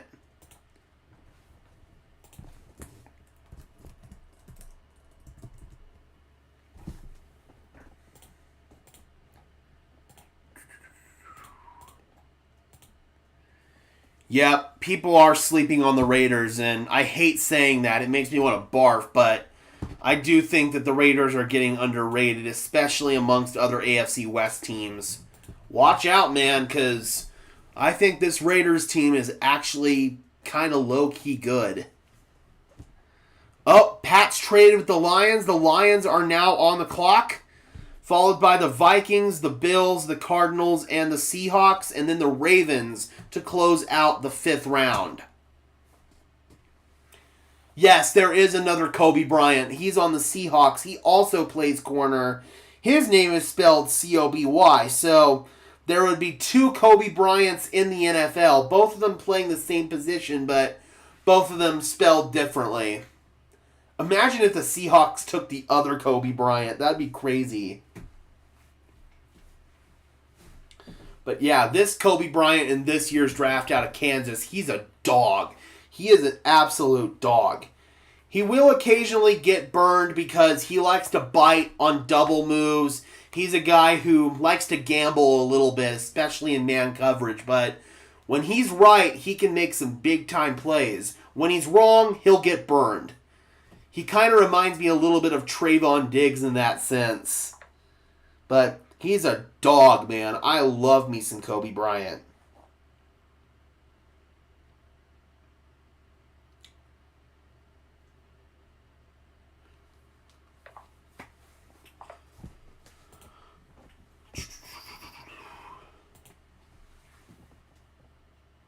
All right, let's see what the Lions are going to do here. They wanted to come up ahead of the Bills and the Vikings.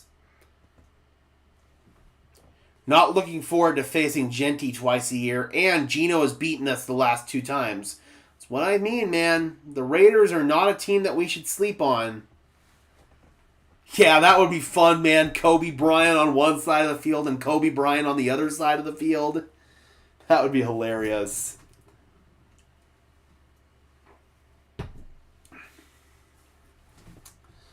All right. Pick is in for Detroit, NFL.com says. Does Draft Diamonds have it?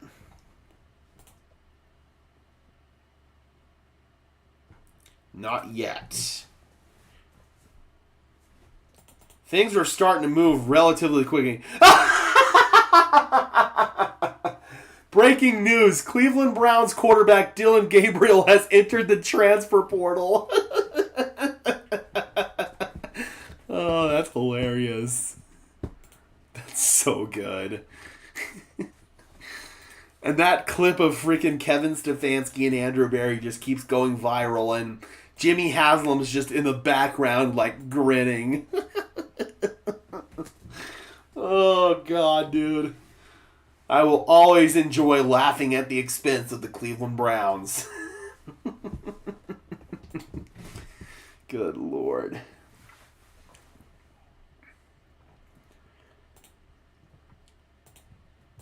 All right, what do we got? Detroit, what do we got?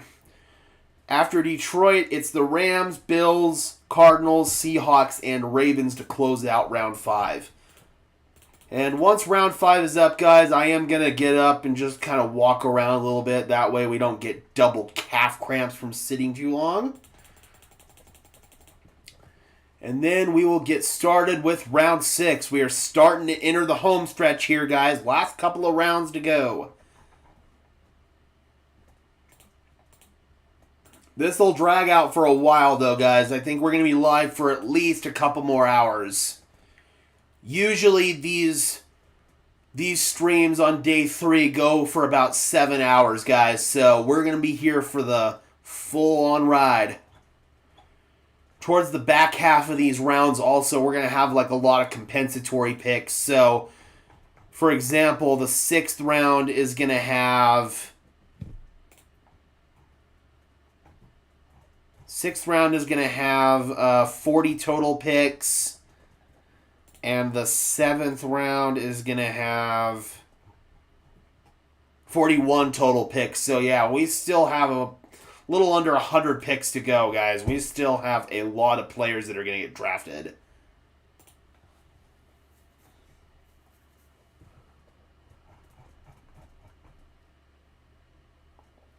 Hey, Detroit goes with Miles Frazier.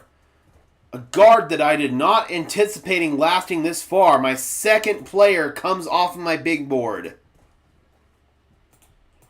All right, good for Detroit, man. They've now doubled up on guard. I had a third-round grade on Frazier. Really good pick. I don't think my business partner with Lions Syndicate's going to be too happy about it, though. He wants a pass rusher.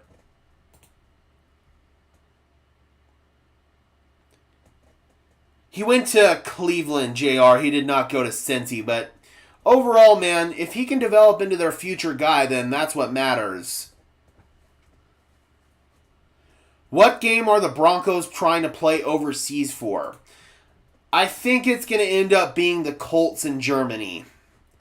And the good news there is you don't lose a home game because it's going to be a home game for the Colts. So I'm all good with going overseas to play as long as we don't lose a home game to do it.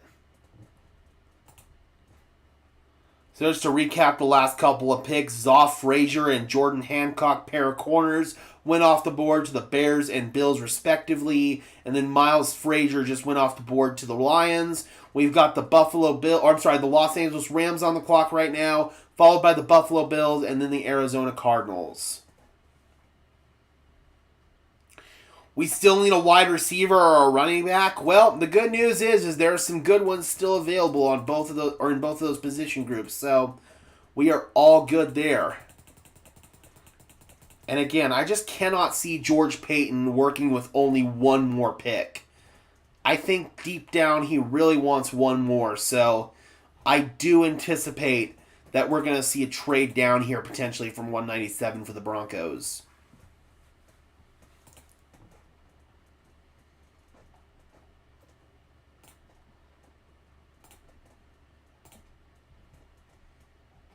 And we got another linebacker off the board. Rams are going with Chris Paul Jr. Third linebacker that I had left on my big board. Still some really good ones, though. Chandler Martin is a guy that I think a lot of people are sleeping on in this class. He was a stud at the Shrine Bowl. Absolute stud. So keep an eye on Chandler Martin out of Memphis at linebacker. You might get your wish, Joshua. It's sounding like the Broncos are going to play in Germany this year. I can't remember which city. I don't know if it's going to be Frankfurt, Munich, or Berlin, but I do believe they're going to play in Germany next year. That is what I am hearing. But the league's done games in Frankfurt, Munich, and Berlin, so I'm not sure what city in Germany they'd be playing in.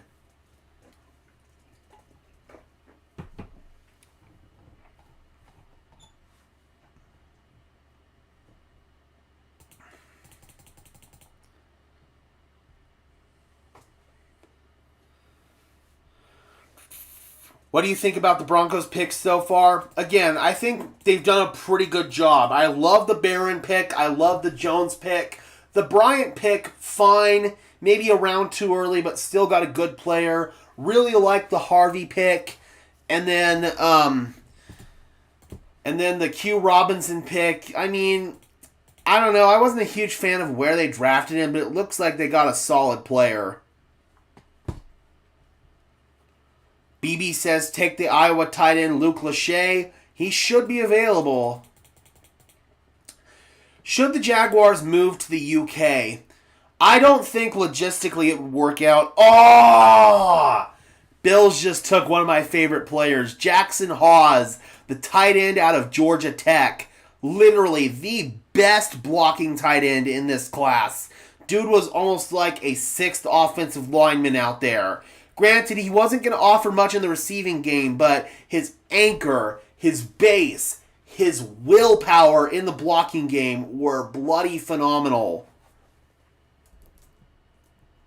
So, man, that just sucks. Buffalo got a really good player there in Jackson Hawes. Now it's really looking like Luke Lachey for Denver. Would I like Devin Neal or Audric Estime more? I would say that probably Devin Neal would get my vote there. Okay, it's Berlin. Gotcha.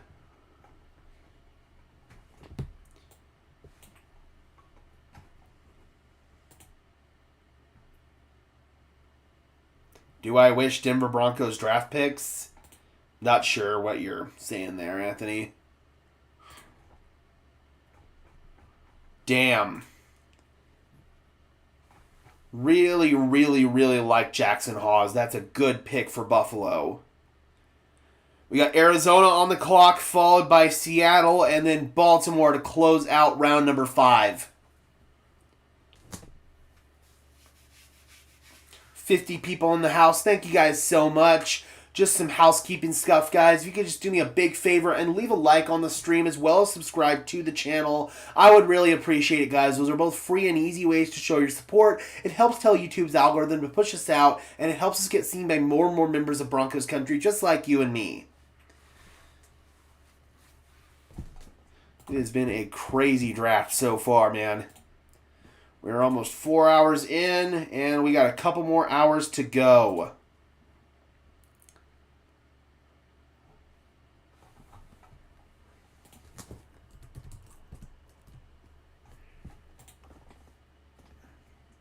Okay, another corner off the board. Denzel Burke going to the Arizona Cardinals. I believe that's the second corner that the Cardinals have taken. Kobe Bryant continues to fall. That is good news. Still have Dorian Strong available as well. I'm kind of surprised that he's still on the board. This seems like right about the right time for Burke, I would say. I had a 5th round grade on him. Thank you so much, BB. Really appreciate it. All right, so Burke is gone.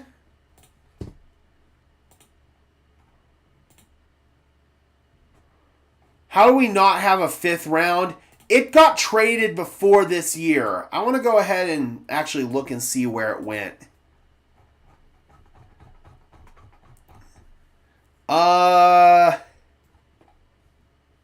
It went to Miami, our original 5th. It was part of the Bradley Chubb trade. Okay, so that 5th went to Miami as part of the Bradley Chubb trade. So the Bradley Chubb trade is now officially complete.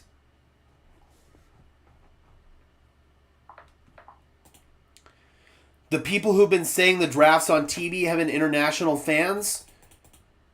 That's cool. I was kind of hoping they'd get the Broncos from Ireland people to maybe announce our pick if they had done that. I know that Tom Grossi is going to get to announce a draft pick for the Packers. That's like a lifelong dream of his. All right, so we have just got a couple more picks here in the 5th round. We have got the Seahawks and the Baltimore Ravens.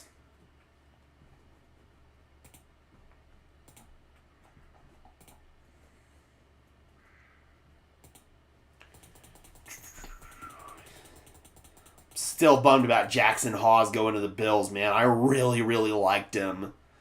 And he would have filled a big need on this roster and would have immediately helped improve this run game.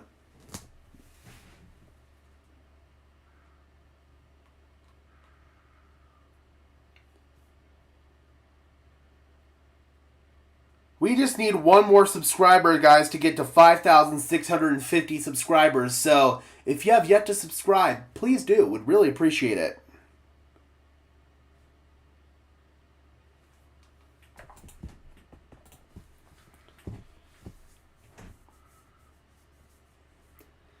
I think we're just going to roll with Troutman, Kroll, Atkins, and Ingram.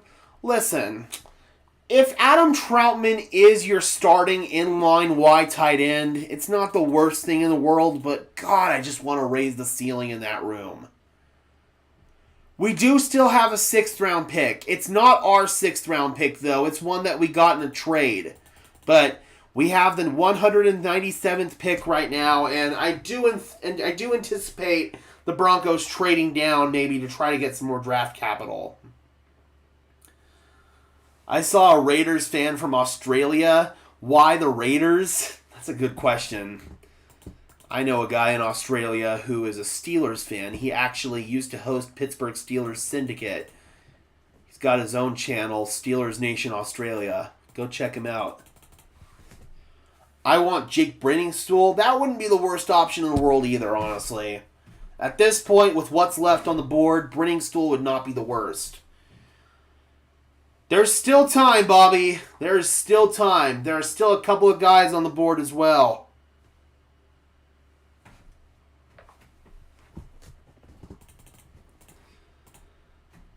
All right, the pick is in for Seattle, and it looks like the New York Jets. Did they just come up? I think the Jets come up. I don't think they were the team that originally had that pick.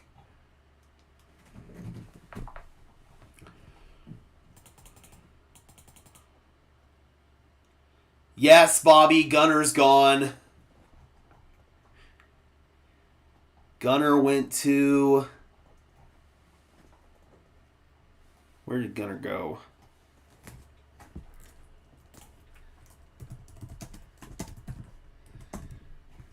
He went to Tennessee, that's right.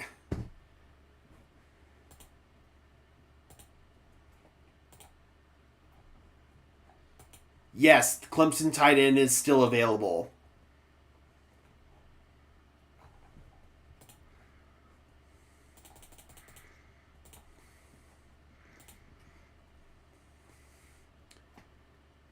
What?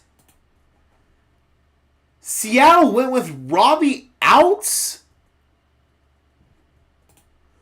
Bro, I had an undrafted grade on him. What? Are you serious? Literally, I had an undrafted free agent grade on Robbie Outs. What the actual what? Come on, that is a bad pick.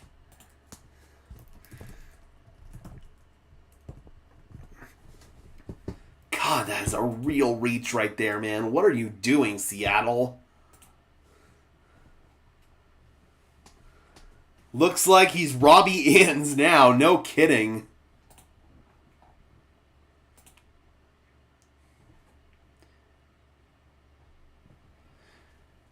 And the Jets go with Tyler Barron. All right.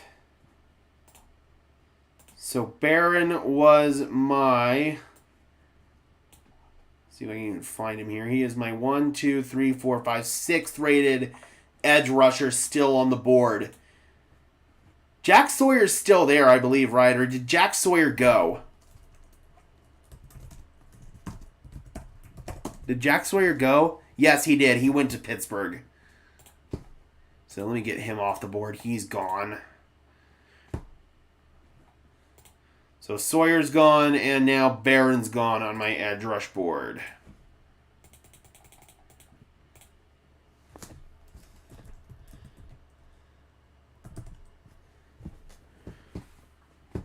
The question is, will we trade a player as well? We might. Jaquan McMillan is still a name that I'm kind of looking at. He's probably not long for this roster after the addition of Jahdae Barron, so I could see Jaquan McMillan not being long for this roster. So my top player that I still have on my big board as of right now is Damian Martinez. There are still a lot of good football players left, and with the way that this board's falling right now, I wouldn't even be surprised if we saw some really good players go into undrafted free agency. But that's just more and more good news for the Broncos because they're so good at getting undrafted free agents to come here.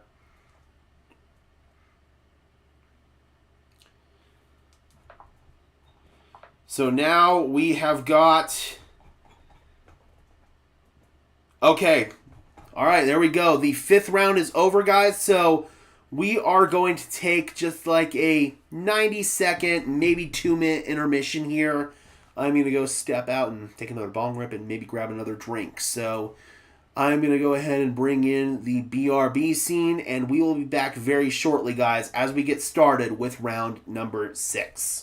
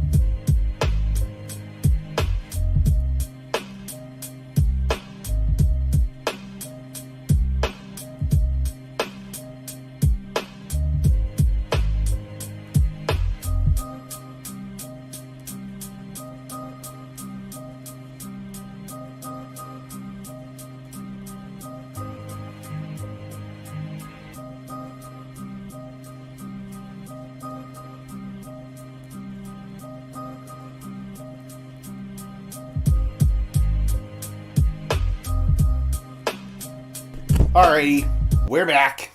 Whew. Let's go. So, we have got the Buffalo Bills on the clock to start round 6. Let's go. Got a snack, got some nuts.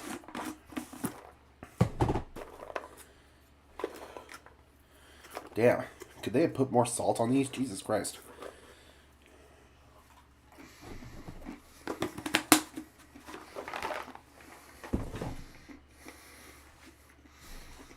All right, so that's the picks in for Buffalo.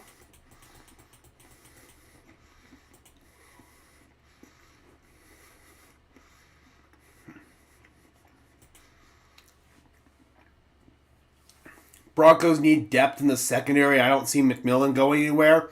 See, that's very possible as well. I think that we could just keep him, and honestly, when somebody eventually goes down, he'll just step in and probably start at his nickel spot again, so why not?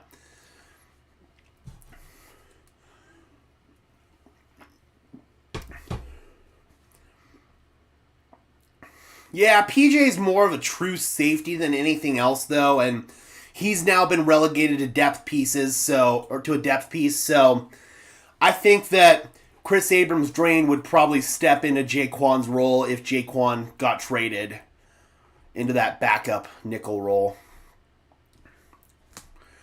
2 running backs that are still available here as we enter the 6th round. Devin Neal and Damian Martinez. Like, seriously, Denver could come away with a potential RB1 here in the 6th round. What happened to Delarian Turner-Yell? He tore his ACL last year, kind of at the back half of the season, so he's coming off of that. Thank you so much, D-Rock. Really appreciate all your support over these years, man. You're one of the OGs here on Broncos Syndicate. Thank you so much, my dude. Really appreciate it. And we got our first pick of the 6th round, and it's Dorian Strong. Okay, my top corner on my big board, who I had a 3rd round grade on. Really surprised that he lasted this long. So yeah, that's an excellent pick. Buffalo, I think, that's the 3rd corner they've taken in this draft? They needed help in their secondary, so they got more help. Good for them. Do you think they may move John Franklin Myers? Not this year, no. And I think they're still motivated to get an extension done with John Franklin Myers, so I don't think he gets moved at all, no. I think they want to get both Zach Allen and John Franklin Myers done, and that's the benefit of having rich owners, is you can afford to pay both of those guys. The salary cap matters less than in this situation than actual cash. The Broncos can dip into their actual cash pool if they wanted to, and they could give these players a big signing bonus, spread it across future seasons, and make it more friendly for the cap. The thing with that, though, is you have to have the liquid cash up front right away to put into an escrow account in order to do that. Some teams literally do not have the money to put into an escrow account. I'm looking at you, Bengals. So, yeah, man, you have to be able to have that guaranteed money in an escrow account ready to go, and if you don't have it, then you can't give those guaranteed contracts. Even if you have the cap space down the line, you have to have the cash right now. And the Broncos have the cash right now. That is the benefit of having rich owners. All right, we got Baltimore on the clock, followed by Miami, and then the Raiders.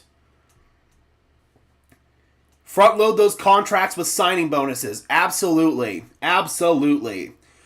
What happened to Caden Stearns? So, week 1 of 2023, he tears his patella tendon. Remember, Stearns was actually the Broncos' starting safety going into 2023 ahead of Kareem Jackson.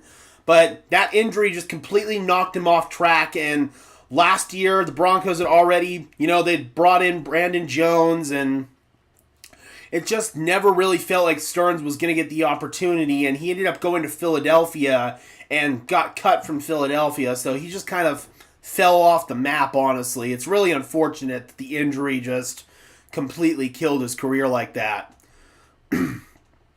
All right, my next available corner is now off of my big board. Bilal Kone. Where did he go, though? He went to the Ravens. All right, so Bilal Kone is now off the board. My next corners available are Robert Longerbeam and Kobe Bryant. Those are my next 2 that are available. All right, so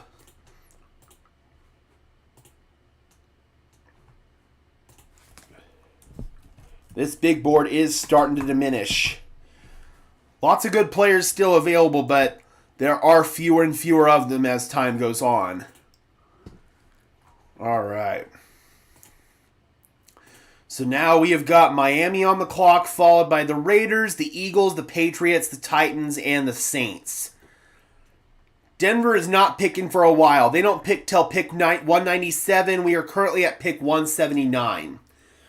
So I would say probably another half hour or so before Denver makes their pick. If they don't trade down, of course.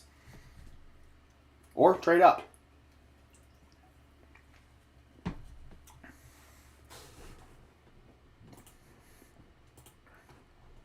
Again, guys, thank you so much to each and every single one of you who has stuck with me through this. Oh, Miami's going Ollie Gordon. Wow. So Ollie Gordon is an absolute beast, man. He tore it up at Oklahoma State. There were some problems with him. I think it was eligibility or some stupid crap like that. I don't remember exactly what it was that made him fall, but I thought he could have maybe stayed at Oklahoma for one more year. It might have boosted his draft stock, but Ollie Gordon, I think Miami is a perfect fit for him. So now, Damian Martinez, Devin Neal, and Ja'Cory Krosky-Merritt are the top 3 running backs that I have left on my big board. Really good fit right there for Gordon, man. I think Miami is the perfect offense where he could shine. Trade for Breece Hall? I don't think that happens at this point in time. I think that, if anything, Denver might try to draft another back and maybe get a couple of guys in undrafted free agency, because there's probably going to be some running backs with 4th, 5th round grades that'll be available in undrafted free agency. Definitely 5th, just based on how this board is falling. Like, there are a lot of really good running backs that are still available. Like, I still have 1, 2, 3, 4, 5, 6, 7, 8... 9, 10, 11, 12, 13, 14, 15, 16, 17, 18 running backs with draftable grades on them. So that's how many running backs there are in this class. It's going to be deep. Do you think we find our next Jonathan Cooper, Shannon Sharp, or Terrell Davis in these late rounds? It's always possible, man, and there are still some really awesome players on the board that have the potential to maybe be one of those kind of players.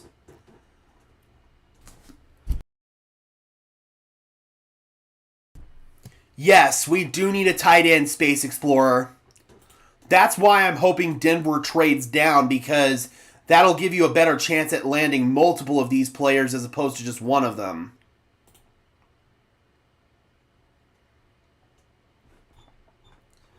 Because there are so many good players.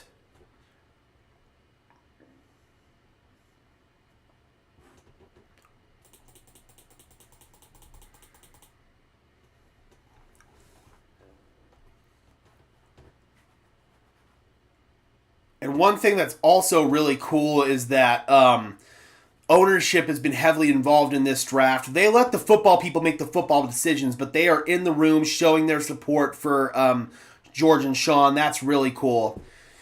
Trace, Cam Scadaboo went off the board. He went off the board pretty high in the 4th round of the Giants. Daniel says, Tez Johnson, please. Well, it's looking like Tez might be available as an undrafted free agent, so that's good news for Denver. Probably Denver's best chance to get him, actually, would be as an undrafted free agent. All right, another defensive tackle off the board, J.J. Pegues, going off the board to the Raiders. Jay Toya is my top pure nose tackle that's still available, and I had a 3rd round grade on him. Then it falls off pretty quickly after that. The next guy would be Zeke Biggers, who I have a 6th round grade on. So nose tackles are starting to get thin.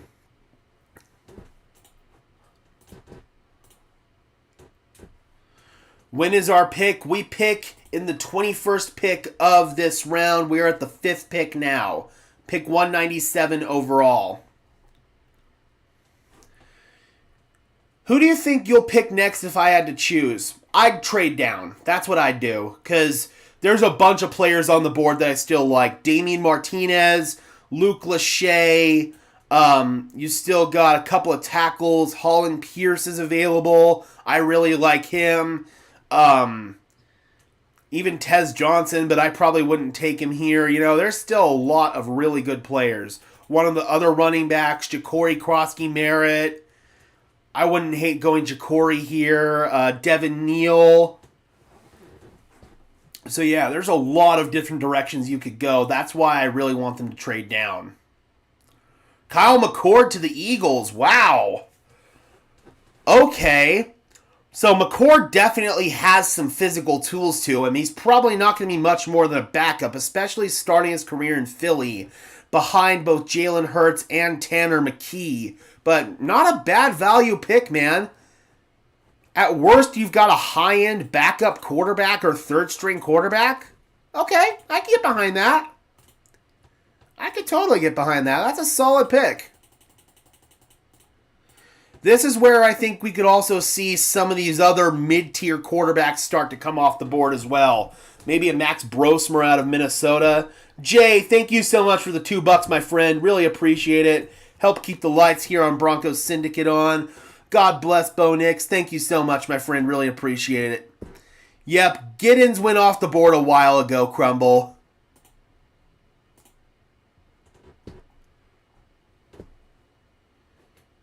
All right. Yeah, where did Giddens go again?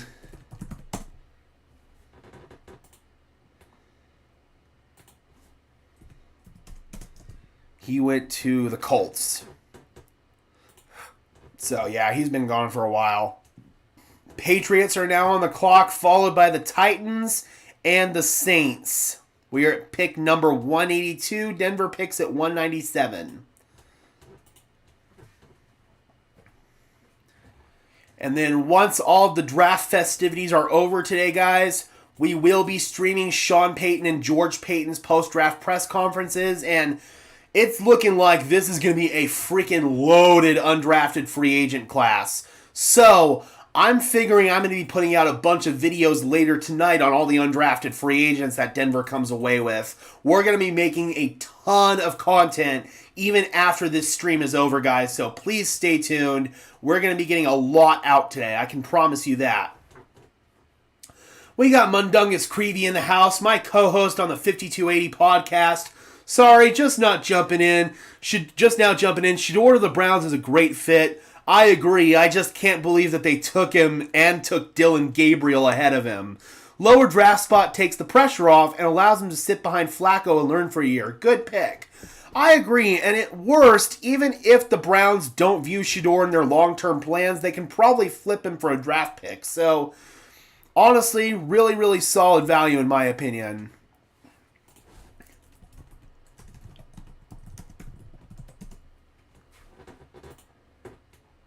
Another corner off the board, Jermani Harris out of Iowa.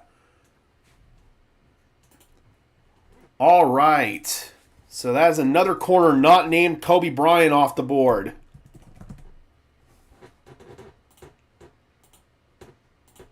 I will happily take that.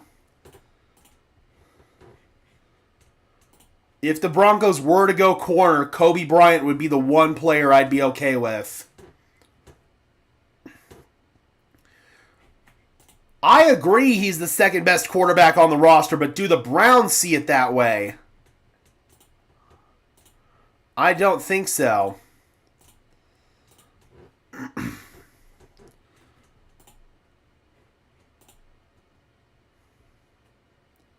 And we got a kicker off the board. Patriots are taking Andres Borregales. Wow. Bill Belichick's smiling somewhere, man.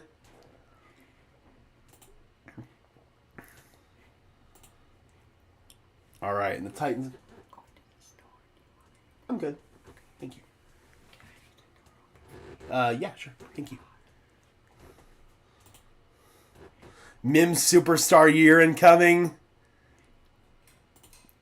So Andres Borregales off the board, and the Titans took the corner. Again, I'm just trying to get that off my big board here. Jermani Harris.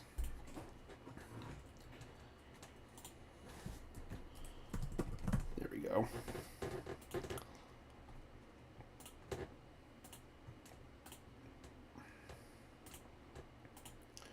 Boom. All right, so we got our first kicker off the board. I will admit I have not done any scouting whatsoever on kickers or punters, so I have no clue what this guy is going to bring, but if you're drafting a kicker, clearly you feel good about him. So, yeah, there you go. Patriots get their kicker. They needed one, so now we've got the New Orleans Saints on the clock, followed by the Pittsburgh Steelers and the Baltimore Ravens. Mundungus says, the more I dig into film on RJ Harvey, the more excited I get. He's a playmaker, dude. He really is. Don't sleep on Harvey. So once Denver picks at 197, if they do pick, that will be their final pick of the day. Thank you, Gage, for rocking Broncos draft for us. Thank you so much, Rodney, for the $5, man. Really, really appreciate it. Rito Gamer asks, you think we get Tez Johnson? I do, and I actually think that we're going to get him as an undrafted free agent. It's been a rotation of kickers in New England for a little bit now. Yep, and they're trying to stabilize it. It's kind of looking like they should have never moved on from Chad Ryland. Ryland's been a dog in Arizona.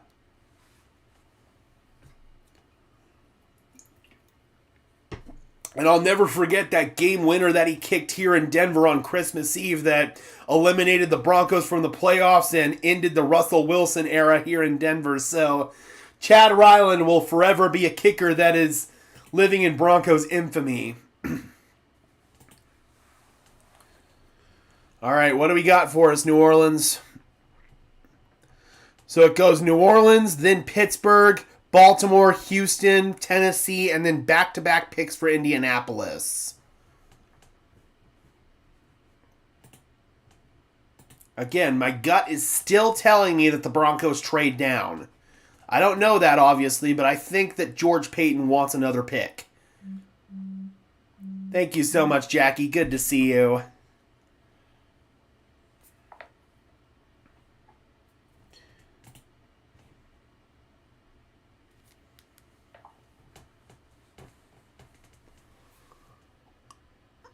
All right, the pick is in for the Saints.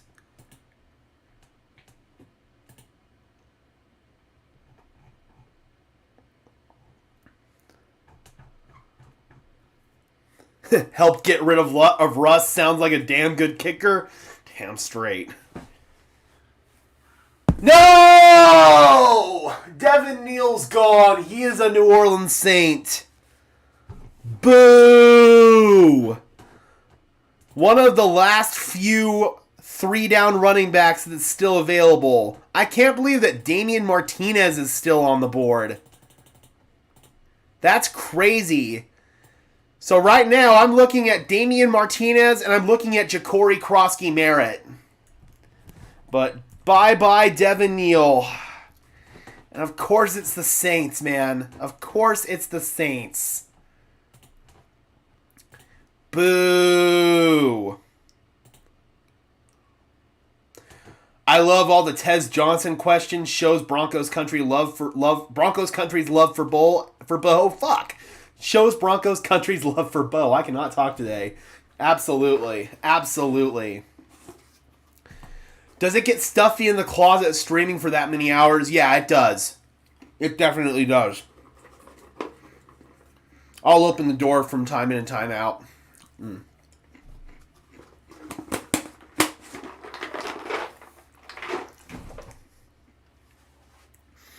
Yeah, that's a good pick.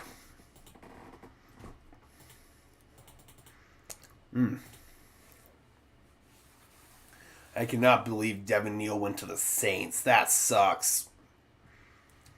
So now we have got the Pittsburgh Steelers on the clock, followed by the Baltimore Ravens, the Houston Texans, the Tennessee Titans, and back-to-back picks for Indianapolis.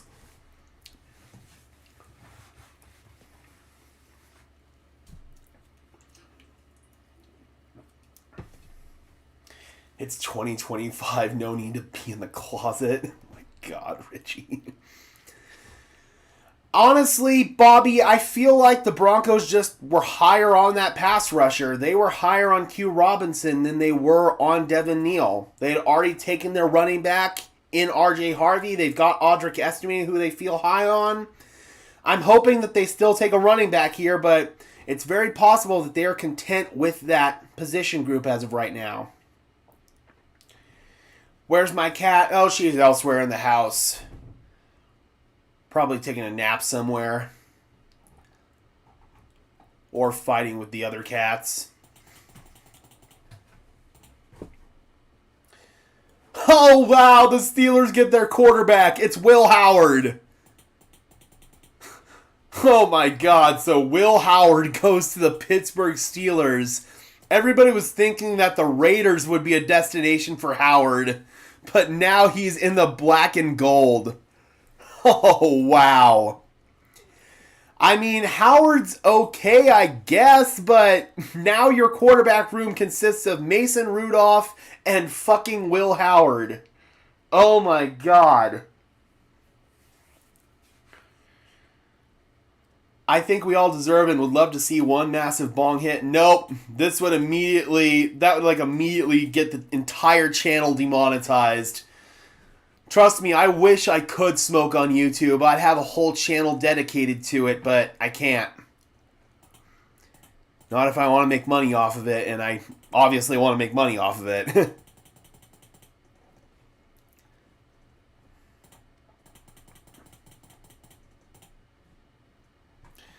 So Will Howard is gone, man. This is where I think we might start to see that run of kind of mid-tier quarterbacks. There's still a few of them left. You got a Max Brosmer out of Minnesota that could still go. Who else do we got at quarterback here? We got Riley Leonard, who's still on the board. Quinn Ewers. Curtis Rourke, he's coming off of a torn ACL. I think one guy Denver could target in undrafted free agency that could almost be like a Taysom Hill type player is Tommy Mellott, the quarterback out of Montana State. He could be kind of a joker type player. You could line him up at Wildcat quarterback. You could line him up at tailback. You could line him up at receiver, tight end. I think touchdown Tommy could be maybe the next Taysom Hill for Sean Payton and company. Yep, it's still looking like the Steelers are trying to get Aaron Rodgers, but now they at least have a little bit more insurance. But if you got to roll into the year with Mason Rudolph and Will Howard, yeah, you're in trouble. How's the Steelers organization going to sell this quarterback move to their fan base? Steelers fans are starting to get pissed off, man. They're running out of patience with this regime. You would have never thought that the Steelers would run out of patience for Mike Tomlin, but the fans are about ready to drive him out of town. $5 for a regular rip, $10 for a rip out of an apple, $20 for a rip out of a pineapple. I will say, I have smoked out of a couple of different kinds of fruit. A pineapple is not one of them. I don't know how that would work, but... Oh. I do actually have a bong that's got pineapples on it. Oh, man. That's pretty funny. Yeah, and they just picked up DK Metcalf, and I'm kind of wondering what DK's thinking right now. You'd have to imagine that they tried to... When they were recruiting DK, the big selling point was, hey, we're going to get Aaron Rodgers or we're going to get Shedeur Sanders, and instead they end up with Will Howard. I bet DK's wishing he'd never left Seattle right about now. Steelers risking it all for a worn-out problem of a quarterback. Listen, on the field, Aaron Rodgers can still play. I want to make that perfectly clear. He can still throw a football at a very high level. His mobility may not be what it once was a few years ago, but he can still play at a high level. The off-the-field baggage and drama is why people don't want Aaron Rodgers, and that's why I wouldn't want Aaron Rodgers if I were a Steelers fan. It's not that he can't play anymore. This notion that he can't play is garbage. Uh-oh. I think Twitter just broke. Are you kidding me? Oh my god, do not tell me Twitter is down. Please do not tell me Twitter is down right now. Thanks, Elon. Oh, I swear to god, if Twitter is down right now, I'm going to be pissed. I'm going to be so pissed. Well, it's still refreshing on my phone. That's the good news. So we're good there. God, dude. I swear to God, Elon Musk broke Twitter, bro. I mean, he's also breaking many other things, but we're not going to get into that right now. But what are you... Like, look at this, dude. This is what my Twitter feed is showing right now. Like, really? And when you refresh it... Same thing just pops up there. That's just fantastic. Are notifications coming through? Okay, that's the good news. At least notifications are coming through. But, good lord, man. This app is broken. Oh, no, not this one. This one. I wonder if TJ Watt wants out. You have to wonder at this point. The Steelers are just a complete mess right now. I knew Devin Neal was getting too low for teams to keep passing. Yep. No, you knew he was going to come off the board sooner rather than later. And New Orleans is a really intriguing spot for him. Did we miss a pick?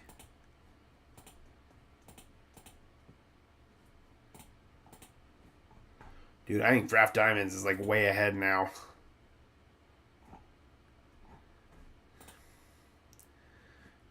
Because he's got the Texans pick. They're going with Jalen Reed out of Penn State. But we don't know. He was my top-rated safety on the big board still. But I don't know who the Ravens got the pick before that, though. So Draft Diamonds, I think, is one pick ahead. Oh! The Ravens just drafted a kicker! Sayonara, Justin Tucker, you are gone, MFer! They just took Tyler Loop out of Arizona. With all of the recent off-the-field issues with Justin Tucker, they end up going with a kicker. Ha ha ha ha ha! Oh, man, suck it, Justin Tucker. Oh, God. And I did not mean it that way. Oh, my God. Oh, my God, bro. Ravens take a kicker. That is great. That is great. Oh, Lord. All right, Jalen Reed off the big board. So the last two picks, Tyler Loop to the Ravens, Jalen Reed to the Texans. We have now got the Tennessee Titans on the clock, followed by back-to-back picks by the Indianapolis Colts. So we are at pick 188 right now. The Denver Broncos pick at 197. So we're just 9 picks away, guys. Yep, bye-bye Justin Tucker.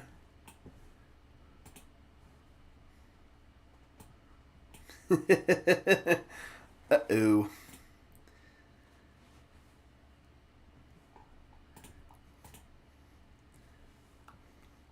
Next draft picks are AFC South. Yep. Yep, my Twitter's back to well, nope, it's not. It's still freaking doing that. Thanks, Elon. Twitter's fine for you. It's good on my phone and like the notifications are loading, but when you actually go to the home page, it's not loading.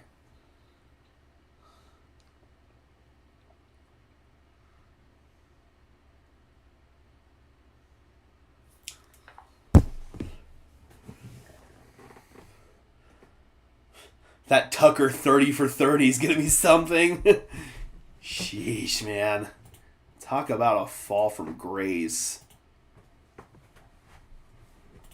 Who had the more dramatic fall off, Justin Tucker or Deshaun Watson? Oh, looks like the rest of the internet's just now finding out about Tyler Loop. Seriously, screw Justin Tucker.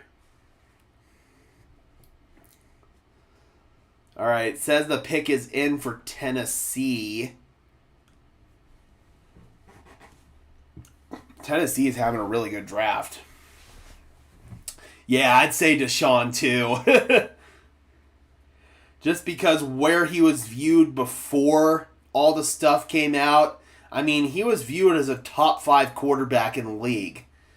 People thought that risking your future for Deshaun Watson would actually be a smart decision.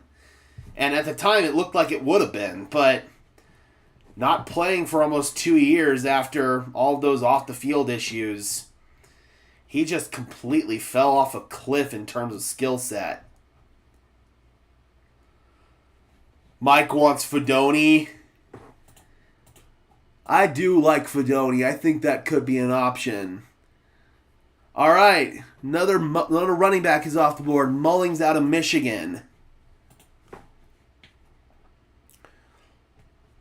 I had Mullings a little bit further down the board than some of these other backs, so not the worst thing in the world, I would say, for Denver. Again, I'm really eyeing a guy like Ja'Cory Krosky-Merritt or maybe Damian Martinez. So what's going to happen with Will Levis since they drafted Ward? I honestly thought he was going to get traded yesterday, and he never did. Maybe he gets traded today, otherwise they're just going to keep him as a backup. I mean, honestly, Will Levis was the worst starting quarterback in the NFL last year, and it wasn't close, so... Well, I guess Deshaun Watson's also down there as well, but Will Levis was horrible, so I don't think that anyone would be willing to give up much draft capital for him. Oh, we got a quarterback, folks. Riley Leonard off the board to the Indianapolis Colts. So, Indianapolis, they brought in Daniel Jones. They're still going to try to squeeze something out of Anthony Richardson, but now they add another quarterback to the mix in Riley Leonard. I mean, Riley Leonard's got an okay skill set. I mean, he's got an okay arm, but there's anything special there with Riley Leonard. His decision-making's fine. Short to intermediate accuracy is okay, but... Again, man, you're probably not going to get a starting caliber quarterback out of Leonard.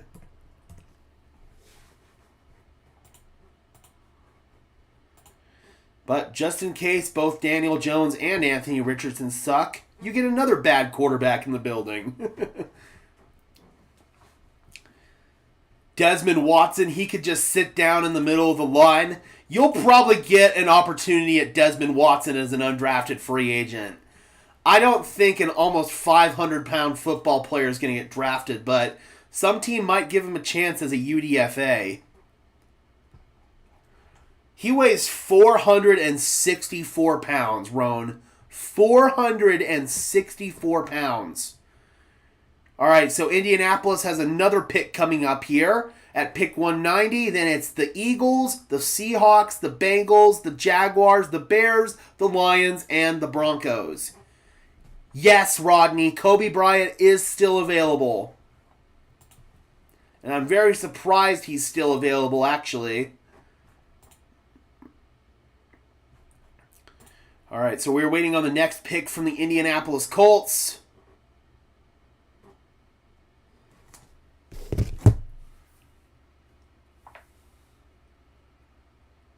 Yeah, it's weird. Twitter's working perfectly fine on my phone, but not on the computer.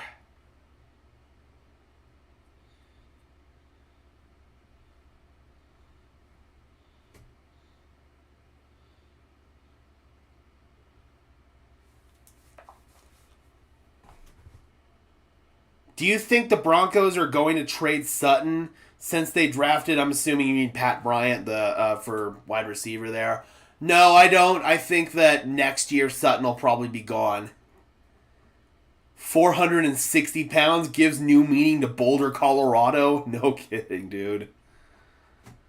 I want a double gap clogging defensive lineman. I mean, this cat will clog 3 gaps just by standing there.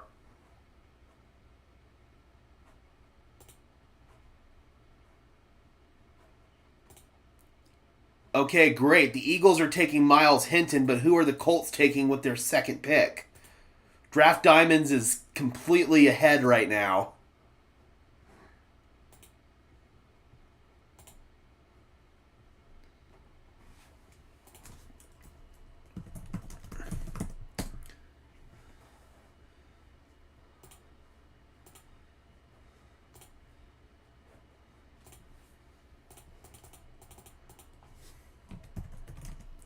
I don't think that Garrett Wilson was ever available. I don't think that that was ever a realistic option for the Broncos. All right, so Hinton is gone. I still have quite a few tackles rated ahead of him. Carson Vincent, Chase Lunt, Holland Pierce, Logan Brown, Xavier Truss.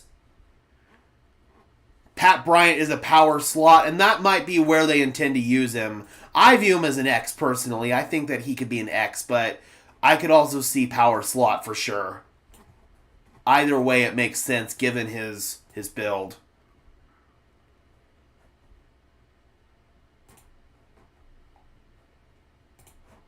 Yeah, so Miles Hinton, I had him pretty far down the big board still.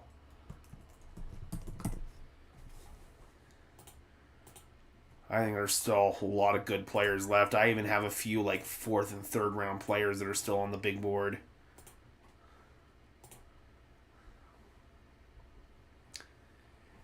Yes, just like Rodney said, please be sure to smash that like button, guys. It is the best way to help me out. It's free, it's easy, and it literally takes half a second to do.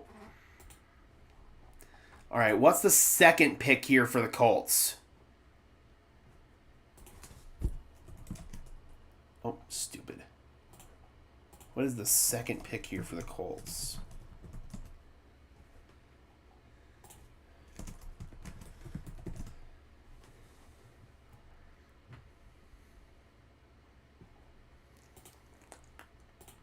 Tim Smith for the Colts. Defensive tackle. I know he's an Alabama guy.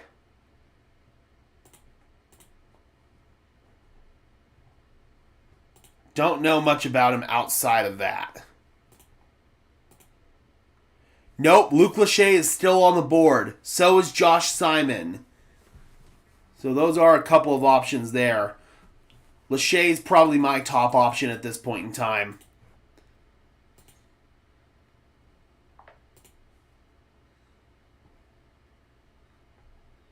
All right, so Tim Smith coming off the board.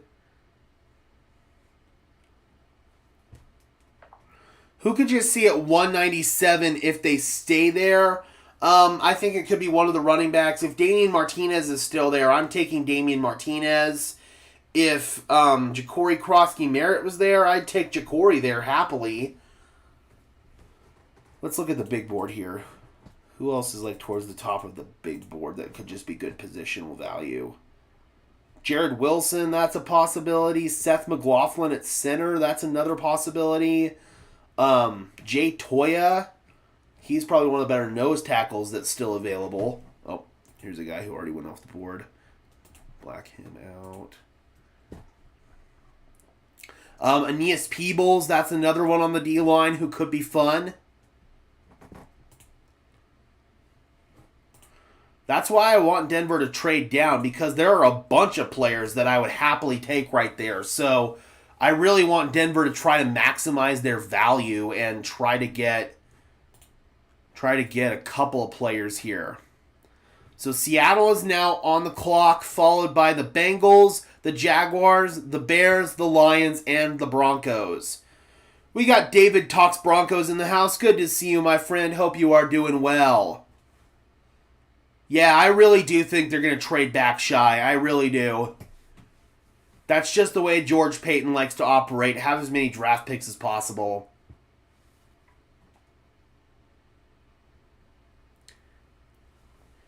Yeah, like I just said a few seconds ago, David, I think that there's a lot of different players that you could take there. If you wanted to skip back, you could hear all the guys that I just listed. I do feel like, ultimately, though, since there's so many, Denver should just trade back. You could maximize your chances of getting multiple of these guys as opposed to just one. Because there's so many, they're going to be available. Another guard off the board to Seattle, Bryce Cabeldue out of Kansas. All right, that's solid. Again, I will never be opposed to drafting an offensive lineman.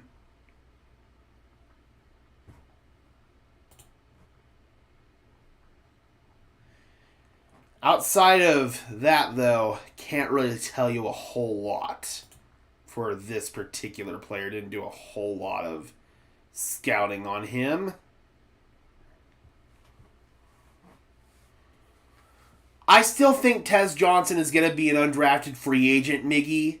So, if he does go undrafted, then Denver is probably the top destination for him. The Eagles took Miles Hinton, the tackle out of Michigan.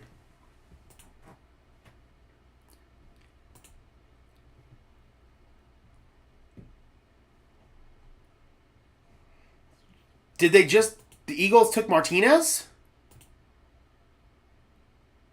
I didn't get that. I haven't heard that one yet.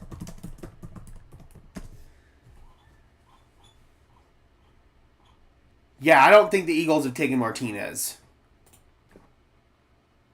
We just got another running back off the board, though, Taj Brooks. Taj Brooks goes to the Cincinnati Bengals. Yep, that was false info, thankfully. Martinez is still on the board. Brooks is a guy I like, is especially a power back.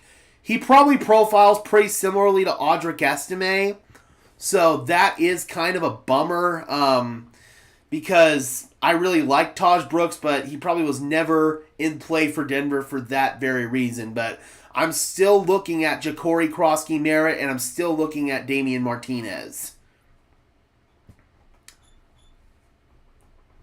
If I just had to make a pick right now, I would say Martinez. But clearly there's got to be some sort of medical issue or some sort of off-the-field issue with him, because he should have gone much earlier than this. I had a third-round grade on him. He's my top player on my big board, and it's not even close. So, yeah, for me, I don't really understand what the deal is with Martinez. If it's some sort of injury or off-the-field problem, then I would rather just go with Krosky-Merritt and call it a day. I think those, yep, I'm definitely with you there, David. I love JCM. Got to scout him in person and got to interview him at the Shrine Bowl. He's awesome. And I think in terms of like 3 down backs that are available still, it's Martinez and it's Krosky-Merritt.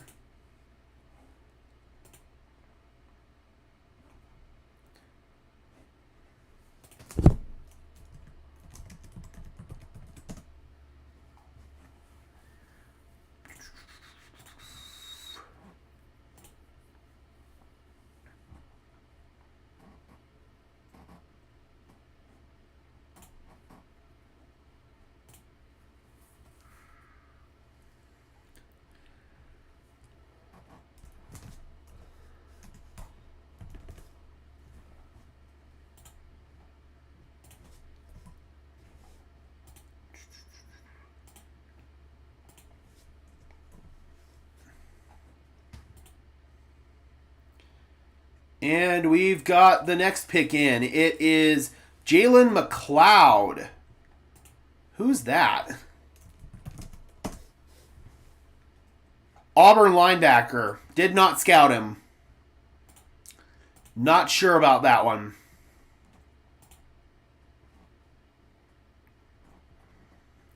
Yep, Jalen McLeod is a guy that I did not scout.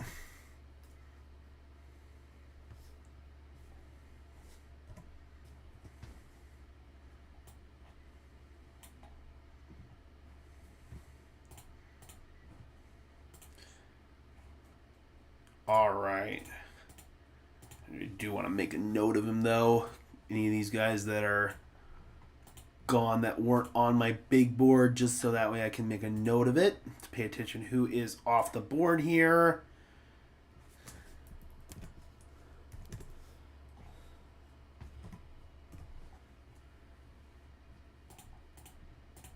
Okay, cool. He is off. All right. I heard about a good community college tight end we could get. I actually think there is one legitimately an undrafted free agency that we could go after. Mason Tharp, I think he started as a community college guy. He's like 6'9", 270 pounds or some crap. Okay, Bears are going with center Luke Newman here. Newman is a guy that I scouted, however, and he's a guy that has some potential at multiple different positions. You can play him at guard and you can play him at center. That's a solid pick. I like Luke Newman. I think he even has some tackle potential as well.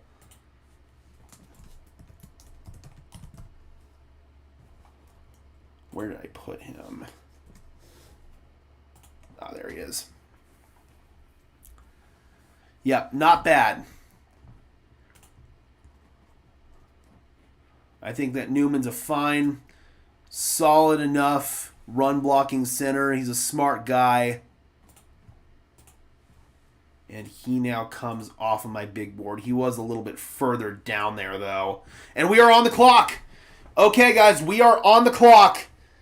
And once the pick is in for the Denver Broncos, we will go ahead and spoil it. So, if you guys do not want to hear the pick spoiled here and you want to get it announced on TV, I would highly recommend that you go ahead and exit the stream and come back once it's been announced. Because I will spoil it once we have it on Twitter. I will be scrolling through Twitter like a madman here until we get this pick. So we are on the clock, guys. Let's go. And is Twitter off the fritz? Twitter's off the fritz. We're trading down. I knew it. I called that. I called it. So we are picking up pick number 241 and 216 for 197. Let's go. Let's go. I knew they were going to want to get multiple picks today. I knew it. All right, so we are going to be waiting a little bit for Denver to make their pick. Denver's now got 2 picks here, one in the 6th round and one in the 7th round. Let's go. Let's go. Love that. More darts to throw at the board, a better chance to get one of these players. There are so many good players left. You are going to get one here. You're going to get 2 of them, actually. Hell, I could even see him trading down again.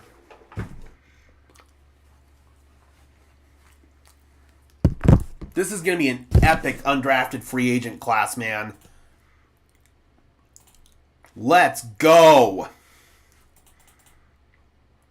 If we can get the Alabama punter, I'd be stoked. That is very possible. And the Texans get a backup quarterback, Graham Mertz. I don't know if I would have drafted Graham Mertz. You probably could have got him as an undrafted free agent. Dude was in college for freaking ever. Yeah, I don't know, man. Like Quinn Ewers, Max Brosmer, Brady Cook, Curtis Rourke.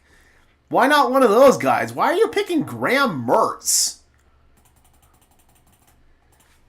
I can guarantee you he's like almost to the bottom of my big board. Literally, the last player on my freaking big board is Graham Mertz. I have a not even an undrafted grade on him. I have an unpriority undrafted grade on him. Like, I don't even think he's going to be towards the top of the undrafted players that teams signed today. What are you doing taking Graham Mertz? That is a horrible F-, god-awful, what the hell are you doing pick that the Denver Broncos just benefited from. That was a fleecing of epic proportions by George Payton. What? Graham Mertz? Are you serious? The dude has no arm talent. Like, his arm is horrible. I mean, there's nothing that he does well. He was literally the last player on my big board. I had a, okay, maybe if you get him as an undrafted free agent, whatever grade. Like, I don't think he's going to make a roster. But now he's been drafted in the bloody 6th round. That is a horrible, horrible, horrible, horrible, horrible trade for the Houston Texans. I mean, really, really bad. Dude, what are you doing? But hey, it's to the benefit of the Broncos. They now have a 6th and a 7th round pick.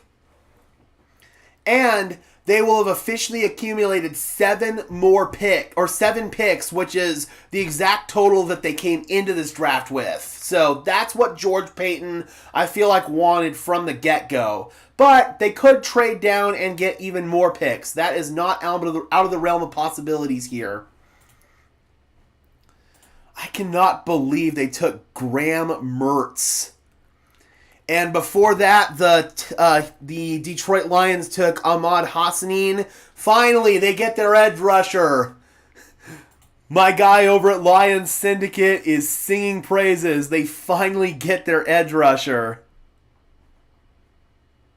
It took them long enough, man, but they finally did it.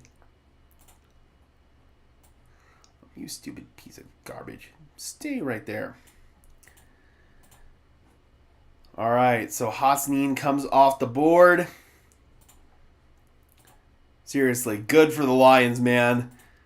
My guy Grid was going to lose it if they didn't. 5th round graded player. Absolutely excellent value. Oh, I forgot to black out Savion Jones. Yep, so we picked up pick 216 and 241 for pick 197. That was the trade. So we're going to have 2 more picks today at minimum.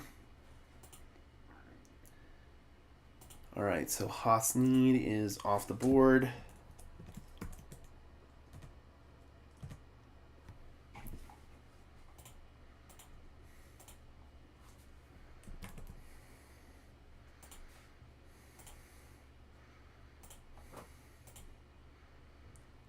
I do like Lachey quite a bit, David. And I think he might be there with one of these 2 picks. Yeah, he's an Iowa tight end. Of course he's going to be good.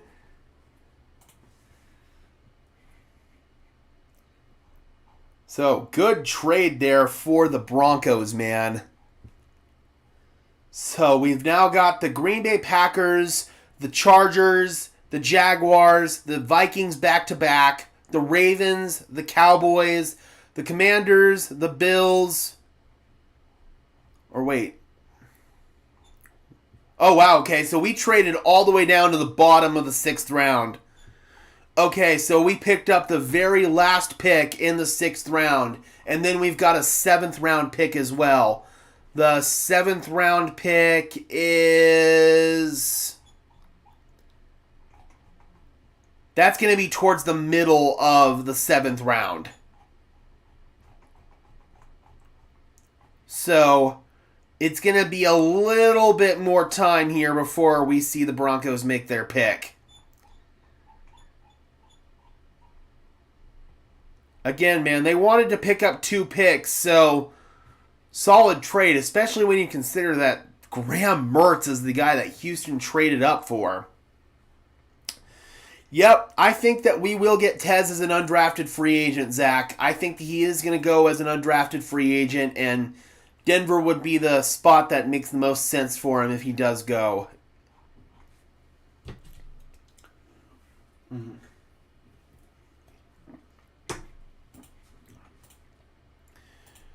All right, so we have got the Green Bay Packers on the clock, followed by the Chargers, the Jags.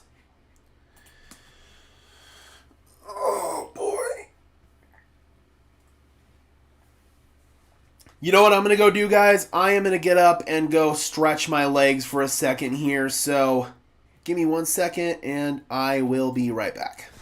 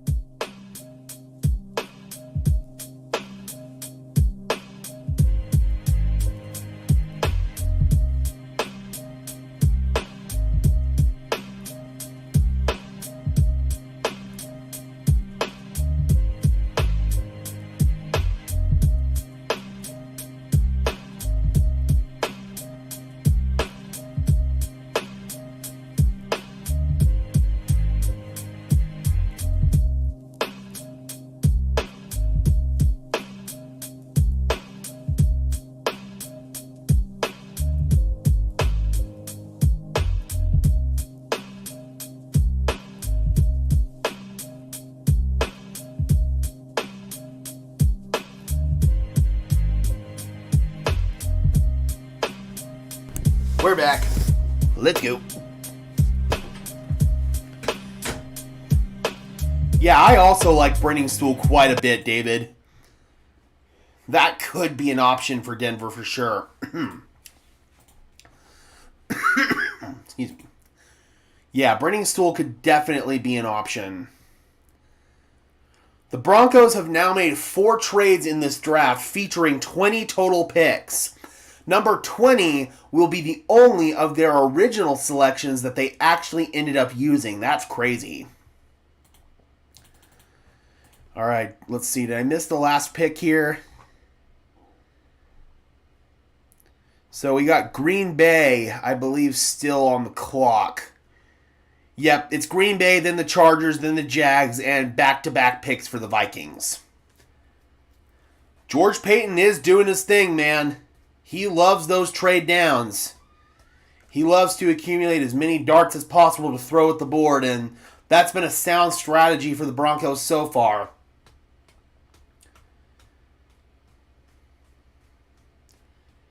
Desmond Watson, UDFA? Yep, I think so. He'd be fun, man. Just bring him in and put him in as a double gap clogger. If you want somebody who could stop the tush push, Desmond Watson would be your guy. If Tez comes here and doesn't work out, would it be awkward cutting him with Bo here? I don't think so. I think they both understand the business side of things. So I don't think it would be too awkward. Maverick, the Broncos traded down. They were at pick 197. They came down to pick number 216. And they picked up a 7th round pick this year as well. So we've now got 2 picks remaining today instead of just 1. Get Watson up to 500 pounds and we're unstoppable. God, I'd worry about his body giving out on the field, for God's sake.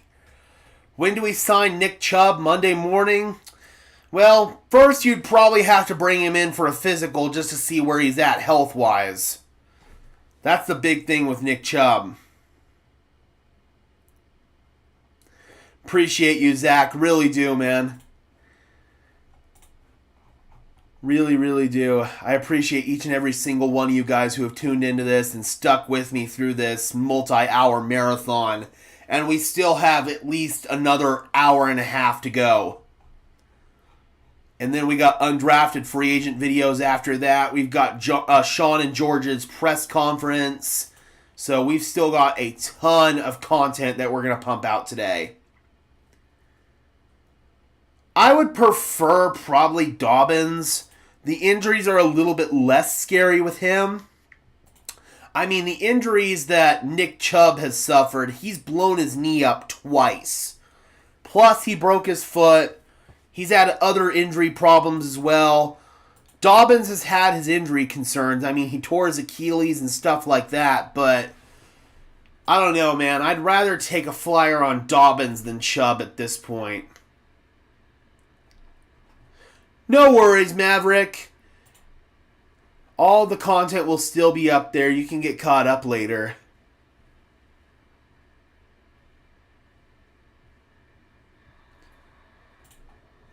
All right. Warren Brinson. We got a defensive tackle off the board here for the Green Bay Packers. I like Brinson a lot.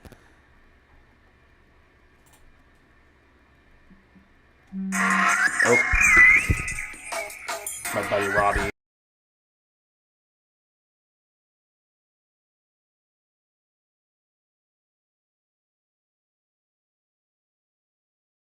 Sorry about that. So Warren Brinson, he was my third of the defensive ends that I had still available behind Aeneas Peebles and Cam Horsley.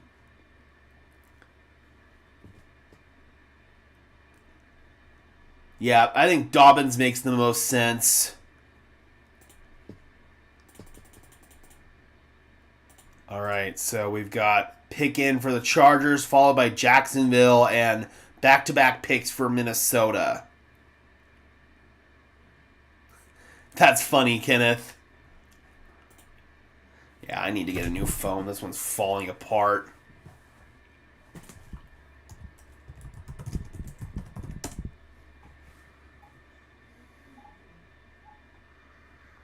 And we got a tackle off the board. Another one that I have not scouted. Branson Taylor out of Pitt.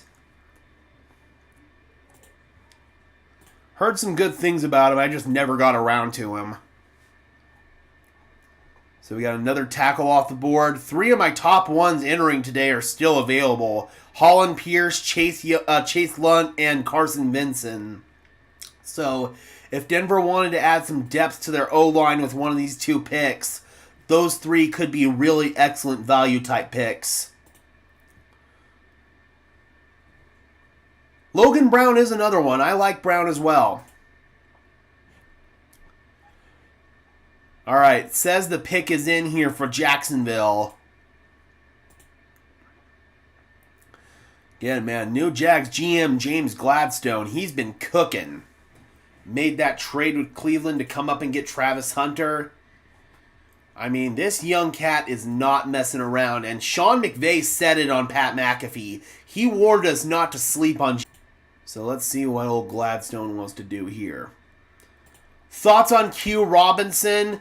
I mean, his tape's fun. He's got some really nice flashy plays. I think he's got a really good get-off the ball, but I don't know, man. There were other players I had higher on my board than Q Robinson.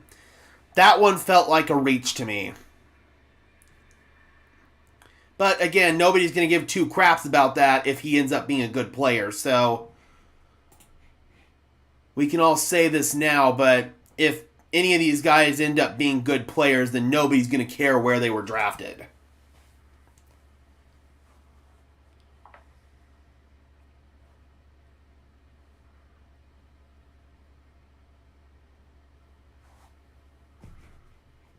He is raw. He is very raw, and that's apparent on his tape.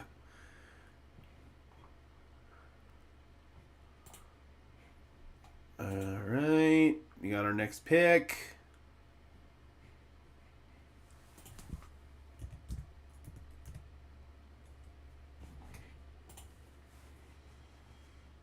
All right, we got the Navy safety Raywan Lane off the board. I was wondering where he'd go. He still has some kind of issues with like the Army and exemptions and stuff like that I think he's got to deal with, but still got a couple of safeties I really like. Maxon Hook, Dante Trader, Hunter Waller. Those are all guys that could be options for the Denver Broncos here. So Lane comes off the big board.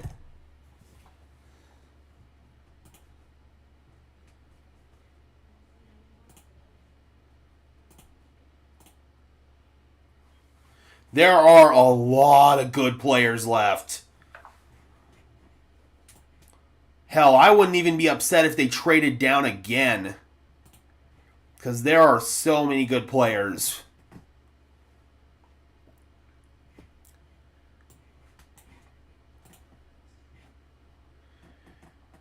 And we got a linebacker off the board to Minnesota with their first of back-to-back picks in Kobe King. So I had King as my second-rated linebacker, still available behind Esmael Mondin. There's still guys like Cody Lindenberg on the board, Kane Mendrando. Chandler Martin's a guy that I really, really like. Yes, I do believe there's going to be a big-time scramble for undrafted free agents. Like, big time, because there's going to be so many good ones available. I mean, at the running back position alone, there's probably going to be like 5th-round guys that are going to be available as undrafted free agents. It's going to be crazy. So, without a doubt, all of these teams are going to be on the horn almost immediately with these guys, trying to negotiate with them and get them to come play for them. And Denver has always been a good team at getting undrafted free agents to stick. So I anticipate that at least one undrafted free agent that Denver signs will end up making the 53-man roster.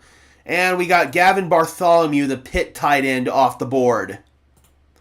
Not really someone I was thinking for Denver, so not too worried about that. I'm still eyeing somebody like Thomas Fidone, maybe Jake Brenningstool, or Luke Lachey.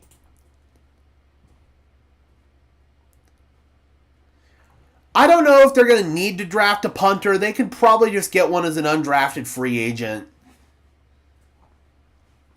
Again, it's not like you're limited to how many undrafted free agents you can sign, so if you want to load up on as many of those as possible, I would not be opposed. Yep, that's true. Sean's probably on the phone with a few of them right now, because this is right around the point where you're starting to get a grasp of, okay, who might fall down through the cracks? No! LeJohntay Wester's gone! Oh, man. Ravens get an excellent speed threat in LeJohntay Wester. I mean, this dude has next level quickness to his game. So the first Colorado receiver off the board is not Jimmy Horn. It's not Will Shepard. It's LeJohntay Wester. I can't say I saw that one coming, but I was one of the higher people on Wester out there. That one stings. That one definitely stings. I love me some LeJohntay Wester. And once again, the Ravens find a way to come away with a good football player, as they always do.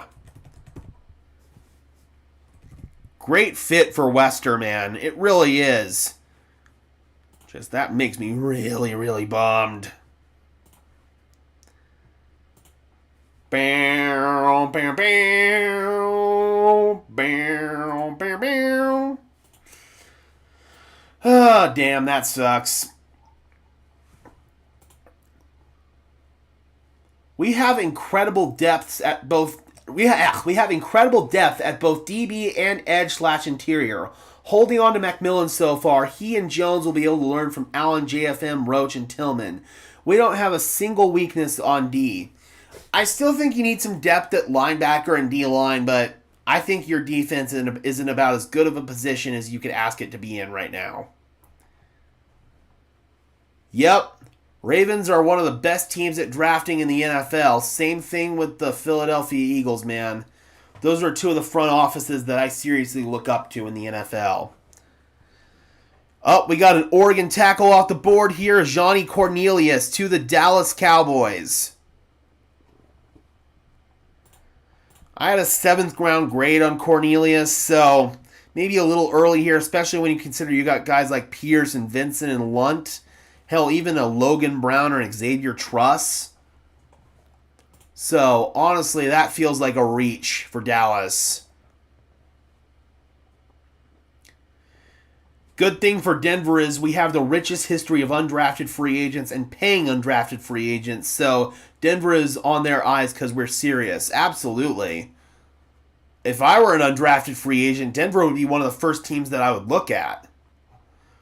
I'd be looking at, okay, which team gives me the best chance at playing time and which team gives me the best opportunity to work my way up the totem pole, and historically that has been Denver.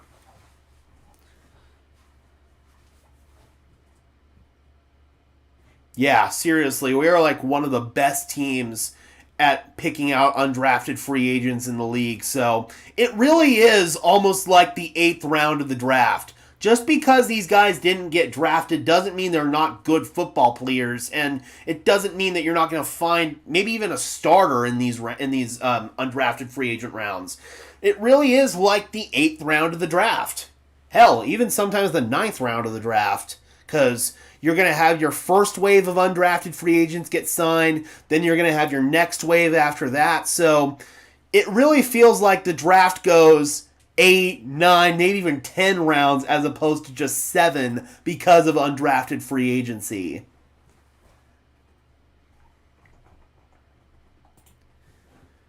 Yep, Chris Harris Jr. is probably one of the best undrafted free agents in NFL history.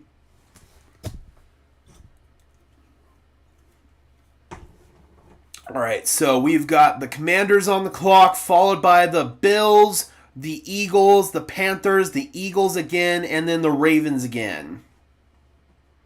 Yep, Rod Smith as well, absolutely. I think a healthy Sanders is a good linebacker to learn with Alex and Dre. We'll just see how much development Sanders lost out on because of that injury. I mean, Year 2 and Year 3 are really the biggest years of development for a linebacker, and Sanders virtually lost out on his entire Year 2, so we'll see.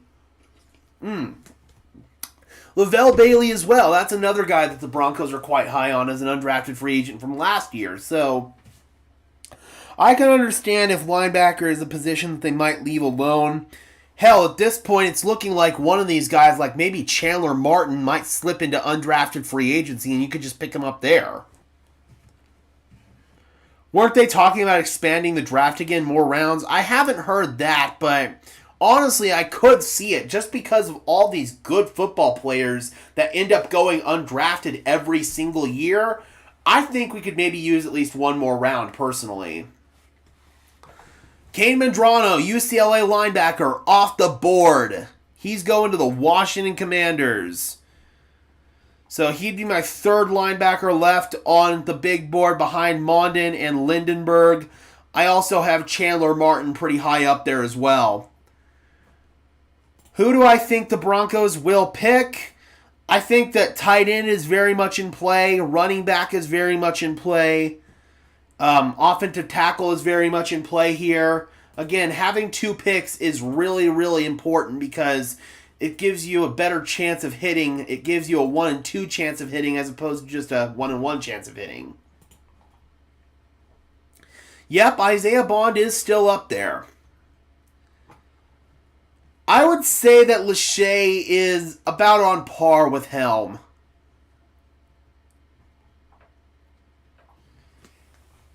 Yeah, in fact, Lachey's almost kind of like the Walmart brand Gunnar Helm.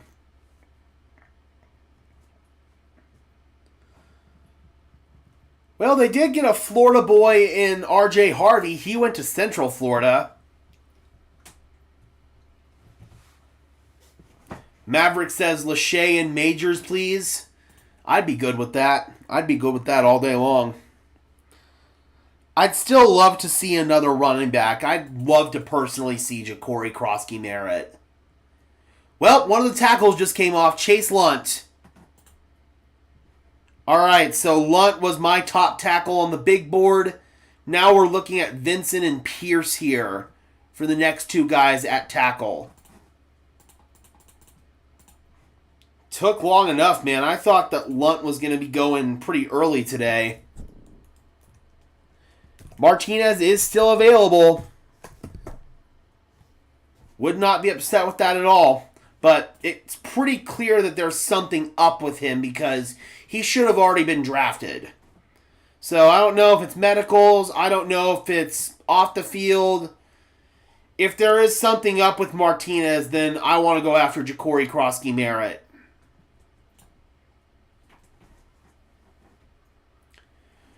This is the last year that we're on the hook for Russ money. After this year, we're done.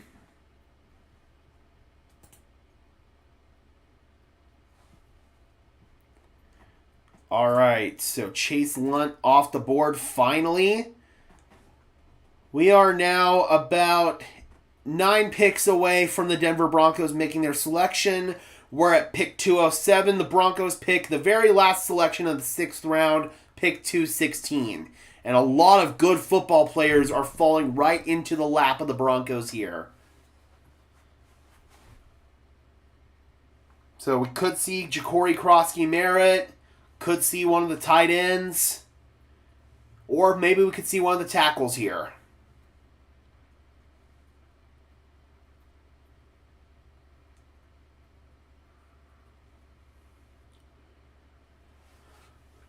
Zach says, let's trade back again. It could happen, man.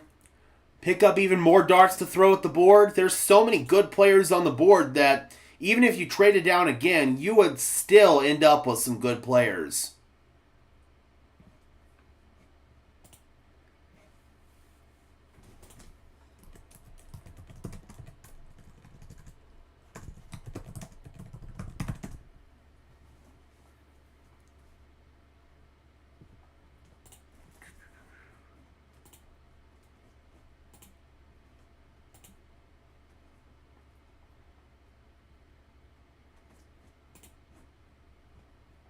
And we got a guard off the board. My highest rated guard left.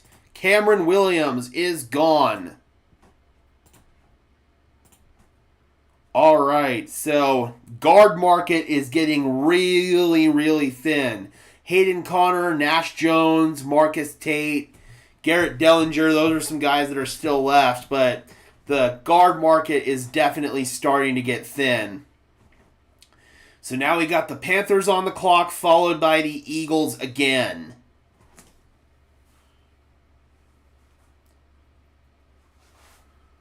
Shai says they need to extend the NFL draft. I think they could get away with one more round. I really do. The smoke is that we're going with the punter from Alabama, Burnip with 241. I wouldn't hate that at all. I would not hate that whatsoever. If you don't get him, though, in the draft, you could probably get him as an undrafted free agent.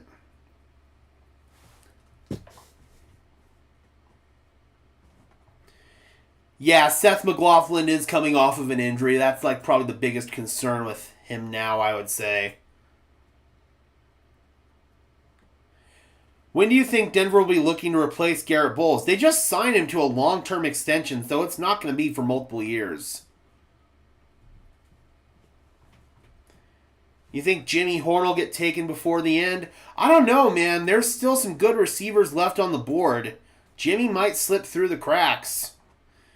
Isaiah Bond, Savion Williams, Xavier Restrepo, Nick Nash, Andrew Armstrong, Isaiah Nayer. Like, honestly, Jimmy might slip. I miss Riley Dixon. The problem with Dixon was he was just too inconsistent. Sometimes he'd hit it perfectly, it'd get the perfect bounce, and it'd get down to the 2. Other times he'd hit it through the back of the end zone or just kick it out of bounds. Dixon's best punts were highlight reel plays. His worst ones were awful.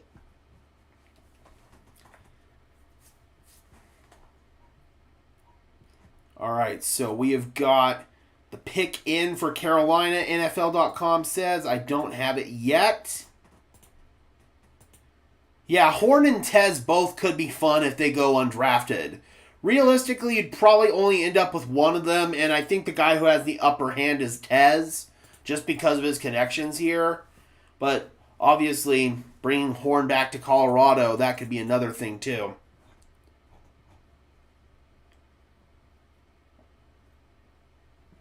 Or Will Shepard. I was actually thinking Shepard would be the first Colorado receiver off the board. I was a little bit surprised that LeJohntay went this high. Well, there we go. Jimmy Horn is gone. He is going to the Carolina Panthers. That didn't take long. All right, so Jimmy becomes the second CU receiver off the board. Yeah, I'm kind of surprised that Shepard hasn't been drafted yet. Good for Jimmy, man.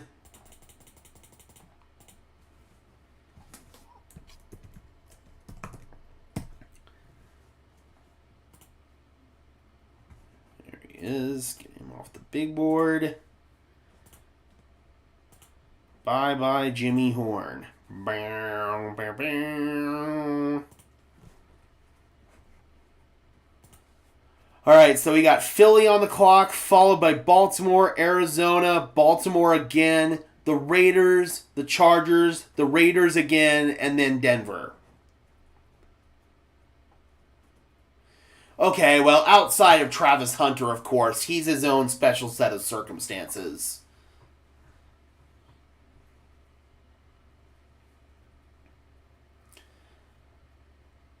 All right. What's the next Howie Roseman masterclass?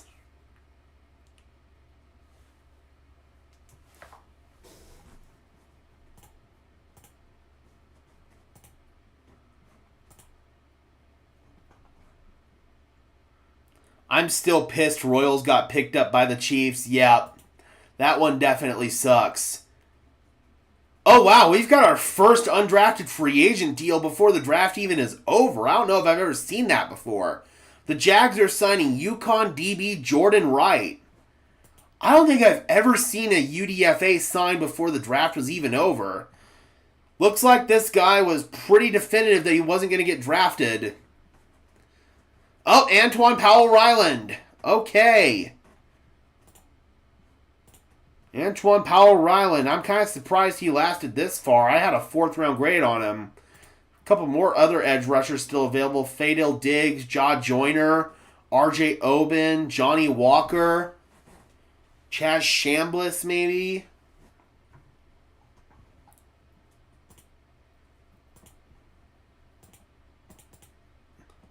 I think we'll get Tez as a UDFA. And once again, another phenomenal draft pick. A+ for Howie Roseman. The dude is a freaking sorcerer. An absolute sorcerer.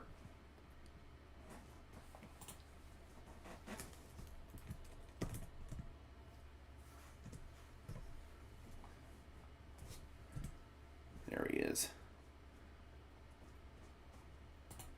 How Howie Roseman manages to do this every single year. Just get steal after steal after steal is just incredible. Alright, so now we have got the... Oh, you stupid computer. Freaking load. There we go. Now we've got the Baltimore Ravens on the clock, followed by the Cardinals, the Ravens again, the Raiders, the Chargers, the Raiders again, and then the Broncos. Things are going about as smoothly as you could ask them for the Broncos right now, I would say. All of these good players continue to fall farther and farther down the board. And in non-Broncos related news, Michael Porter Jr. is available tonight, and Russell Westbrook is out tonight for the Denver Nuggets in a must-win game against the Clippers. Nope, Kobe's still on the board. He is still there. Yeah, that Panthers wide receiver room is low-key stacked.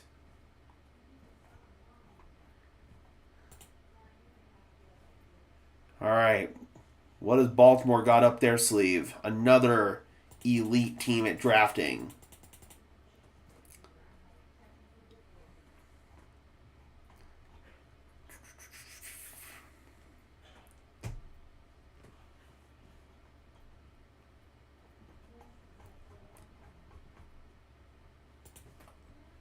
All right, so we still have approximately 45 players to be selected in this year's draft. And there's still so many good players on my big board. This undrafted free agency is going to be insane, dude. And of course the Ravens get a good player. Freaking Aeneas Peebles, the all-star of the Senior Bowl. Boo! Good pick for the Ravens, but boo! Every single year, the Ravens and the Eagles, man, they make these incredible value picks. Getting Peebles in the 6th? Dude. Oh my God. One of the top players. I think he's top 10 left on my big board. Good pick for the Ravens, but boo! Alright, that is one I definitely would have wanted. Yep, of course it's Baltimore. Of course it's Baltimore. Franklin takes a Mims-like step, and Mims keeps keeping on. Our wide receiver room is nice, too. We're just an Ingram injury away from having the worst tight end group again. Well, again, Ingram is more of a big slot receiver than a tight end, so I still think you have one of the worst tight end groups in the league. But there's still a couple of guys you can take here to address it. Yep, Peebles to the Ravens. That sucks.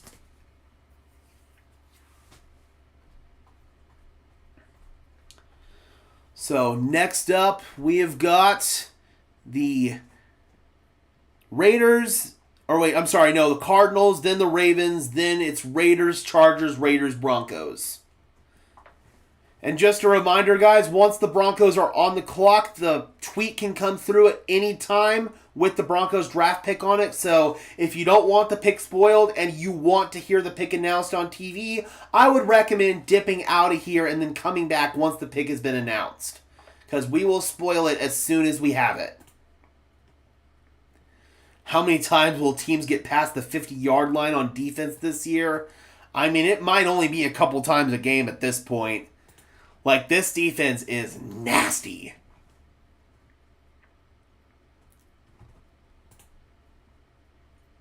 Guard off the board for Arizona. Hayden Connor. They needed some depth on their offensive line, so Connor will help provide that for them.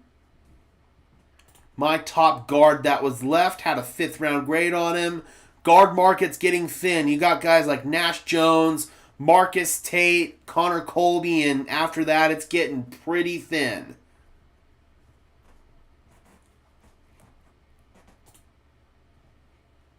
All right, so we've got Baltimore back on the clock.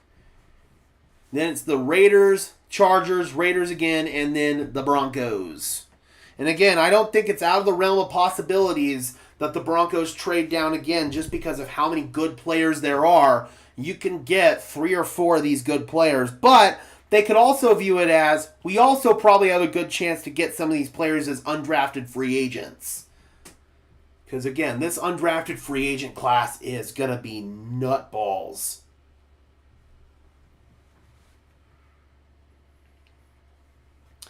And we still have fans complaining about the draft on or in the YouTube comment sections, as we do. Some of these fans you will just never please, man. Defense is fast, but just a little bit light in the weight. I would agree with that. No, that huge Florida defensive lineman has not been drafted yet. I think you could probably get him as a UDFA. So if you wanted to instantly add some size to your D-line, he would definitely do it. I do wonder about conditioning, like how many plays is he going to last out there before you have to take him off the field, you know? But if you're just bringing him in maybe on first down as a run stuffer, I could see that. Yeah, it's because people only like a lot of big-name people that they keep hearing the name of over and over again. It makes sense, man. I understand that, but I just wish that more of these fans would trust the process and not just completely shut the pick down and declare it a bust before they've even played a snap.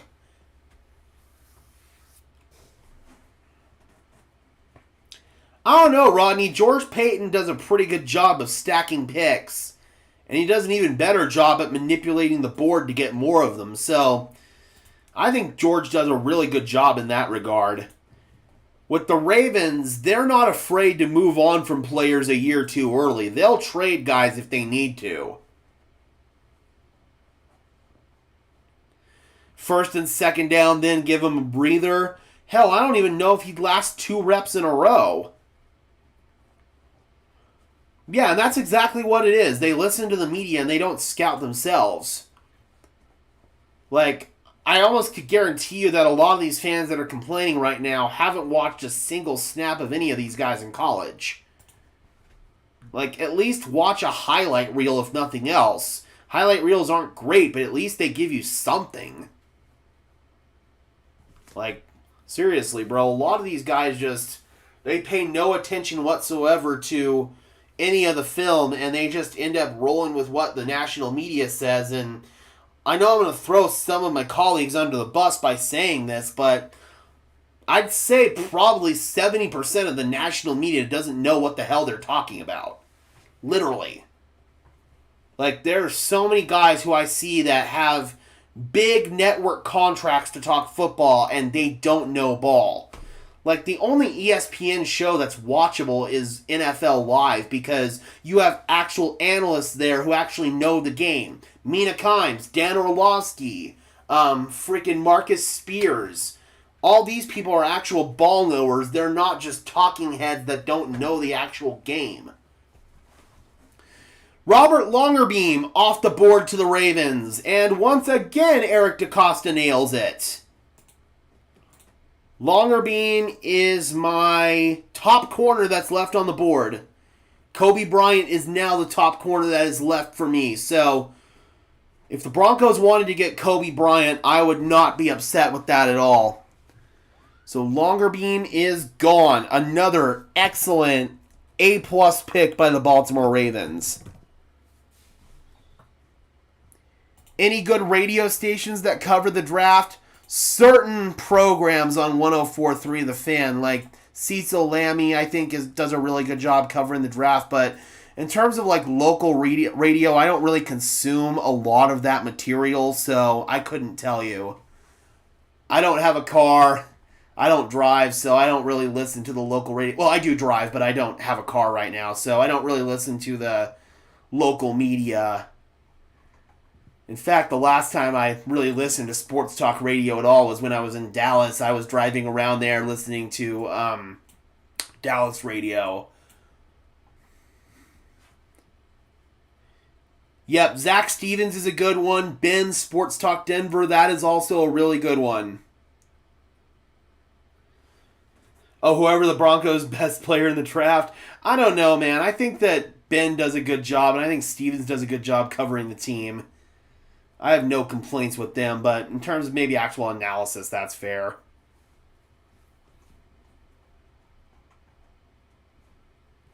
Will the Ravens finally make it to a Super Bowl? I don't know, man. You still have to deal with Buffalo. You still have to deal with Kansas City until they officially fall off of a cliff, so that's tough. We got 83 people in the house, guys. Thank you so much for tuning in. I greatly, greatly appreciate it. Again, if you could just do me a big favor and smash that like button, subscribe to the channel if you have yet to do so. Those are both free and easy ways to show your support. Helps tell YouTube's algorithm to push us out, and it helps us get seen by more and more members of Broncos country, just like you and me. All right, first pick is in here for the Raiders, then it's the Chargers, the Raiders again, and then the Broncos.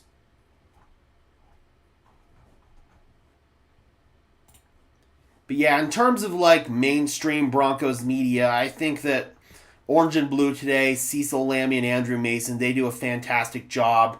For actual analysis, another place I would go is Broncos for Breakfast with Eric Trickle and Nick Kendall on Mile High Huddle. I think that's one of the better Mile High Huddle programs out there.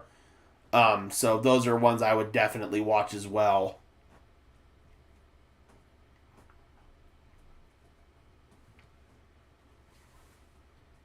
Two likes away from 100. Let's go, let's go. Please be sure to leave a like on the stream, guys. Help us get to 100 likes.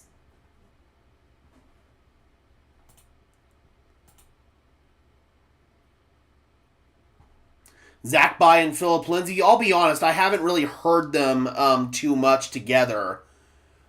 I don't really get a chance to listen to the fans' actual radio programming too much. Oh, and then, of course, That's Good Sports. I mean, Brandon Perna's the OG GOAT, so couldn't go without mentioning Brandon Perna. Thank you, Crumble.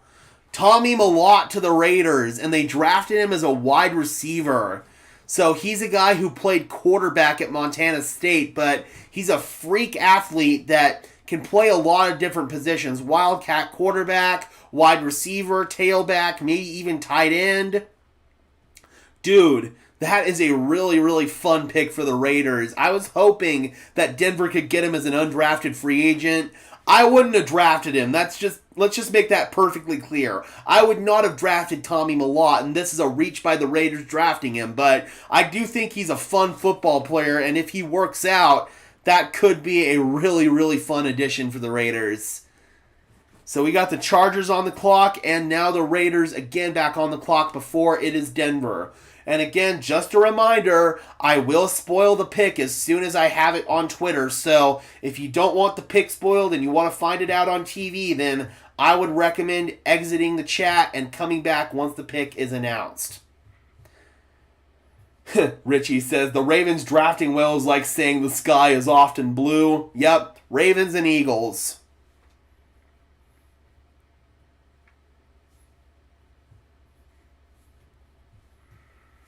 It won't. It's the Raiders. I don't know, man. I keep heaping praise on the Raiders throughout this draft stream, but I think that they are a much better run regime than they have been in previous years, and I'm actually worried they're going to be halfway competent this year. But Touchdown Tommy goes to the Raiders. I do love me some Touchdown Tommy. Where are we at in terms of total views with this stream, guys? We are... Damn, we've already gotten over 2,000 total views. That's insane. Thank you guys so much. Rodney, yes and no. Taysom Hill, one of the things that makes him special is he's a special teams ace. I don't think Tommy's going to play special teams, but he could do some of the stuff that Taysom Hill does on offense. What team would win in a content creator tournament? Oh, God, why do you do that to me? I mean, I still got to give the upper hand to Season Mace. Those guys are the GOATs for me. I really hope that Broncos fans understand the new coaching staff for the Raiders will be good. Way better than they're being credit for. Absolutely. Absolutely.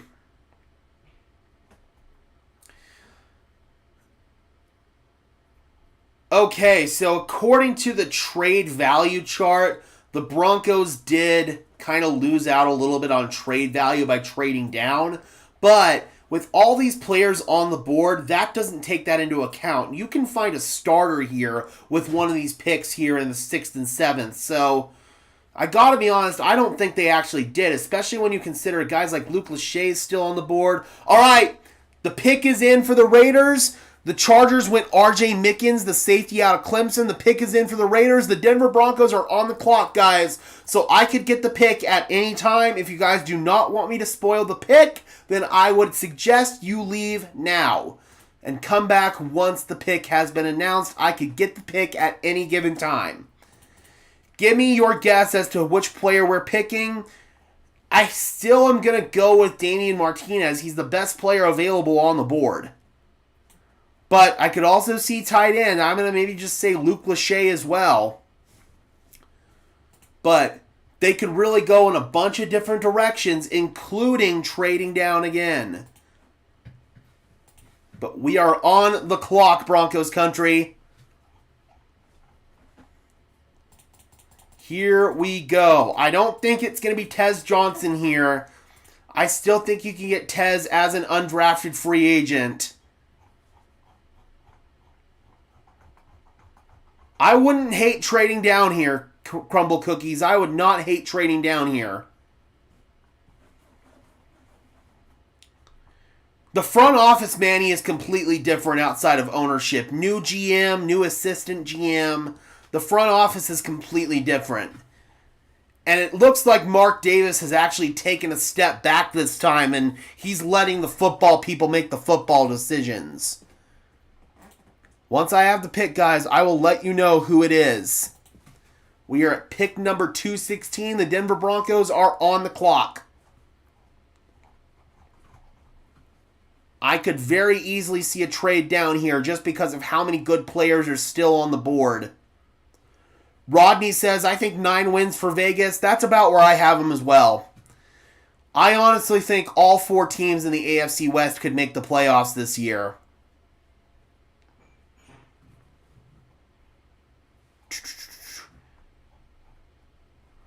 Another comp for Tommy Mellott to the Raiders is Julian Edelman. Maybe Tom Brady had a little influence in this pick.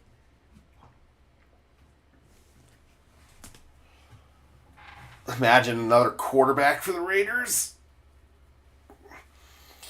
I mean, I could see it. All right, we're on the clock. I don't know who the Raiders got yet. Oh, it is. It is another quarterback, Cam Miller. Cam Miller out of North Dakota State. He's honestly not that great. Saw him at the Shrine Bowl. Not anything special. But the Denver Broncos are on the clock. We are at the final pick here of the 6th round.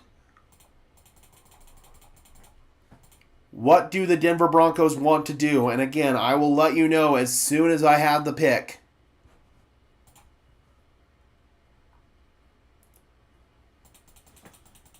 Who will be the first to announce it?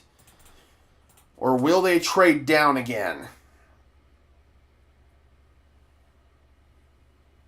Yep, AOC versus Cam Miller for the backup quarterback job there in Vegas. Come on, baby.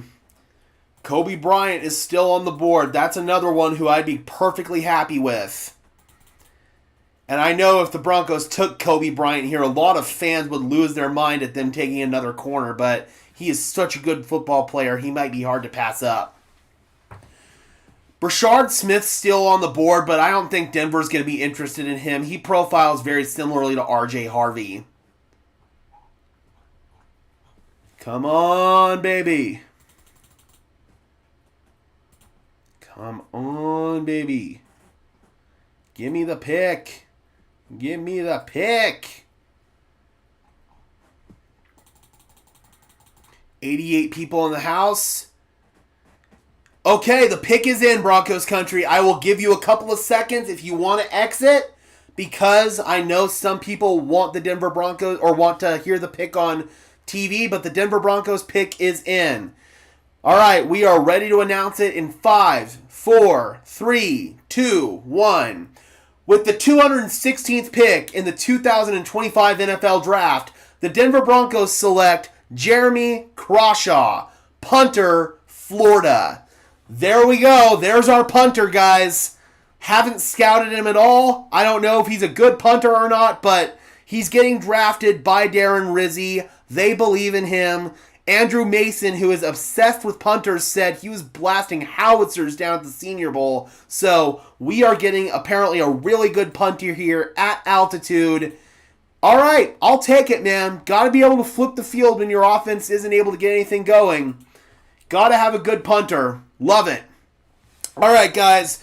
Let me go ahead and pull up his stats here, and we're going to go into video making mode. Thankfully, this should be a nice short video. There's not going to be a whole lot for me to analyze here, but they needed a punter, and they got one. And if Andrew Mason thinks it's a good pick, then I think it's a good pick because he is the punt nerd of Broncos media.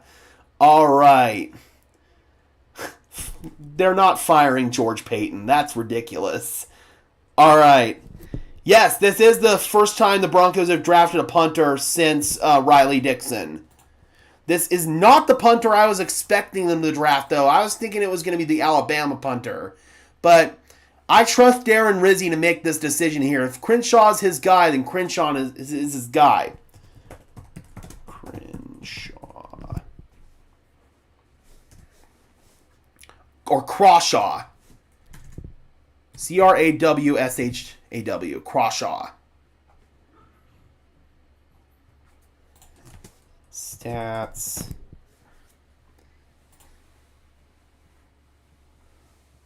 All right. Tez Johnson, I'm telling you guys, he's not getting drafted. He will be an undrafted free agent. All right, so I got in his stats. We're going to go into video making mode here, guys. So if I ignore the chat for just a few minutes, that is why, and we will be getting this video up. All right, we are going to go in 5, 4, 3, 2, 1, action.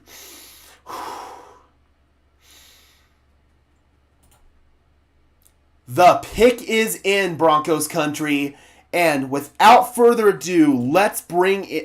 stupid. Hit the wrong button.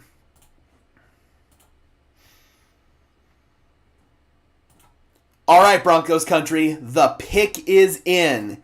And, oh, crap. And now you guys get to see more behind-the-scenes stuff. When I don't put up the thing I'm supposed to put up. There we go. That's what I want.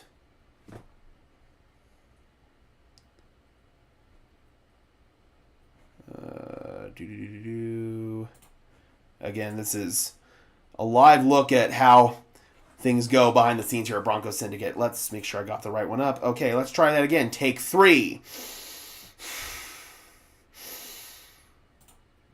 The pick is in, Broncos country, and with the 216th pick after trading down in the 6th round, the Denver Broncos select Jeremy Crawshaw, punter, Florida State, or Florida.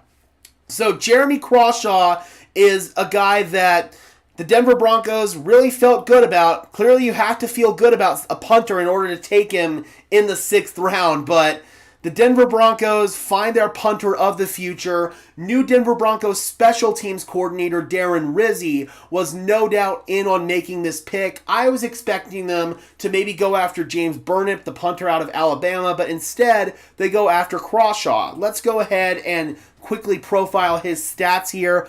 Last year, he averaged 45.7 yards per punt on 59 punts. So his best year was in 2023, 48.9 yards per punt.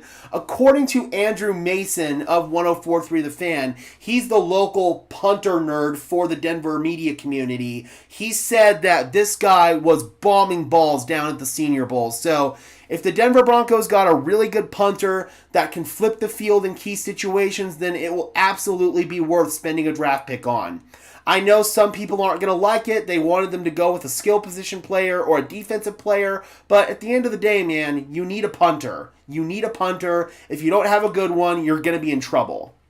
Riley Dixon had some nice moments for the Broncos last year, but was just too inconsistent with kicking the ball out of bounds, kicking it through the end zone. The placement was not as consistent as we needed it to be. And now we've got Jeremy Crawshaw, who's going to be punting at altitude. Big leg. This one could be fun.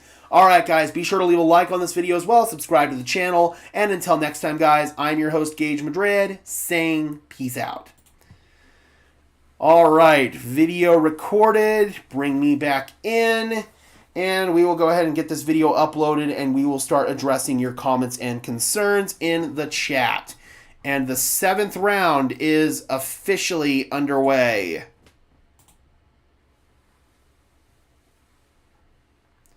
Alright, we got the Dallas Cowboys on the clock, followed by the Atlanta Falcons and the New York Giants.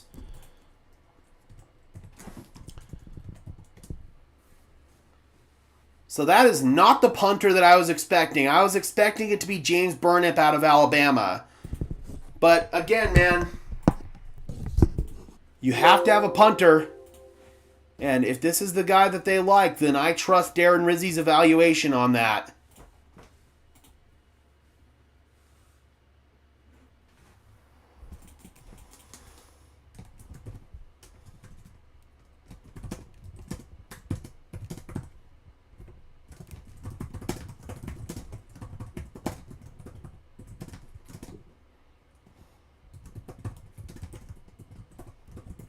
All right.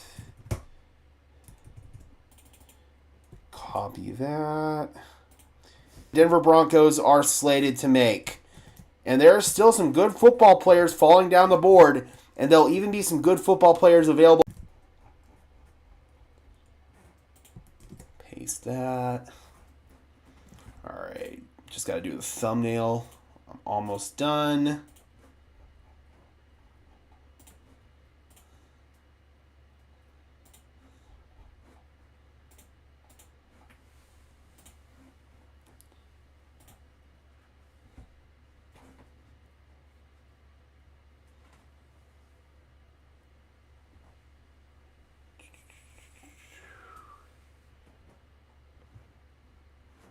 Uh-oh. Make sure that video didn't. With the 216th pick after trading down. Okay, there we go. Just making sure that wasn't messed up. Sorry, guys. Bear with me while I finish uploading this video. And then I will get to you guys in the chat.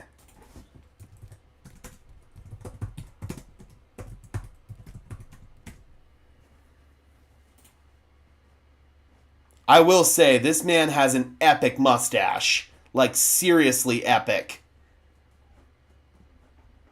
Hopefully he keeps that look and doesn't shave it off. That is an epic mustache.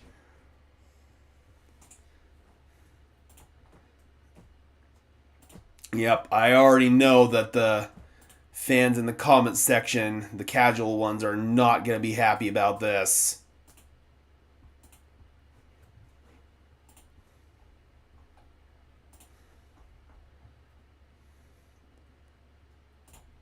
Stupid. Almost done. Just putting the picture in the thumbnail. Like, seriously, though, this guy better not shave his mustache. Nick Gargiulo, when he came into Denver, had, like, the most epic mustache ever, and he shaved it before he even joined the team. This guy better not do that. Doody.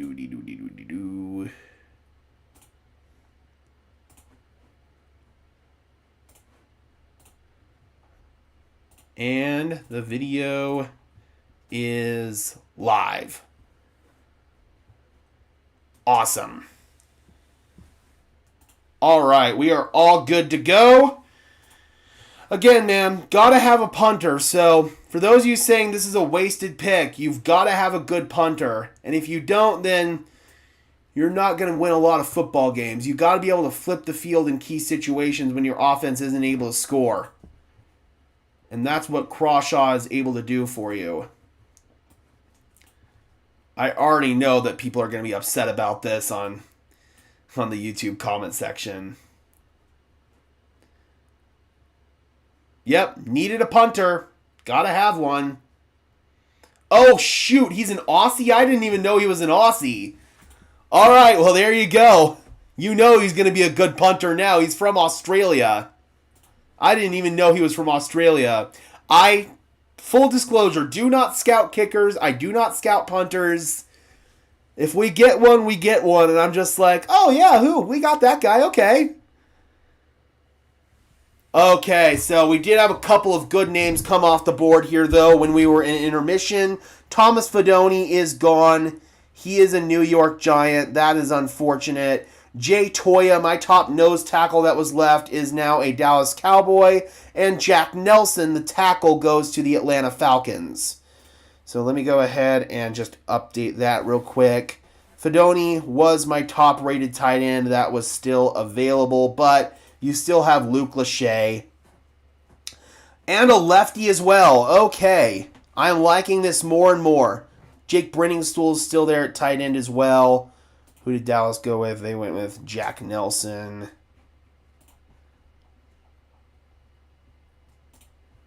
Sixth round grade on Jack Nelson. Had a couple of other players ahead of him. A little bit of a reach, in my opinion, for Dallas.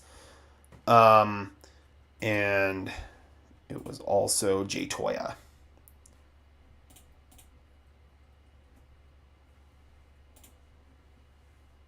And he'd be in the nose tackles.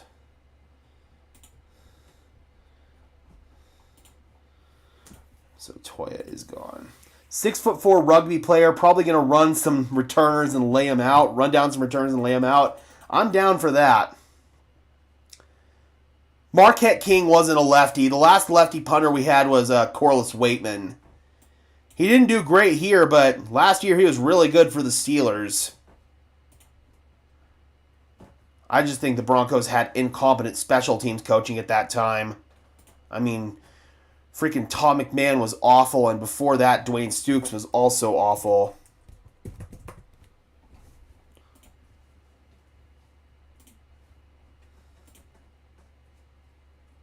And Thomas Fidone, he's gone.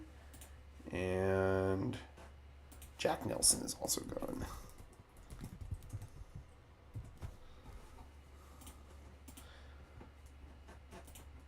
Still plenty of good players on the board, man. This is going to be...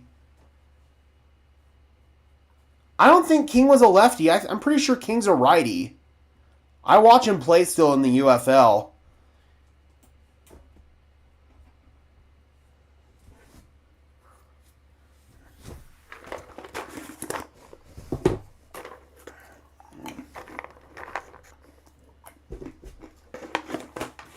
I'd rather take Pat McAfee.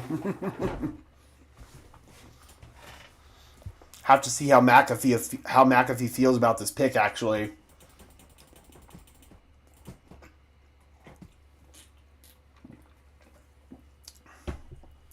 Another tackle off the board, Marcus Bryant out of Mizzou, the other Mizzou tackle. Had some other tackles ahead of him. Again, a little bit of a reach in my opinion. Yes, we have one more pick in the 7th round.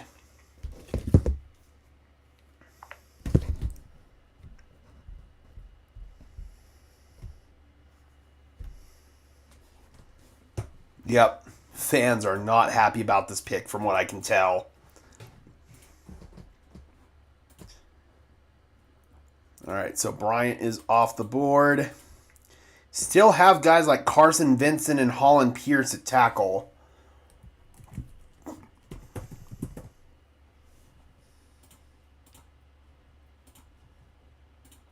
And another guy by the last name of Bryant and cornerback Kobe Bryant. I'm surprised he's still on the board.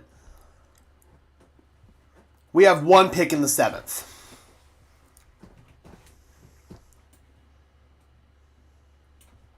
I cannot believe Damian Martinez is still on the board. This has to be like some sort of medical thing or some sort of off the field thing. Because otherwise he would have already been drafted. You already know it, Mark. Do you think we'll sign a player from the UFL like we did with Tillman? We could. We very well could. Not sure who exactly that'd be as of right now, but we very well could.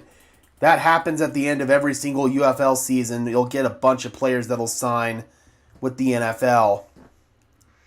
And we got a center off the board, Jonah Monheim. So Monheim would be my 5th center that's left on the board. There's still a couple of really decent centers out there. Jared Wilson, Seth McLaughlin, albeit he is injured. Somebody like Jake Majors as well. So the Broncos' final pick in the draft, unless they manipulate the board again, is going to be pick number 241. So that's going to be the 25th pick in this round. Dude, this undrafted free agent class is going to be insane. And we got a linebacker off the board, Cody Lindenberg out of Minnesota. Dude, it's looking like my guy Chandler Martin might go undrafted. That'd be an awesome pickup for the Broncos. Lindenberg was my 2nd linebacker on the board. Esmael Mondin is still there. He's my top linebacker on the big board. I had a 4th round grade on him. I don't think they finished 8 and 9. In what way do you think this team regressed from last season? Just curious, Rodney. Or is it more of you just feel like the rest of the division improved, so it's going to be harder to win games in the division? I believe they will grab a couple of undrafted running backs, and at this rate, there are going to be guys with high draft grades that are still available at running back, like Ja'Cory Krosky-Merritt could go undrafted. Damian Martinez could go undrafted. Marcus Yarns, LaQuaint Allen, Kyle Monungai, Raheem Sanders, Corey Kiner. I mean, there are so many freaking good running backs. Some of them have to go undrafted at this point. We're in the 7th round. So Denver's going to be able to come away with probably multiple really, really freaking good running backs in UDFA if they want to. Like, bro, if Ja'Cory Krosky-Merritt goes undrafted and the Denver Broncos don't sign him, I'm going to cry. Well, there is Martinez, finally. He comes off the board at 223 to the Seattle Seahawks. A running back who I had a 3rd round grade on. One of the few, do-it-all, dynamic 3-down running backs that was still available, and he finally comes off the board in the 7th round. The top player that I had on my big board finally comes off. So now my new top player is Jared Wilson, followed by Seth McLaughlin, Quincy Riley, and Jack Sawyer.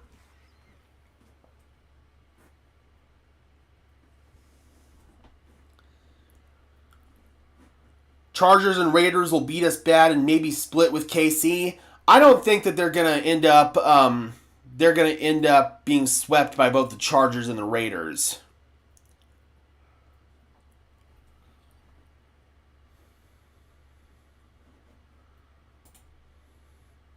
Another defensive tackle off the board, Keontae Hamilton out of Rutgers. Yep, that's another one that I did not get a chance to evaluate.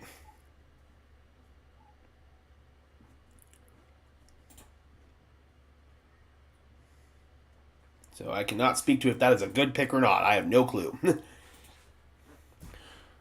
All right, so we got the Arizona Cardinals on the clock at pick 225, followed by the Pittsburgh Steelers at 226, the San Francisco 49ers at 227, and the New England Patriots at 228.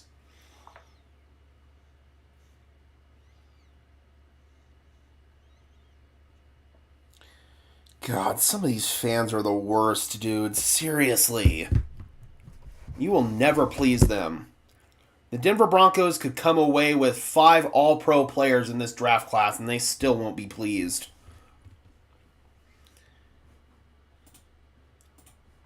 Like, seriously, if you think you could do a better job, then come down here and do it. I can guarantee you that you won't.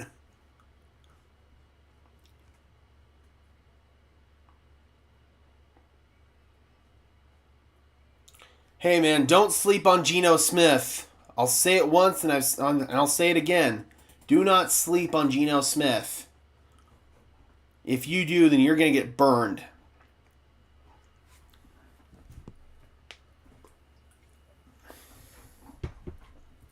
So now with Martinez gone, my top running back that's available is Ja'Cory Krosky-Merritt. I would love JCM.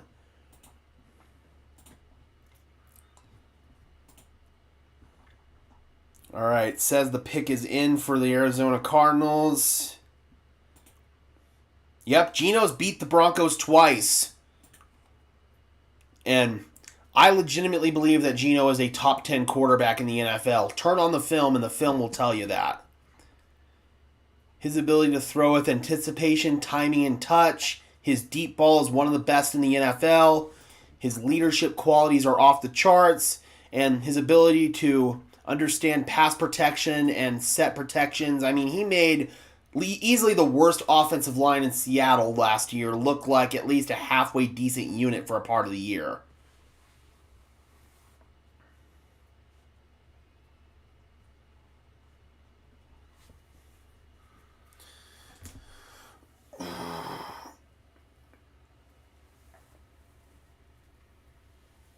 All right, here we go.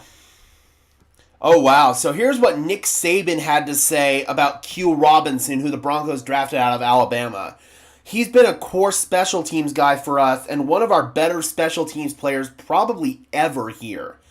If Nick Saban is saying that, then that means it's high praise. Significantly high praise. So, do with that what you will, man. That Q Robinson pick may have seemed like a reach, but if Nick Saban is saying something like that, then you need to pay attention to it.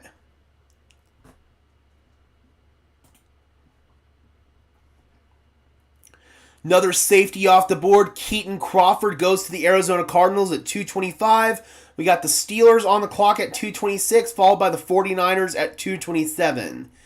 And by the way, the Kansas City Chiefs this year are in possession of the Mr. Irrelevant pick. Pick 257, the final pick in the 7th round. Yeah, if Nick Saban is saying that, then that is some really high praise.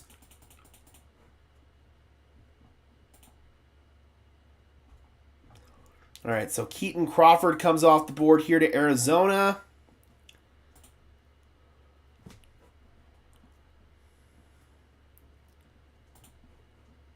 Still some good safeties available and some ones that might go undrafted at this point.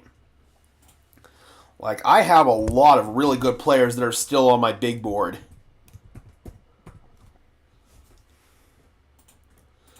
This is probably going to be one of the most loaded undrafted free agencies in a while, dude. Like, Denver might sign 10, 12 players as UDFAs. And a bunch of them could have potential to make the team at this point. That's how good this UDFA class is going to be. All right, Steelers are on the clock at 226, followed by the 49ers at 227 and the Pats at 228. So we'll still get about 30 of these players drafted, but there's going to be God, 50 players it feels like with draftable grades that'll be hitting the UDFA pool. That's nuts. I've never seen anything like that before.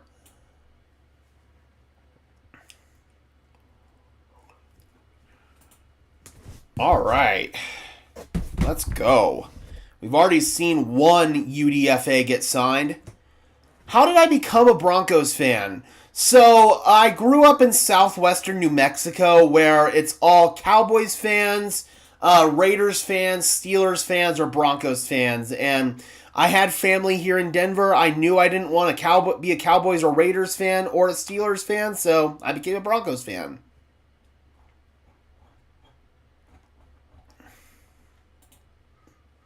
Kind of the closest regional team.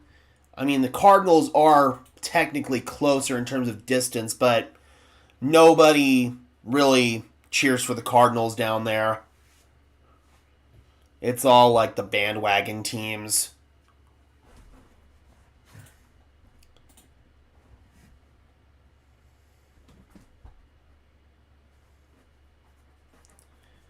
All right, pick is in for Pittsburgh. Who do we got?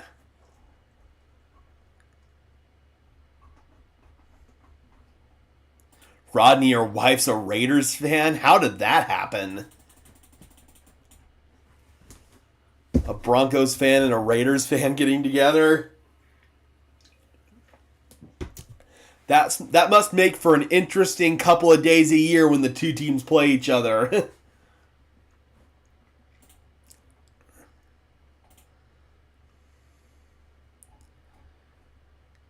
All right, so we're still kind of dragging here on this Steelers pick. So after the Steelers, it's the 49ers, the Chiefs, the Steelers again, and then the Lions.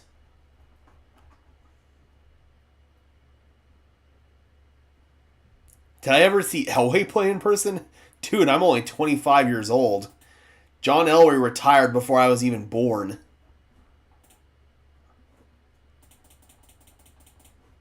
Nope, I have not gotten to see John Elway play in person, obviously. I've gotten to see every Broncos quarterback since Case Keenum play in person.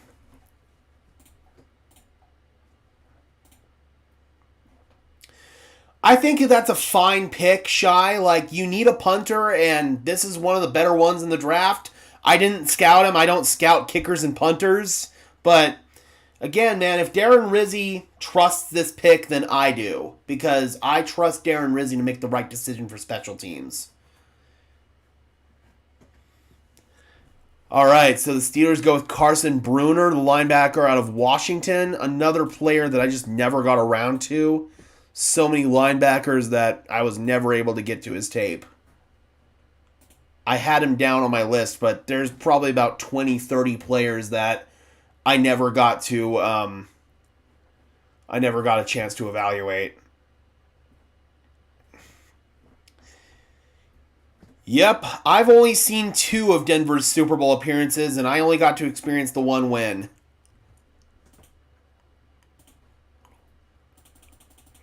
All right, so get Carson off the big board here.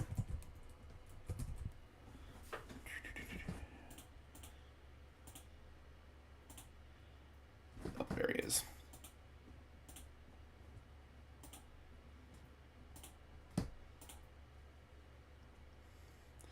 An Aussie with a great stash sounds like a future Hall of Fame kicker. I mean, the optics sure are good. I got into some of Elway's games for free because our fraternity had the job to clean up the stands after the games. That's crazy.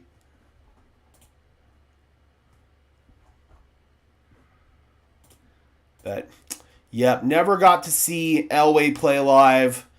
I never got to see Peyton play live. I mean, I've seen Peyton in person many times now at the games and stuff, but I never got to see him play live. All right, Curtis Rourke comes off the board. Another quarterback. Will this be the next 49ers 7th round quarterback steal? We'll see. Rourke has some talent, but he is coming off of a torn ACL, so that's something that's going to have to get factored in. And Quinn Ewers is still on the board. I remember at one point in time back in the day, years ago, Quinn Ewers was getting early talk about being a first overall pick when he was back in high school. And now here we sit in the 7th round of the draft and he has yet to be drafted.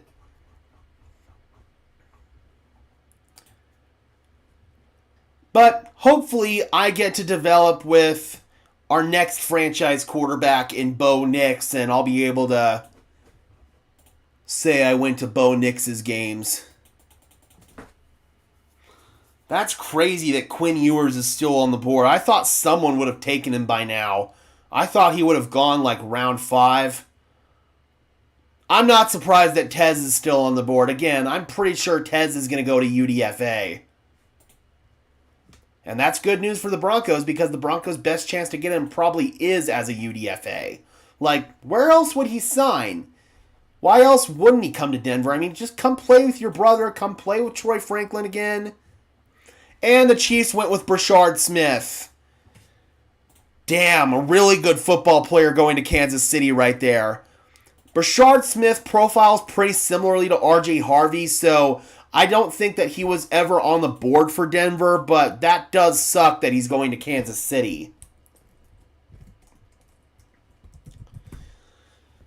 Still, I would say tight end, running back, and defensive line. Those haven't changed. Those are still probably our biggest needs right now.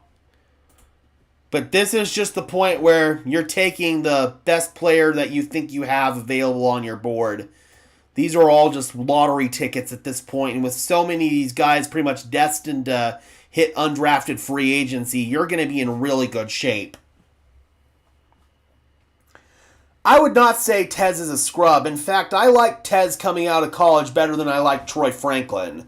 I think Tez is a better route runner than Troy Franklin, but the bad athletic testing is what got him dropped this year.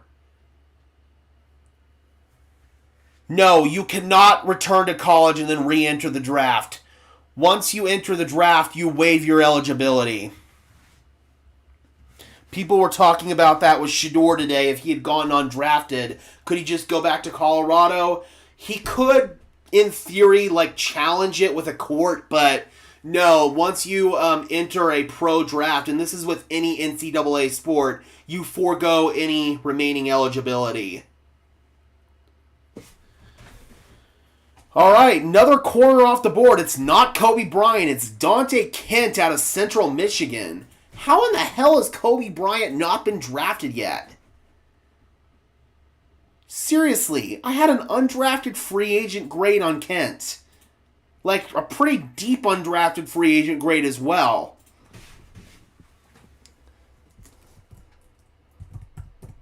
Which tight ends are left? Luke Lachey is still there, the tight end out of Iowa. I would love me some Luke Lachey. But again, there are so many good players left that you're probably going to at least get a couple of them as undrafted free agents. Yes, Tez had a really good Senior Bowl, but those athletic tests were pretty poor, and so it dropped his draft value, which I think is a bunch of bull crap. All right, so we've got the Lions on the clock, followed by the Dolphins, the Colts, the Bears, the Seahawks, the Buccaneers, the Jaguars, the Packers, the Seahawks again, the Cowboys, the Bills, and then the Broncos. We pick at 241. We're on pick 30 right now, or pick 230 right now. So Detroit is on the clock.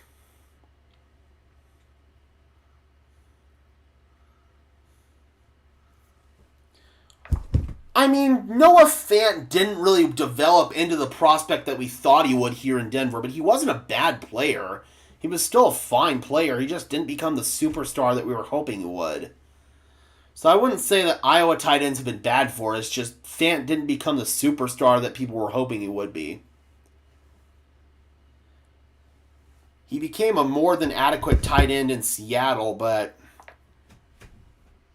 yeah, I don't think that Noah Fant, who was drafted by a completely different regime 5-6 years ago now, should steer the Broncos away from taking a guy like Lachey here.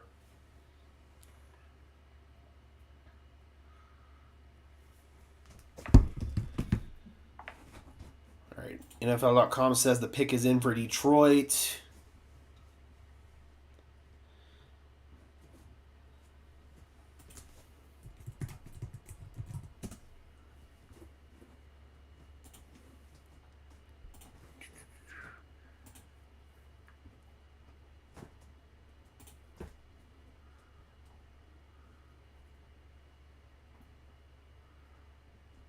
And it's Dan Jackson, DB, another guy I have not scouted.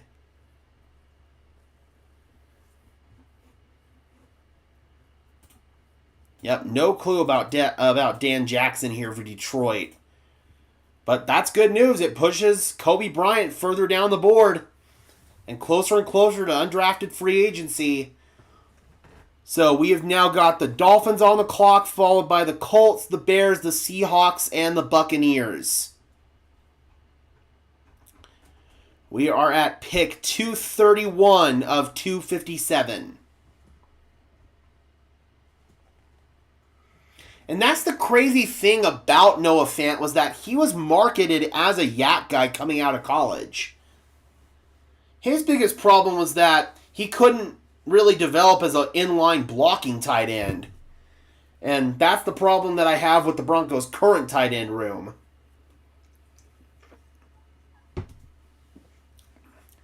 All right, so it's the Dolphins on the clock, followed by the Indianapolis Colts.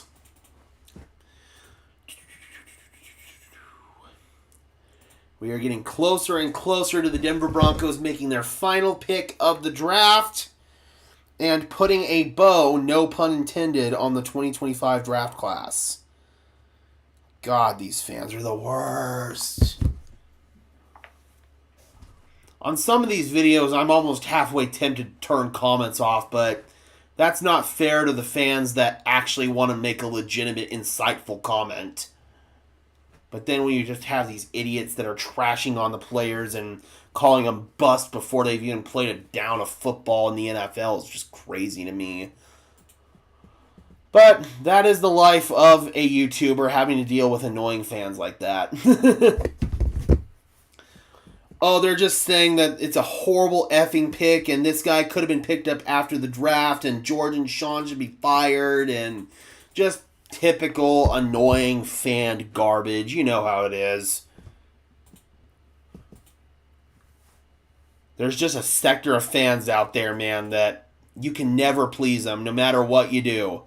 Like I said earlier, Denver could come away with 7 all-pro players in this draft and fans would still find a way to complain.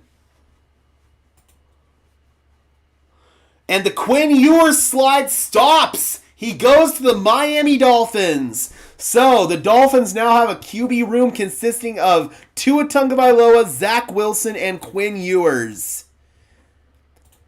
Dolphins are not going to settle for mediocrity if Tua goes down again. They want to make sure that they've got a chance to compete, because if they had just a halfway competent backup quarterback last year, they probably would have made the playoffs. When Tua went down, they did not have a contingency plan, and they ended up getting burned. So Quinn Ewers finally comes off the board. And this might be the last quarterback that we see taken today. That's crazy, man. Ewers was talked about as a potential number 1 overall pick when he was in high school, and now he ends up getting drafted in the 7th round. People say Shedeur had a massive slide, but Quinn Ewers' slide was pretty drastic as well. We have one more pick left, yes, but I don't think it's going to be for Tez. Again, I think Tez is going to be an undrafted free agent, and that's where Denver will get him. I do think Tez is going to be a Bronco, but I don't think he's going to get drafted. No! Indianapolis just took Hunter Waller, the safety out of Wisconsin. A guy that no doubt Jim Leonard had familiarity with. I think he would have had a chance to be a Bronco. Bummer. I liked Waller quite a bit. He was pretty high on the big board. Bummer. So Hunter Waller comes off the board.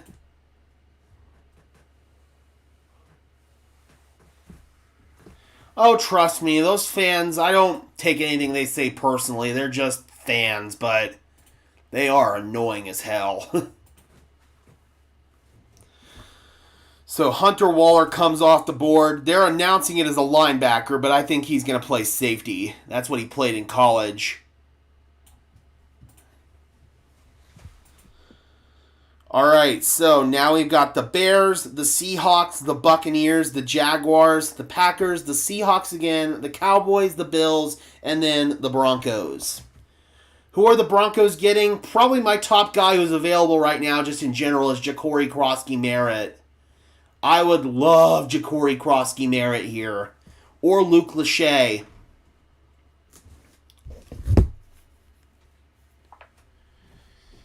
Yeah, man, that's just how fans are sometimes. I mean, the ones that are complaining about the punter, I can kind of understand that, but the ones that are complaining about some of these other picks, man, I can guarantee you that none of them have actually watched a single snap of these guys in college.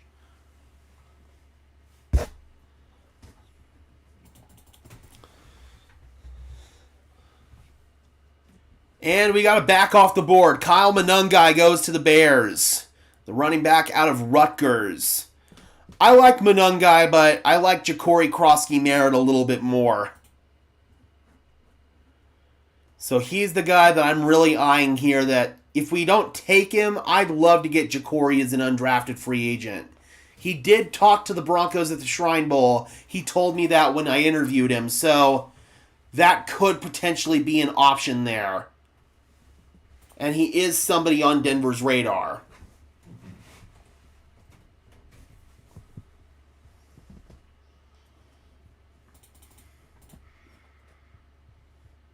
I was a bit disappointed that we didn't go after other named players, but I'm a wait and see guy with our draft class, and that's the reasonable approach to take on it. Even if you don't like immediately who they drafted, just wait and see.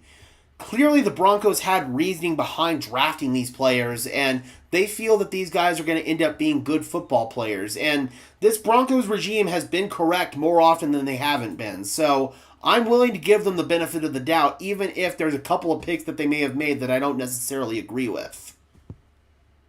But expecting them to give up draft capital to trade up, I just don't think that was ever realistic. And some of these picks, man, like taking a running back in the first round would have been probably the worst thing the Broncos could have done in this draft. Like, I'm sorry, good teams, they don't take running backs in the first round. They just don't do it. I don't know the last time a good NFL team took a running back in the first round and it actually panned out for them. Do I know Cecil and Mace in real life? Yes, I do. I know Cecil better than I know Mace. I've just kind of met Mace a couple of times, but Cecil is one of my mentors. I reached out to him like right when I first thought about doing this at training camp, and Cecil's been in my corner ever since. I'm very grateful for that. Cecil's awesome.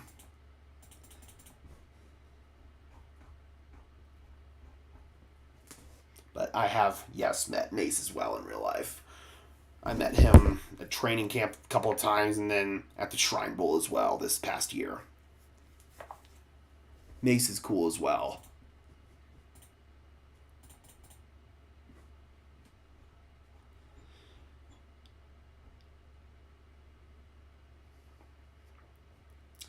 A great corner is hard to get. Our first rounder was a great pick. Really was, man. Especially when you consider like where he was expected to be drafted.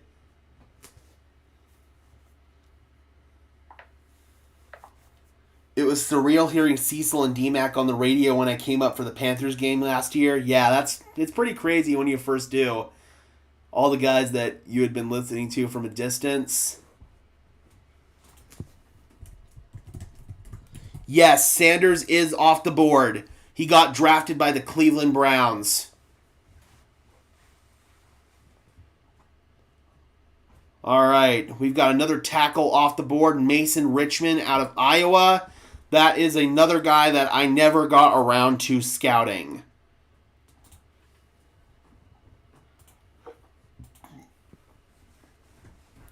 So Richmond comes off the board here to the Seattle Seahawks. The Buccaneers are now on the clock, followed by the Jaguars, the Packers, the Seahawks, the Cowboys, the Bills, and the Broncos.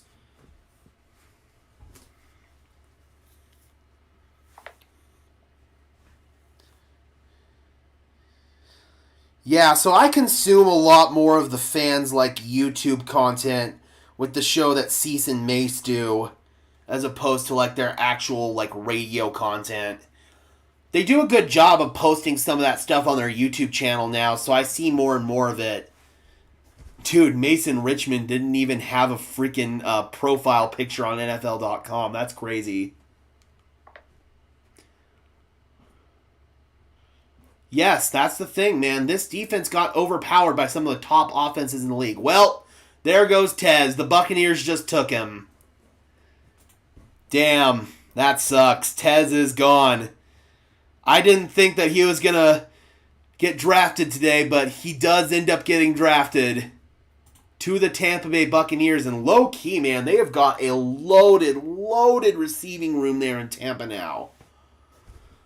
So I know that that is going to be a big bummer for some fans here, but at the end of the day, man, there are still some good receivers on the board. Xavier Restrepo hasn't been drafted yet, and I had a third-round grade on him. Isaiah Bond still hasn't been drafted yet. Like, there are better receivers on the board than Tez. Everybody wants Tez because of the storyline and all that stuff, and I did believe that if he ended up going undrafted, he would have been here, but he gets drafted by the Bucs. Good for Tez. Yep, he gets to go reunite with Bucky Irving now. So, yep, good for Tez, man, and I have a little bit of a rooting interest in the Buccaneers. My good friend is a Buccaneers fan, so I'm glad that I get to root for Tez over there, but obviously would have loved to have seen him here in the orange and blue. So Tez Johnson is now officially gone. Make sure I take him off the big board here. Sayonara, Tez. It was fun scouting ya.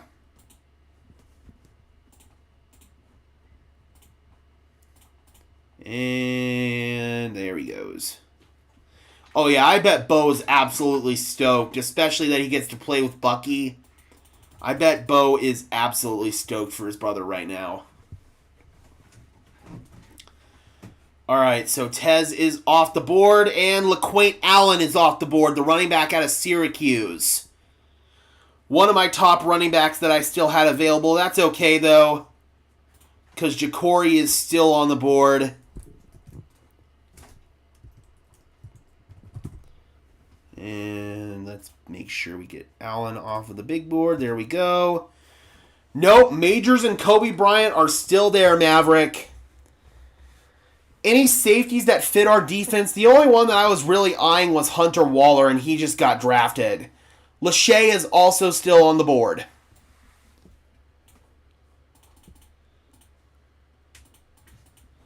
So, things are still going pretty well as far as how the board's falling for Denver right now. Oh, man. I'm going to go walk around, guys. I'm starting to cramp up a little bit. Just give me 1 second. I'll be right back.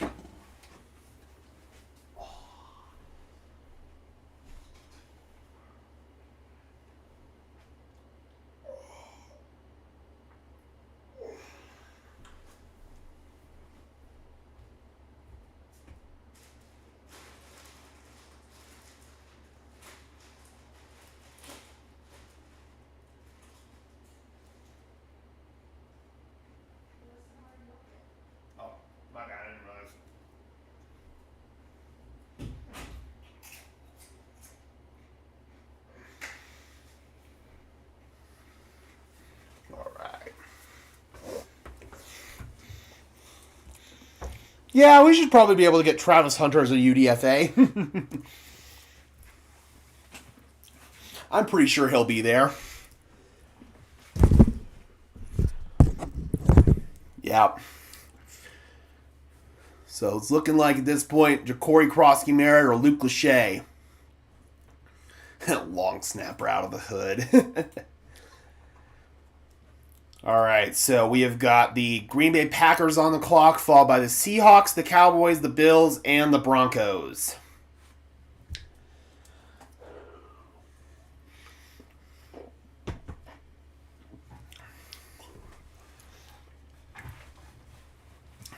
I know, Jackie, I was making a joke. Somebody asked if Travis was still on the board as a joke. Michael Robinson, DB out of Tulane, goes to Green Bay. Seattle is now on the clock.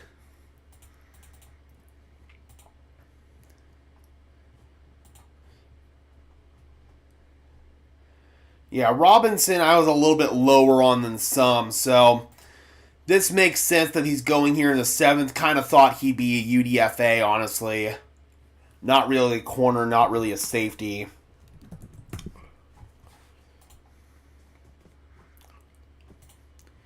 So, bye-bye, Micah. Browns did have a good draft.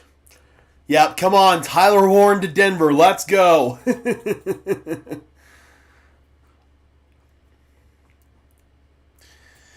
Head savvy, I think that ship sailed with Drew Lock. It sailed a couple of years ago. All right, so Seattle's on the clock, followed by Dallas, Buffalo, and then Denver. Ah, would you look at the time? It's 4:20. What do you know?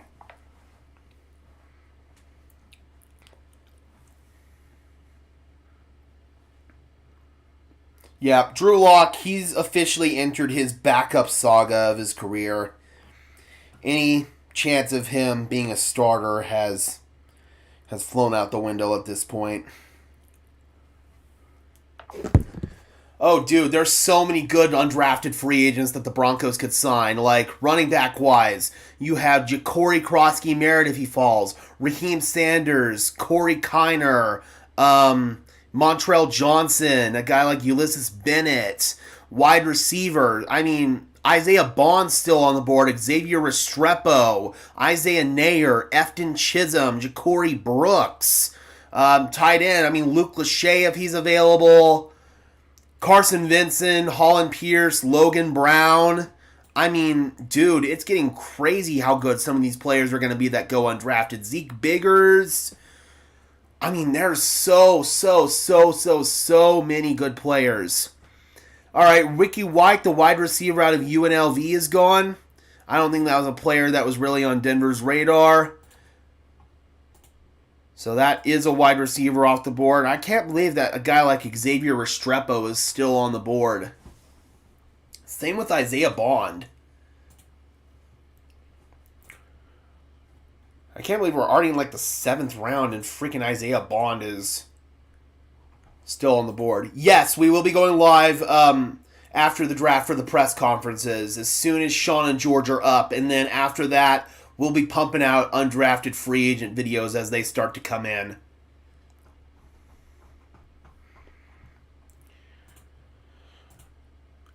All right, Cowboys go with Phil Maffa, the running back out of Clemson. Not a running back that I had on my radar. Not a running back that I had on my radar at all. Do I even have Maffa on my big board? Yeah, no, I didn't even list him as like a guy that maybe to watch later, and I didn't even, yeah. Did Cushenberry end up having a good year wherever he went? He went to Tennessee, and halfway through the year he tore his Achilles, so yeah, unfortunately, things didn't really work out for him over there. No, I don't think Jaden Daniels is still available. I wish. I love me some Bo, but Daniels was still my top quarterback in that class.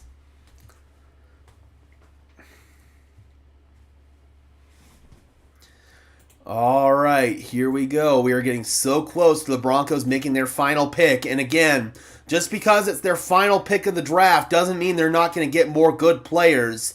UDFA really is like the 8th round of the draft, and I think we can get some really good players in the 8th round.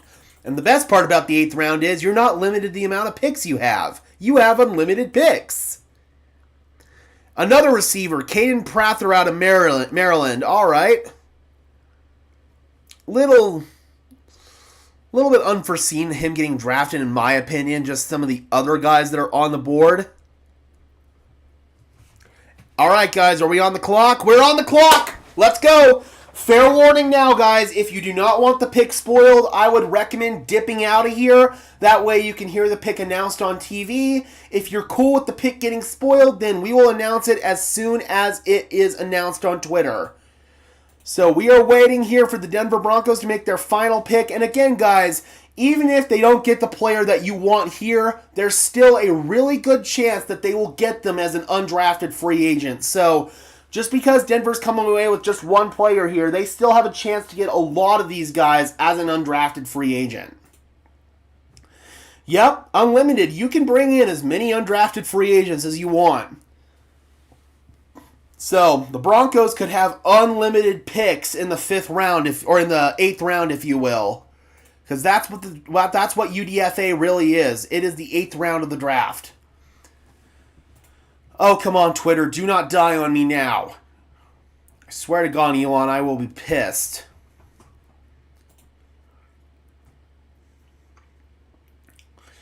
Yeah, definitely sucks Tampa got Tez, but earliest that he was going to get drafted was the 7th round, so makes sense. Wow. Okay, the pick is in, guys. The pick is in. I will give you guys a couple of seconds here to go ahead and exit if you want, but the pick is in. The Denver Broncos are taking tight end Caleb Lohner out of Utah. That's a player I did not scout. I gotta be honest, I have not heard of Caleb Lohner. That is a player I did not scout at all. They elect to take him over Luke Lachey, over Jake Brenningstool. Yep, I did not scout him at all. That is interesting. Let's look up some info on Caleb Lohner here. That is an interesting pick.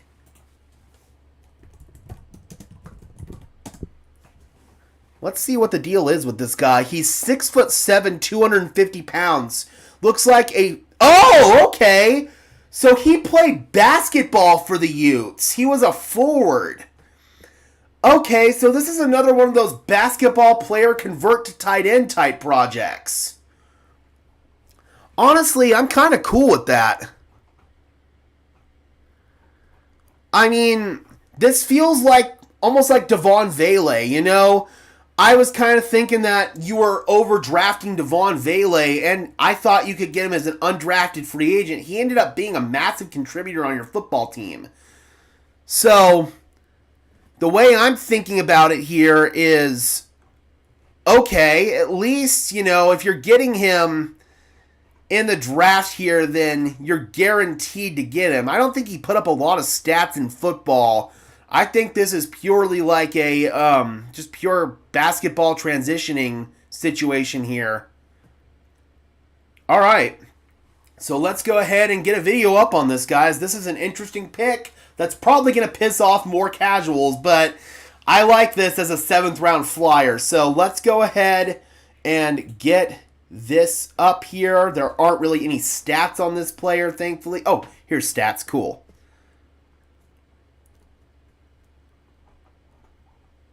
Okay, there we go. That's what I want. Yeah, but only caught 4 passes last year, but they were all in the red zone for touchdowns. So clearly this is just some athletic freak that caught the attention of the Broncos. Next Devon Vele pick. I don't hate it. All right. We are going to go into video making mode now, guys, so I apologize if we are going to be ignoring the chat for a few seconds here because I got to get this video out. I will then address your comments and concerns in the chat after we do. So make sure I got the right screen up. We're good. All right. We are going live. Or I'm sorry, we are getting our video going here in 5, 4, 3, 2, 1. All right, guys. Unless the Denver Broncos trade back in, the final pick is in for the 2025 NFL Draft for the Denver Broncos. At pick 241 in the 7th round, the Denver Broncos are selecting tight end Caleb Lohner out of Utah. I'll be honest, this was a player that I had not heard of before today. I had to look up who he was. I did not even have him on my board of players that I just never got around to scouting. This guy was a guy that I legitimately had not heard of. but it's for good reason. He was predominantly actually a basketball player at Utah. He played on their basketball team. He's 6'7", 250 pounds, so the ideal size and frame for an inline tight end, which is where I imagine he will play.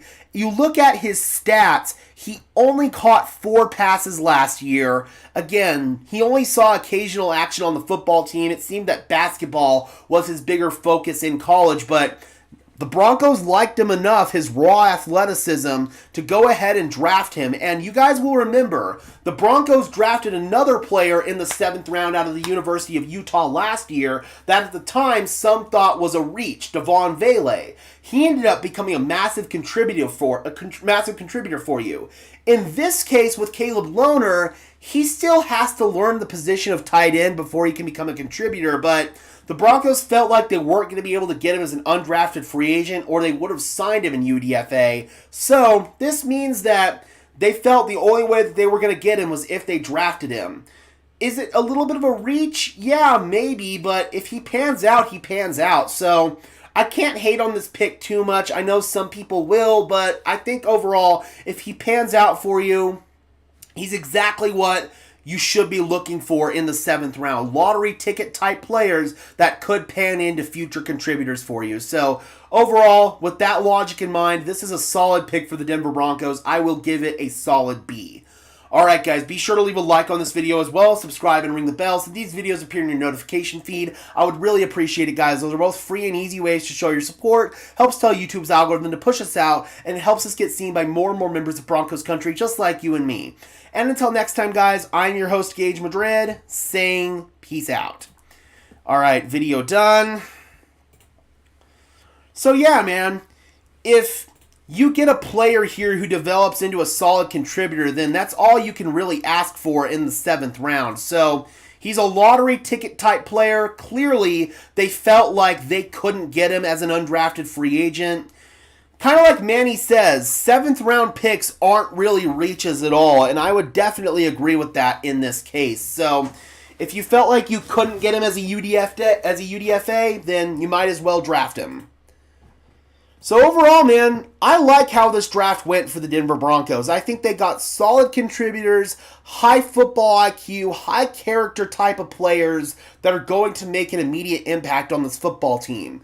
They may not have been the big, sexy names that Broncos country was hoping for, but that does not mean that we didn't come away with some really, really, really good football players.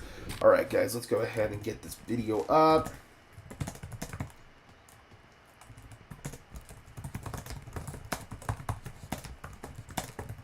Again, this has serious similarities to Devon Vele. Different positions, but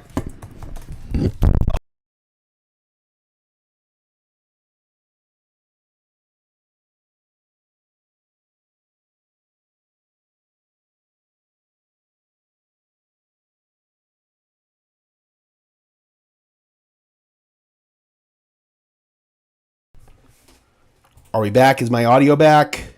Yes. Okay, we're good. Yeah.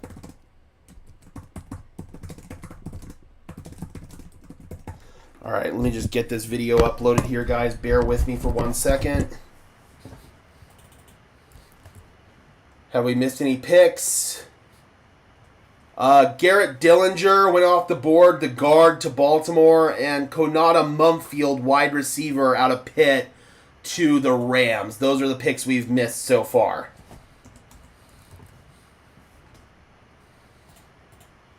I already know this one's... But more often than not, these basketball prospects that transition to tight end, usually it pans out pretty well for them. So hopefully it pans out well in this case for the Denver Broncos. Regardless, he's a really good athlete. The question is he a good football player?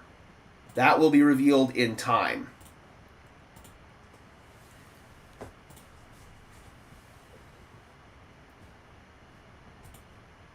Let me get a picture of this cat.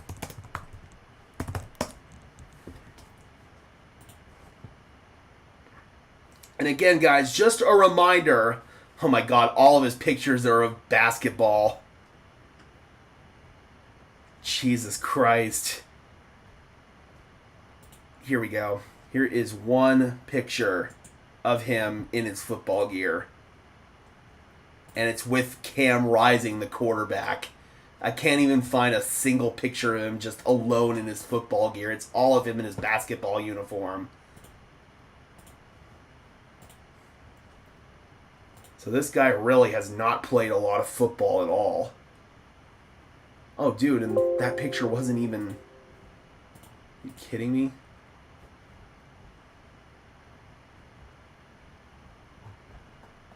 Well, I guess we'll use this one then.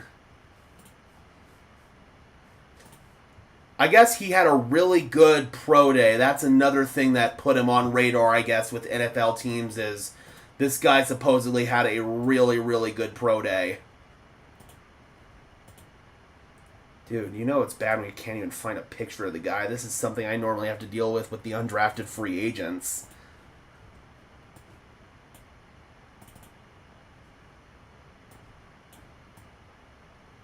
There we go.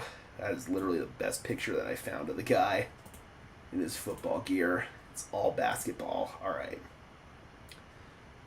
Download that. And unless they trade back in, this will be the final pick of the draft for the Denver Broncos. Boom. Boom.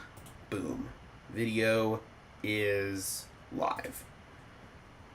Awesome. All right.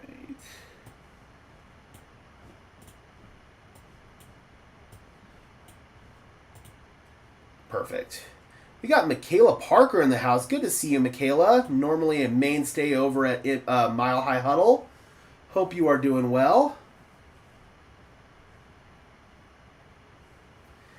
Imagine randomly deciding to switch to football and just getting drafted like that.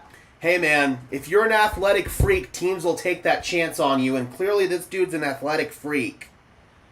I mean, 6'7", 250 pounds, that is complete athletic freak status.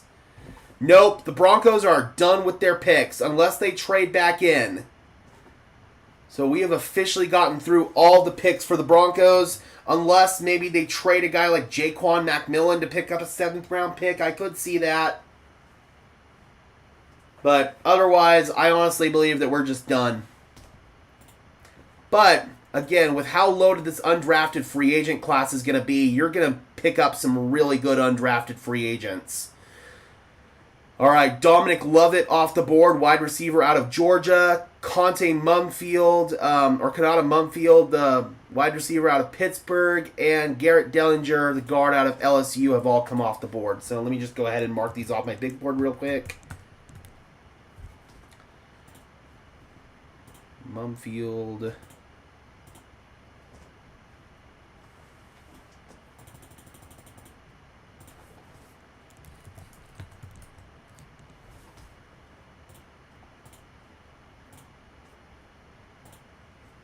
Mumfield, it was Dellinger and Lovett.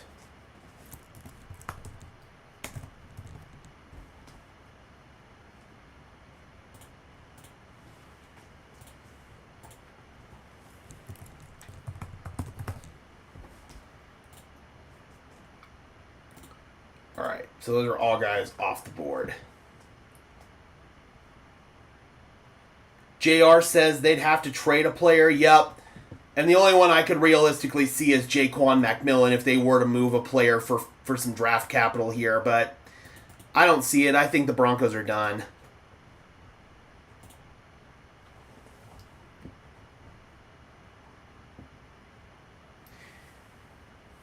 In his college basketball career for BYU, Baylor, and Utah, Caleb Lohner averaged 4.5 points. So clearly it wasn't looking like he was going to make it in basketball, so why not try your hand at football? And if you're an athletic freak, then you're going to find some sport out there that you thrive in. Manny says the Broncos had a really good draft. I agree. Right now, my tentative grade on this class is B+, because there were a couple of reaches there, but They accumulated some really, really good football players.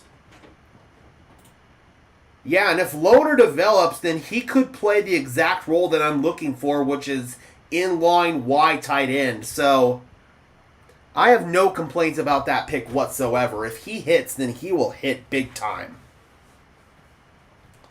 Ooh, and this is also worth noting here, actually. The last time Sean Payton turned a basketball player into a tight end, his name was Jimmy Graham. And that worked out pretty well. I'm almost wondering if Sean Payton maybe sees some Jimmy Graham-like traits with this cat. No! Ja'Cory Krosky narrowed off the board. He gets drafted by the Commanders. Oh, boo. My top running back left. I was hoping that maybe he'd go undrafted and Denver could get him. No. Goodbye, Ja'Cory. Oh. That one is a knife to the heart. That really is.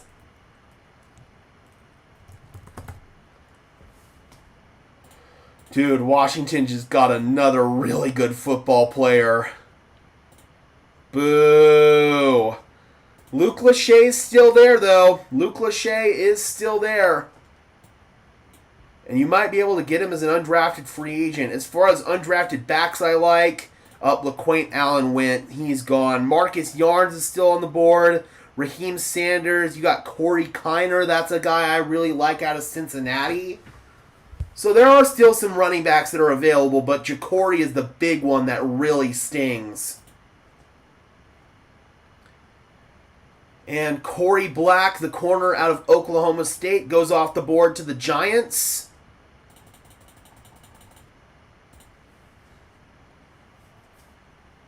Probably a little bit early for him, I would say. Probably could have got him as a UDFA. Kobe Bryant, he's still available, guys. He is still on the board. I would love to be able to get Kobe Bryant as an undrafted free agent. That would be a steal of all steals. Dude, that sucks about Ja'Cory, man. I wanted him so bad.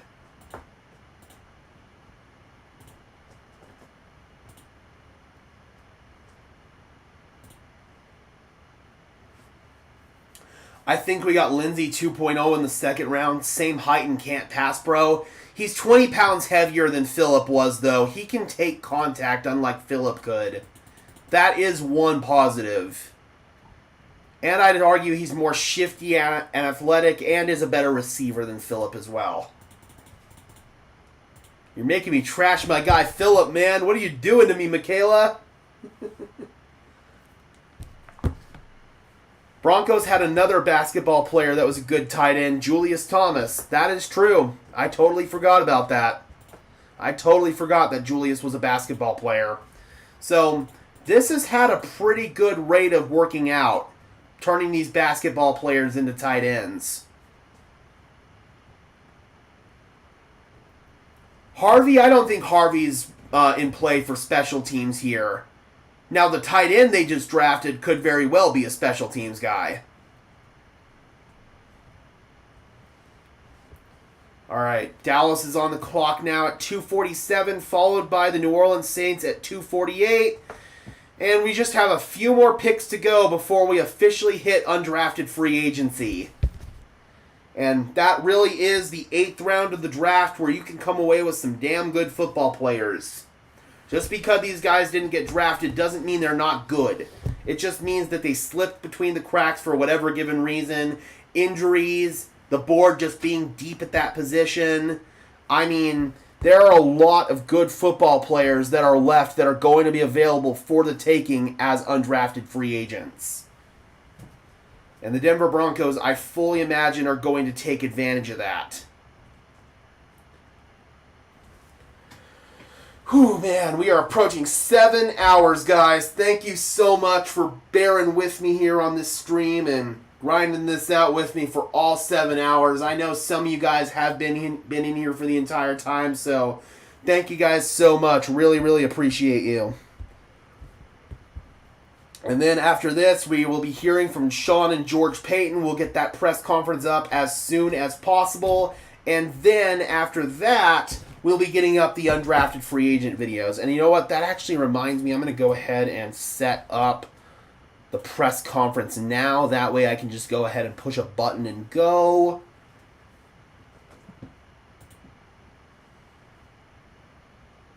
Live stream. Broncos Syndicate.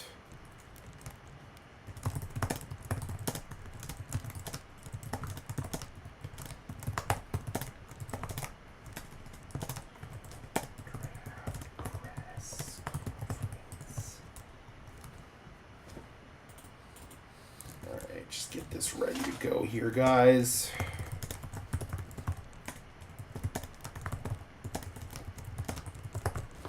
And we'll just schedule it for 6 o'clock. Boom.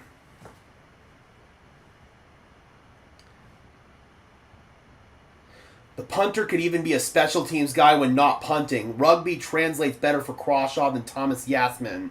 Honestly, that is something that you have to think about here is sometimes your punter is not a factor in tackling on special teams. This could be a different story here with a guy like Crawshaw who's a rugby guy. So that might actually give you a true fair numbers advantage when you're blocking in the punt game. So that is something very worth pointing out.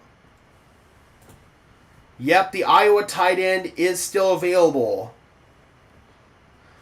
Cowboys go with Tommy Akingbasote, defensive tackle out of Maryland, another guy that I did not get around to scouting.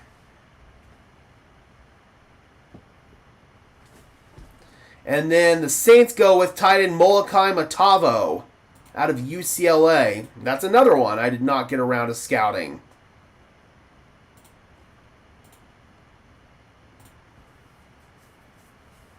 I'm shocked we didn't get a linebacker for depth. Singleton is getting up there in age and is coming off injury. There's still a couple good ones you can get in undrafted free agency. Chandler Martin highlights that list. You've also got Esmail Amon. Holy crap, Tony. Thank you so much for the $50.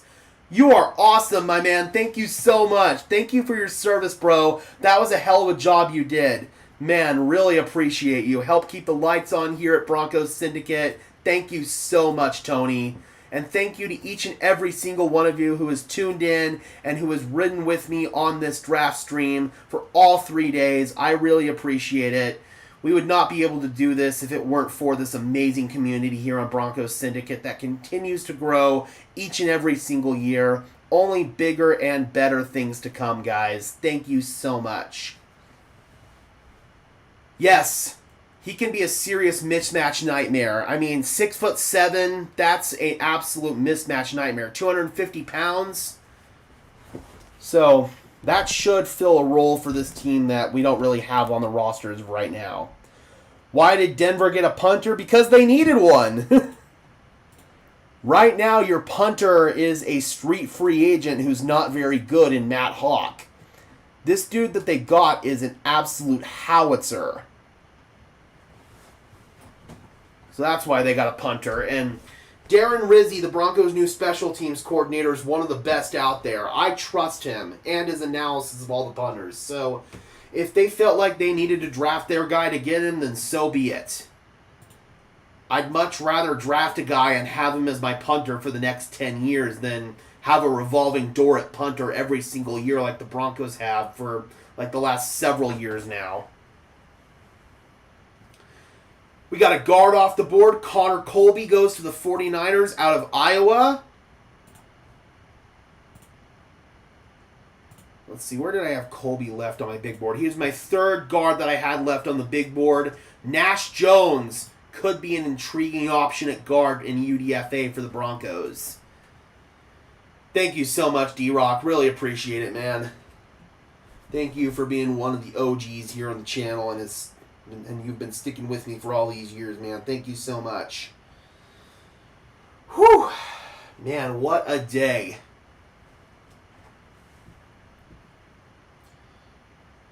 God, these fans, man, they are so freaking woof.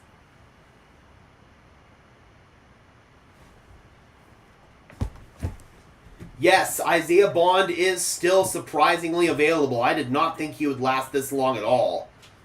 I thought we'd see him pretty early today. So that's another guy Denver could target as an undrafted free agent, potentially. This undrafted free agent class is going to be epic. It really is.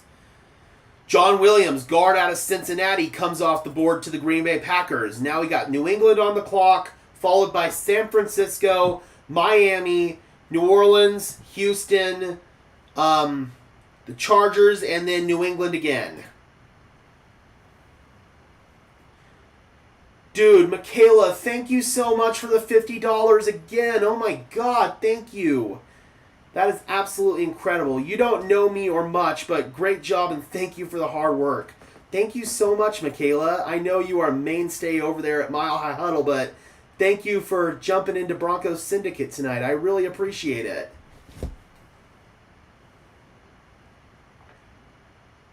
Oh, the Nuggets just fired all their coaches?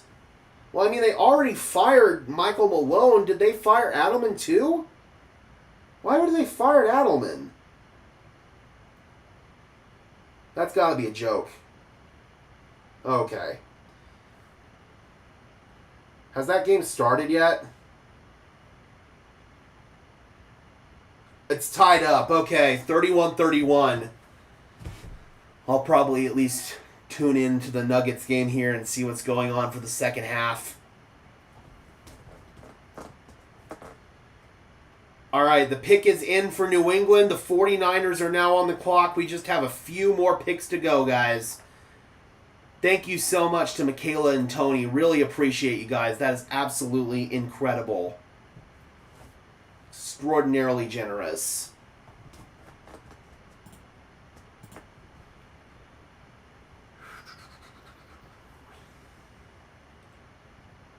Just a few more picks. Jahdae Barron could become a legit Rookie of the Year candidate. He could, man.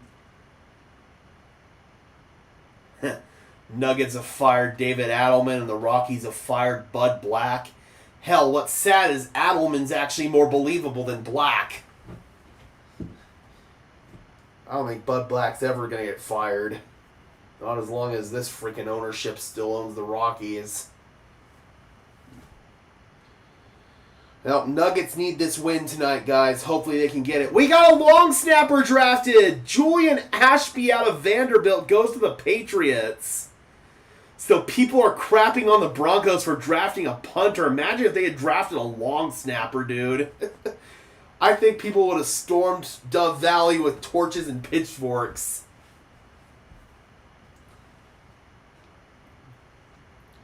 Dude, long snapper? Why would you draft a long snapper? Broncos currently actually have 2 long snappers on their roster. They've got Zach Triner and they've got Mitch Fraboni on the roster, so we might have a little competition there at long snapper. How many players can we get in undrafted free agency? As many as you want. You have no limit. As many players as you can recruit to Denver, that's how many you can sign. Will the Patriots make a playoff run? I mean, if Drake May takes that next step forward, I don't see any reason why they couldn't. They've filled almost all of their big holes that they have on that roster, and I strongly believe in Mike Vrabel to be able to get that program back where it needs to be. So, yeah, they could make a playoff run this year. It's very possible. They still have some obstacles that they're going to have to overcome before they can do that, but I do think it's possible. All right, we got 49ers, Dolphins, Saints, Texans, Chargers, and Patriots to round out the draft. Why haven't the Penners bought the Rockies? I mean, as far as I know, the Montforts aren't willing to sell. All they care about is funneling their pockets with cash. They don't care about putting a winning baseball team on the field. Yep, they got Stephon Diggs as well there in New England. I mean, we'll see what Stephon still has left in the tank. I mean, that injury was pretty devastating, and anytime you have a wide receiver on the wrong side of 30 coming off of a torn ACL, that is cause for concern.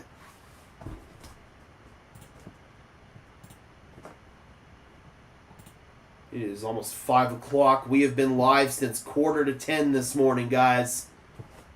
That is a lot of talking. In non-draft news, the Giants just declined Evan Neal's fifth-year option. No surprise there. He has been one of the bigger busts in recent memory. Come on, San Francisco. Let's get this thing going.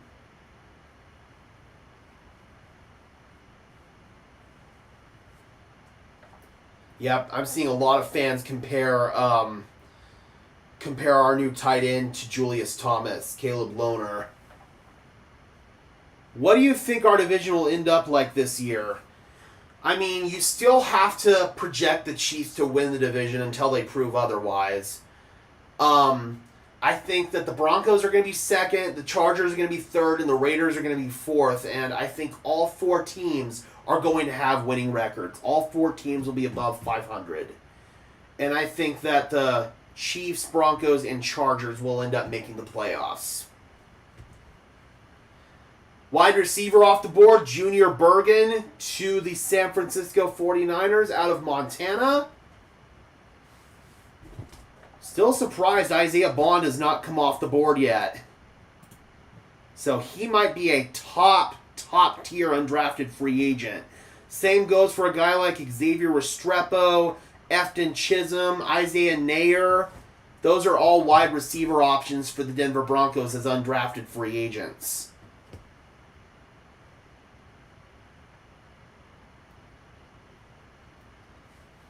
So we just got a few picks left, and then the 8th round starts. Zeke Biggers, defensive tackle, Georgia Tech, goes to the Miami Dolphins.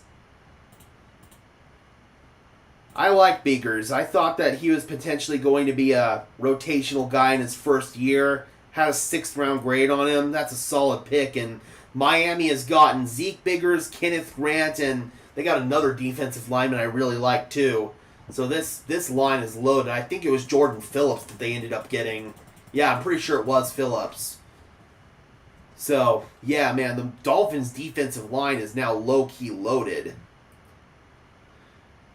I could not tell you who the top running backs are coming out. I do not scout for any year beyond this one, so that's a bridge we'll cross next year when we get to it. Do you think Franklin Bo's connection will improve this year? I hope so. I mean, there's no way to guarantee that, but I sure hope so. Do you think they bring in a person like Brenningstool and UDFAs? Yes, I do. Brenningstool or maybe Luke Lachey.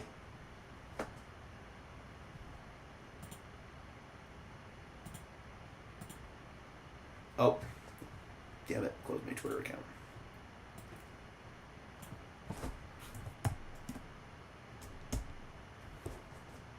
Just a few more picks left. 4 more picks. Make it 3. Fadil Diggs, the edge rusher out of Syracuse. I'm surprised he made it this far, actually. I ended up having a 4th round grade on Diggs. So yeah, I'm kind of surprised that he lasted this far. Fadil Diggs comes off the board to the New Orleans Saints. 3 more picks left, guys. And there are going to be so many good players. Kobe Bryant, Luke Lachey, all these guys are potentially going to hit undrafted free agency. Xavier Restrepo. Like, these are all really good players that should have been drafted that now have a significant chance of not being drafted.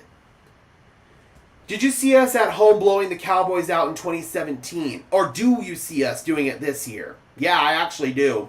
I'm not high on Dallas at all this year. I think they're going to be one of the worst teams in football. Boo! The Texans just took Luke Lachey. Oh, that sucks. So now we are looking at a guy like Brenningstool. Boo!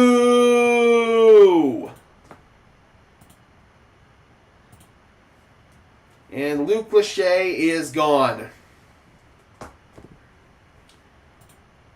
Devin Neal came off the board already. I can't remember, where did he go? Yeah, Neal came off the board to the Saints. Alright, so Lachey's gone. That sucks. You're definitely probably looking at somebody like Brenningstool at this point. But you did bring in a guy just now in the tight end that you just drafted. I keep forgetting his name. Caleb Lohner. So maybe that is the move for tight end. All right, we got the Chargers, and then we've got Mr. Irrelevant, and the draft will be done. We'll get George and Sean on as soon as they get to the podium. We'll do that on its own separate stream, of course. And then, after that, we will start making videos on undrafted free agents. So you will be seeing a bunch of content from me after the stream is over. Again, thank you so much to each and every single one of you who has tuned in for this stream across the 3 days. We wouldn't be able to do this without you. This is an amazing community we have built. Thank you guys so much for tuning in. The Denver Broncos got some really, really good players in this draft, and I am super excited to break everything down over these next few days. We're going to do all kinds of film study videos. Obviously, we still got the undrafted free agents, so things are still going to be very, very crazy, even though the draft is now winding down. Another successful draft in the books, Broncos country. Thank you guys so much. All right, who will Mr. Irrelevant be this year? That is the question of the day. Appreciate you, Diggity, really do. UDFA time is the best, man. I love UDFAs. And there's some of my best videos that I put out on the channel too. Like, these UDFA videos always get like big time views. A lot of these guys, a lot of people don't know who these guys are, so the UDFA videos are the first time guys are finding out about some of these people. Yeah, I think Broncos country collectively is upset that Tez got taken, but it is what it is, man. Yep, last time the Broncos had the Mr. Irrelevant pick, it was Chad Kelly. We'll see if it's another quarterback this year. The most famous Mr. Irrelevant pick in recent memory is obviously Brock Purdy. So, we'll see, man. Never know. You could find a future starter here at Mr. Irrelevant. So, Kelly's currently in the CFL. He broke his leg last year in the championship game, but he's currently in the CFL. He's the starting quarterback of the Toronto Argonauts.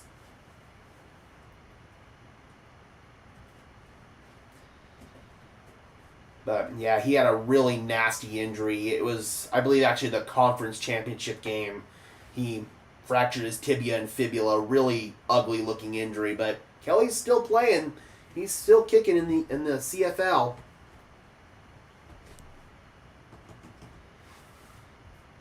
Do we have the pick yet for the Chargers? It's Chargers and then Patriots.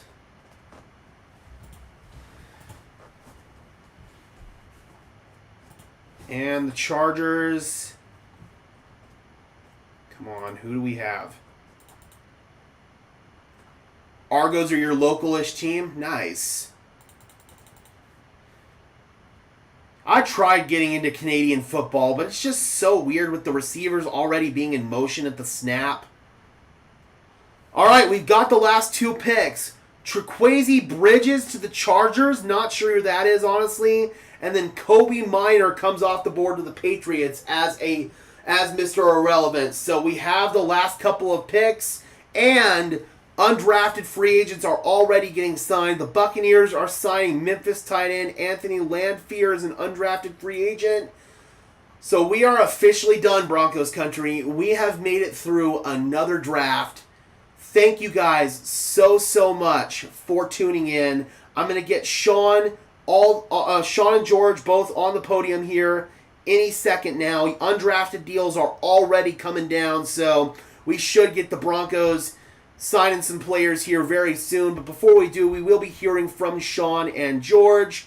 Thank you guys so much for tuning in. I really appreciate you guys. If you could just do me a big favor and leave a like on this stream, as well as subscribe to the channel, I would really appreciate it, guys. Those are both free and easy ways to show your support. Helps tell YouTube's algorithm to push us out, and it helps us get seen by more and more members of Broncos country, just like you and me. We'll be hearing from Sean and George as soon as they are on the podium. And until next time, guys, thank you again so much